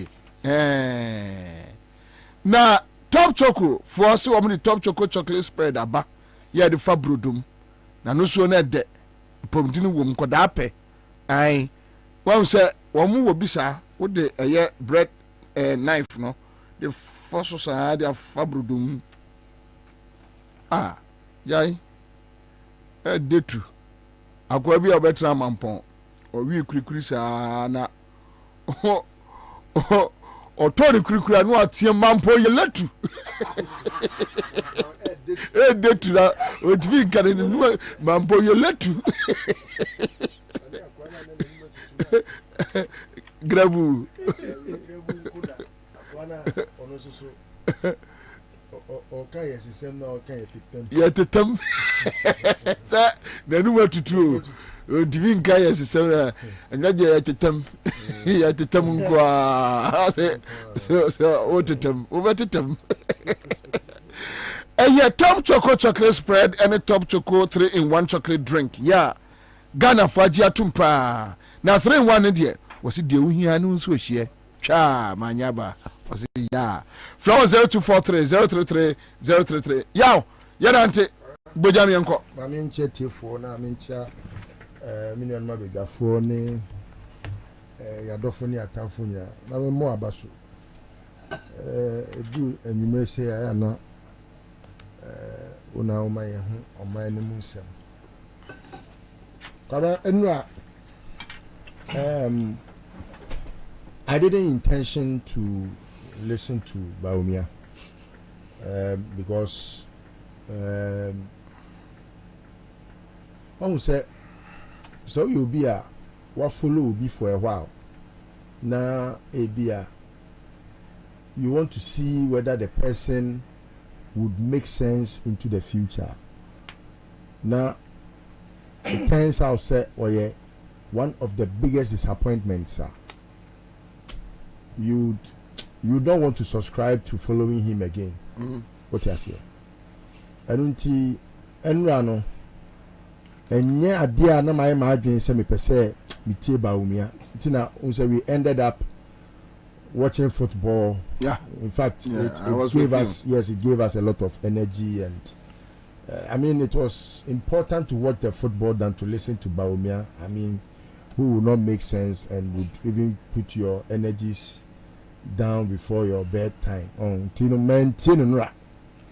But I said the outcomes of the speech now on my may share few highlights and about social media. I was like, so it pushed me to go and see whether truly he averred those words or statements. And Mami said no. I said fake news abu. And Mami enkotie. To me say my dad not because I knew he had made sense. At least I just went to listen to it. Say, me ama Ghana fuehu nisinto ewo ne kasem. Nti kwabra metie speech ni nyina. Ena mesawo ne your friend is saying the hard copy of the speech. Okay. And also me tie nyina no na me refer ehwe say any hard copy de na ye pa ni nyina me obi kwabra. In fact, Ekabaumia kana no tuma ke bebu ni nyansa ni achen so kasa e. No crack. Oh. No crack. Say we are so Jimmy kura na aka no tumu a. Utwem kwa amafo obu. That is what the Bible says. Yes, and I think say eko kana no tum kura na bia osuma suma nenkwala no anti ewuofuo no. Yeah. Say omo kra nkoka say oh Baumia oba obeyesei Baumia oba obeyesei na ebia say oh na so won kan now the man nkwala no kra nka say take it from me say oba obeyesei kra nke bia na waka na no atum no ka amanfo bebu ni nyansafo we full consultant. Yes, I'm telling you. But we say yes assembly owa is a champion no assembly owa is ohina no no cra say ekoba say wo a wo ye flag bearer no wo pe abanya no wo kasa ni dia kwabna yeah atofu.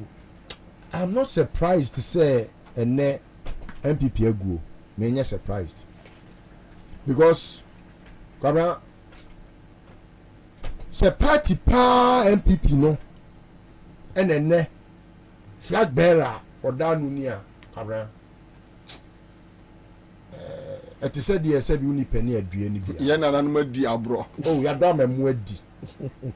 yadɔ na mmoa edi ɛsɛ de wadɔ aburufuo na wakɔ na nkwakuo no kwa atia sim nkranteɛ no nkranteɛ so akranteɛ ne se no ne se bɔfoɔ no ɛna ɛyɛ na ɔtaade ɛkɔ na ɔno no aburo no ɔntwɛn ma ne nyini o na watie siase na ɔwe aburo no ne dua n'aseɛ no na ɔho ayɛ sɛ amokuya atie si wafuom wonkatifuom yes ɔho obɛkɔ no na wawe nkatie ne nyinaa nkatie a wodi ahyehyɛ fam a bia pɛsɛ fifi na nka wawe nkatie ne nyinaa na obɛkɔ na wanya hwaya deɛ na afei wama ne nam asɛwiem kwabra Bawumia didn't make any sense, not a single sense.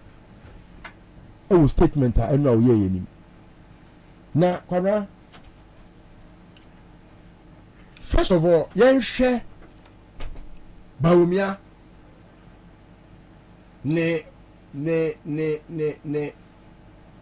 personality a ɔde bɛgyina hɔ no ne so a wɔda na die kwabra I realized that from the statement now we making in Rano.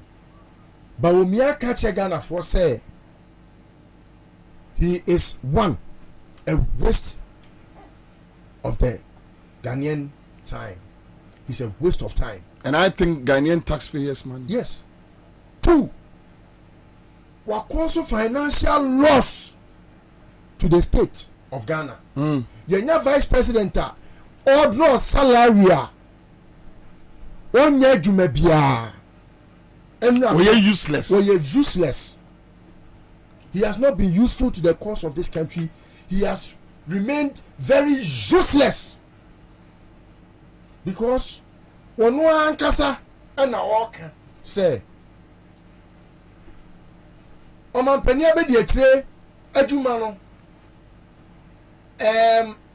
eye advisory kwabra say a case bibi advisory eye ti say afutuo nti na wo ho kwabra me pese me putu to Bawumia say wa bon pa nipa wo tu abanfo aye tu omoka eye council of state asa council of state pe ene tu abanfo e wo bibia mu vice president enyo ne tu omanpanifo it is a vice president mu a timi be gina Ghana fo nim ekasa onu na ye aban futufo a obi anse ni hu Bawumia say se wabon in his attempt to want to run away from the position ni adwuma ni na sede no and I was say the role no eye your friend is saying advisory now kwabra so we role your advisory there. Then there is no need, say, and Kofa vice president. Ebio, or you're very dishonest. One can no credit. Really? On ya no kwa no, Bawumia on no crab on Saho. Ada on no crab face to face no kwabna. Bawumia na wie yaron wawu. Ada bon se Bawumia kan no kre no. Na sada na no. Pejewani hwewiem atemu daba. Eye no me ano ono adome ne hu. Yes sir no papa tie. Oh, hwe ada Bawumia eko gina court e fa Quran. Hwe ayat no kwabna wakani pense ade a wani hu ye no eni hu adanse e. Sura no be kirew se uye kremoni a Quran no eye omo etro kronkron a omo fa ni agro enu nti no untimi nkofa Quran empeja nko wiem na onfa nkodi tro wa ade a wani ehu ye ho na kwabra odi tro na mu no na owura tatu eputu no to a task, a religious task, yeah, a spiritual question obusa no.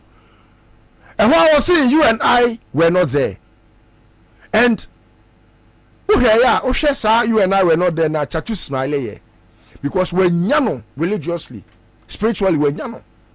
And only dia Bawumia born in one. If you want can, we need no credit that.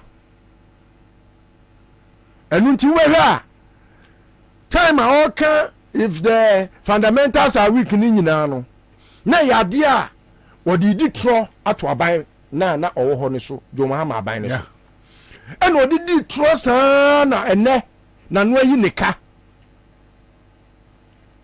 enti na onim sɛ role ne yɛ advisory a ɛdi enti na wo yere a wo ne da kɛtɛ so wɔ kɔka sɛ wo yɛ economic wizard economic wan ya wo nim the fundamentals unim sɛ ne ɛsɛ economy ya wan kan sɛ wo yere sɛ me yere next time okɔ kɔka sɛ me mom me yɛfutufo kɛkɛ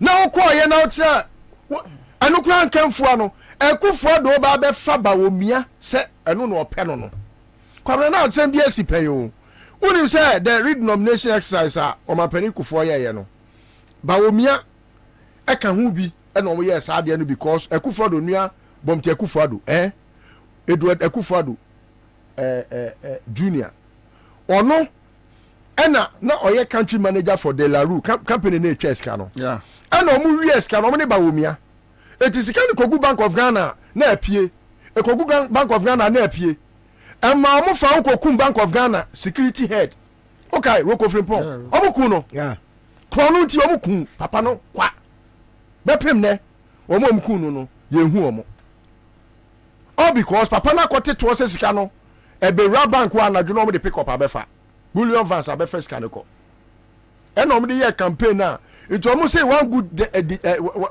10 deserves another enti ene sa na tie de a ba womia na ema yetimi nya sika ma de ye campaign tie ne e fa ne running mate eno na ma ne be running mate he didn't even qualify David na onye party ba only 5 years I don't go there only 1 year only constituency executive qualified we see police station executive na onye bi no abo party na go there ena your man waiver all because Akufo-Addo say ba womia ben e wo economy enhihye mu ena okofa ne bae nipa a okase ba womia ben no anya bia no oko University of Ghana ekoye economics onya third class yes but obi a onya third class bia no at least I presume say sebi anya pass nko anya third class there o dey yan fa ne say onim the basics of economics meboa economics with that yes ena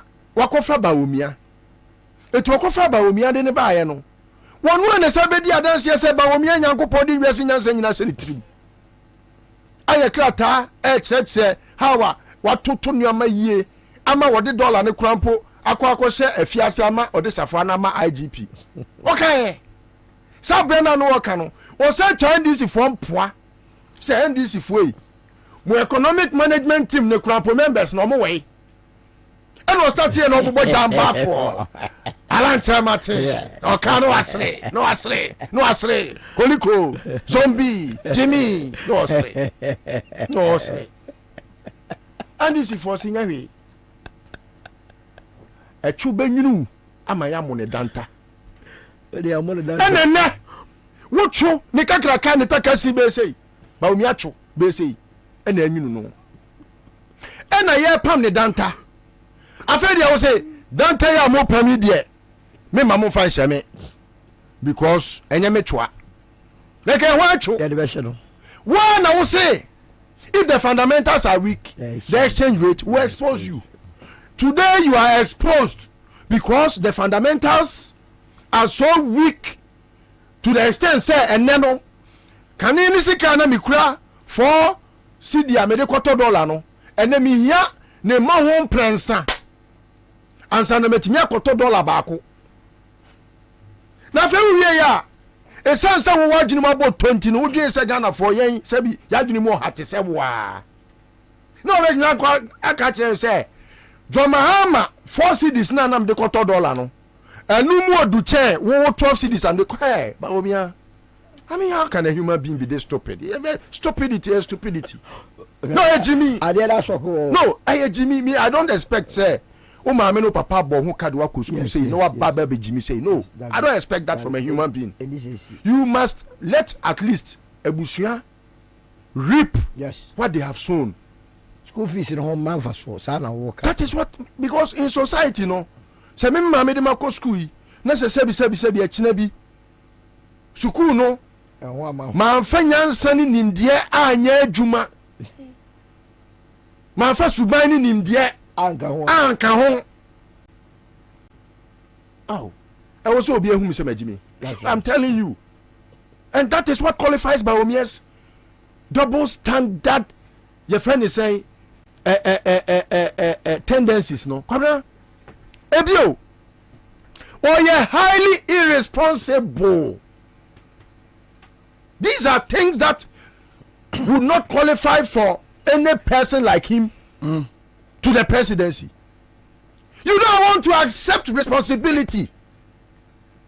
Just suppose that with John Mahama's traits of responsible leadership, or say me, John Mahama, can you na me dum no? Me nyajuma o ECG. President Kofi Ghana for Egnam Kania. President Rollins anye, President Mills anye, but me, John Mahama, I take responsibility and I will deal with your generational capacity and deal with even distribution. John Mahama began with a media. Your friend is a negotiation with America. I know more $550 million. And I could afford to buy a crown for one about me. A crown from you. I'm coming to bomb home. Emma, Sikano Muria, Equity PDS. Emma, Yesika 190 America for the my $190 million. Omukro Nunti, Sikana Kem. A crown from you. Amuko Jedie.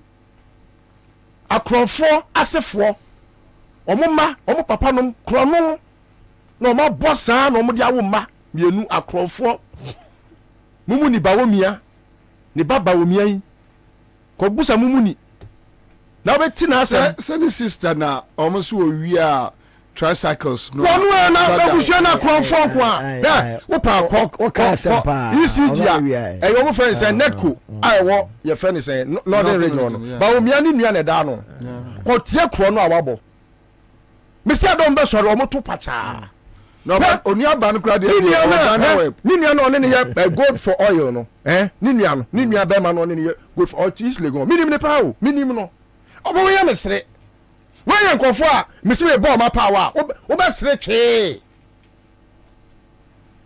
ɔyere ne de anye ɔpɛ ɔba papa ne de ye enye ne yere ne de anye yere de sister ni na nua ba nya wo nka sister o kwabna wo na no koye wanka sister nua ba mi nua ba koye bone kwabna twi nanim twi nanim anti ye twi a we on the twi sefa kan kura twim sister de nua ba the next point Bawumia's irresponsibility no, it is as a result of how he is overly selfish. Fantastic. You see, it is only selfishness. And the bema obia oni obi wa bemu.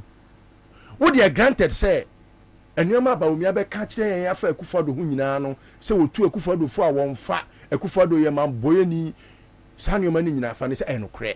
Fantastic. Enti sani pano a utu ni fo a won fa no. O bo man Ghana no. O tete o man ne pansam no. O gu ye nyuma no. O tete ye adwuma ene ye yabrabo pansam no. O tutu ye bottom edi 11 ba no. Bawumia eden na okafa ho. Onim nyansa. Eka ka so onim nyansa. Onim nyansa. Ankahe. Wo ye tutu Ghana fo bottom ye diska koto ye mobile money so. Sani bia ma oledi je koto aduro nom. Pa opani nya sika won kran ha. Osani momo ena odi akọ. Srem ame ye dia ye bibia sini ho. Ana wodi akohwe busua. Obekọ na pampe matai. Sika no mobile money no wasa yibi efrim. Wo dina mobile money na a friend say take ofu anam etutu Ghana fo botom. Wasa akra akọ chairman sa bonsu birthday party a ya ye 11 cake a wo say dina kire amwani ade wo wie ya obeka kire say me ba 11 no metwem on say oh yes you obi a me say we have only two categories of human beings in the world.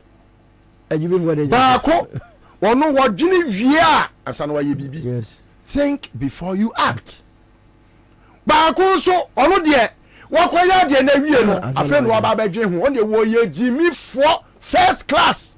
obi obeka cho se sa nipa ne nyansani bia no sini hu fantastic obi a okoya de wie no aba fia ba badwen ho ututu anu ma ho wie na de betre mpanifo se pani aboa be ni eye wuni ene wose ena na aboa no Jimmy Jimmy pe who doesn't consult answer no ye bibi hey bia ni o ene who can statement ne krampa almost say the authenticity of the statement cannot be verified and I say invite for no statement na mu no of say afi no mo koye consultation. Yeah. It is only a fool who acts before he thinks. What must come first? Is it the cart or the horse? Osuno anasa afunumu on pia nioma wo de nioma si afunumu anim say afunumu pia on pia ade say wo de nioma ni kwose na china de ahoma so nioma no na de kwa so o say afunumu hwe eno na broni say don't put the cart before the horse. It is only a fool like how Baumia is behaving. Yes. What must I say? So it is selfishness. Where you know oh you know who say so ba no ba ya no go be twam. Yes. Now so the good governance. Yes. Now go for the bad governance. Oh you know no. Now we free no. The next point. Is how he has not been apologetic. How he has not been apologetic. Why? Yesterday you told us a story about how we are distinct from this government. Yes. You told us a story about how you are disciplined, but Ekufodo and his family and friends are indisciplined. Even though you are in their fold, you want to stand out oddly against them. So this one, you have to apologize to the Ghanaian and let the Ghanaian feel, say, look, I take responsibility for my bad behavior. Fantastic. But moving forward, no, Sebi, in some funny beam, I will move away from taking a bad friend because Oyonko Bonne say Obrapa. And yes, now, why not apologetic enra? Then I saw that it is money that is the root of all evil. Kabra, but you know why all this happened yesterday? Unim say, Omatnasie who say, they have become a mess unto themselves and unto this country. And the failure no, as gargantuan and gigantic the failure is no, they will have no message. Because President Kufuor told us yesterday that they have message. Look, I will come to President Kufuor's, but you know, Senior Kufuor there. You do baby, I will say, most spare me. I will finish it when I'm finished. Anyway, 45. It may be my weeks this year, Kwabra. I'm a consultant, and a consultant, Nekacho say. The reason why the opposition is becoming popular than anybody in government, you know, especially Baumia, is because the opposition is singing the choruses that the masses want to hear. And you know, for you to remain relevant in Ghana politics, no, you have to sing the songs of the opposition. And Baumia now has been ordered by the consultant.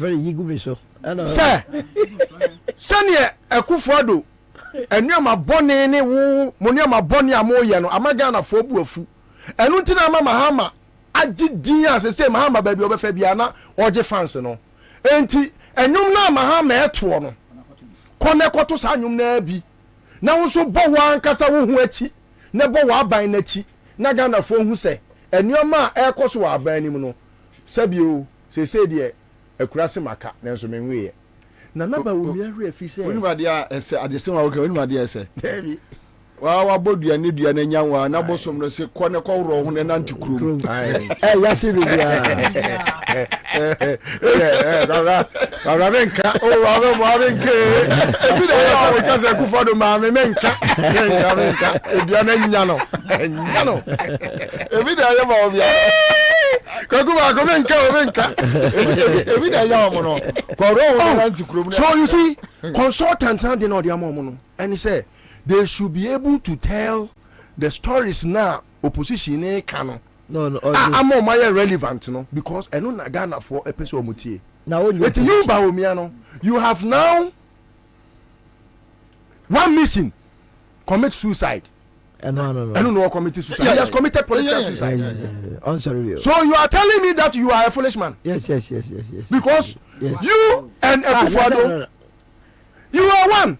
Yaka political ticket. Mahama Mills, Kofo Aliu, Rollins Aka, Asotro Nebai, and Rollins Mills, Mebwa. And then Akufo-Addo Bawumia. That's the political ticket. And this some person catch me say, they say ticket no can one. And Akufo-Addo and complaining too. Because you cannot run without a running mate. Running away from himself. So running away. Where are you going? Bawumia is running away. Running away from your own self. You are running away from your own shadows. Oh, so Kwana, the last thing, the team has been advised.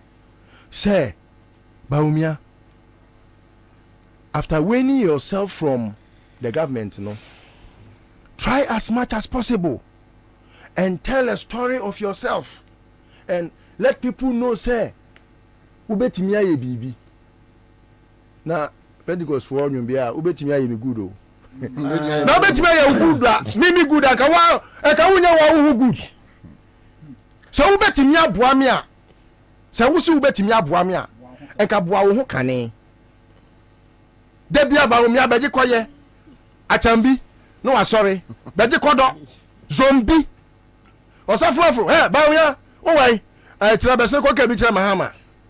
Enne wa no na yi ukai. Odanta na ya pam no. Ya de be hyew. But Bawumia enyeska no wa can be before babu no. Oscar. Because wama MPP supporters are looking so foolish, so stupid, especially in the face of e-levy and taxation. What the question be go to Facebook? And na obi, say question na dey go to Facebook no. Obi be come me na me view question no. Who say question say? Enti Bawumia na unim say role na who could play as vice president, advisory. And then na who come and miss her questions or answer. Sa question no. So mo ba na bu say na Bawumia na nka ho. Enti no ma miss her question a. O ma bia ma. I asem Bawumia. Unti say see ba ku bi sa and me post na so na me be hwe. O mo microphone ba ku aba. Ne mo so mu sa 170 ni bia. Ye bu sa fanya de. There be more on one answer on 170 questions. Answer questions. On one questions on one answer. Mamenka man for sir Seahorse 50-50 engine. Sima ba ko pe. Enra Sinakofo disappointed me. Ya come was just na Debbie Mamin Swing Kabi. Obekabio. Debbie man can on senior there of criticism. What chile but enra o kasano na no yinika. Wa o finish by no. Senior anu yinika na anu yie no ene say camera me trot to her how say na me say kakwa me mobile time ntima men kan o say let's find our way out of the confusion our society and economy have been plunged into, and to add to it, senior also kind in the same speech say in these times, you lack quality leadership. Thank you. That was a direct attack on Bawumia and Akufo-Addo. Say mono we tibon koswa. Yes. Babetana masel my. Yes. E to hear from that angle. Me okoye no. Na ye wako finish home. Say momo tiwe tibon kosofo wo so betena. Say yes parables. Oh yes. O finish home. Mame I say Seahorse 50-50 engine coolant. But when engine ho ban, why? Waka engine no bon ho ban from overheating. Bon ban sabeya enwe na chen. Bon ban na o car engine no ne lifespan no enche emau. Bon ban na o car engine no anum fuel basa. Bon ban na afedie o car engine ensu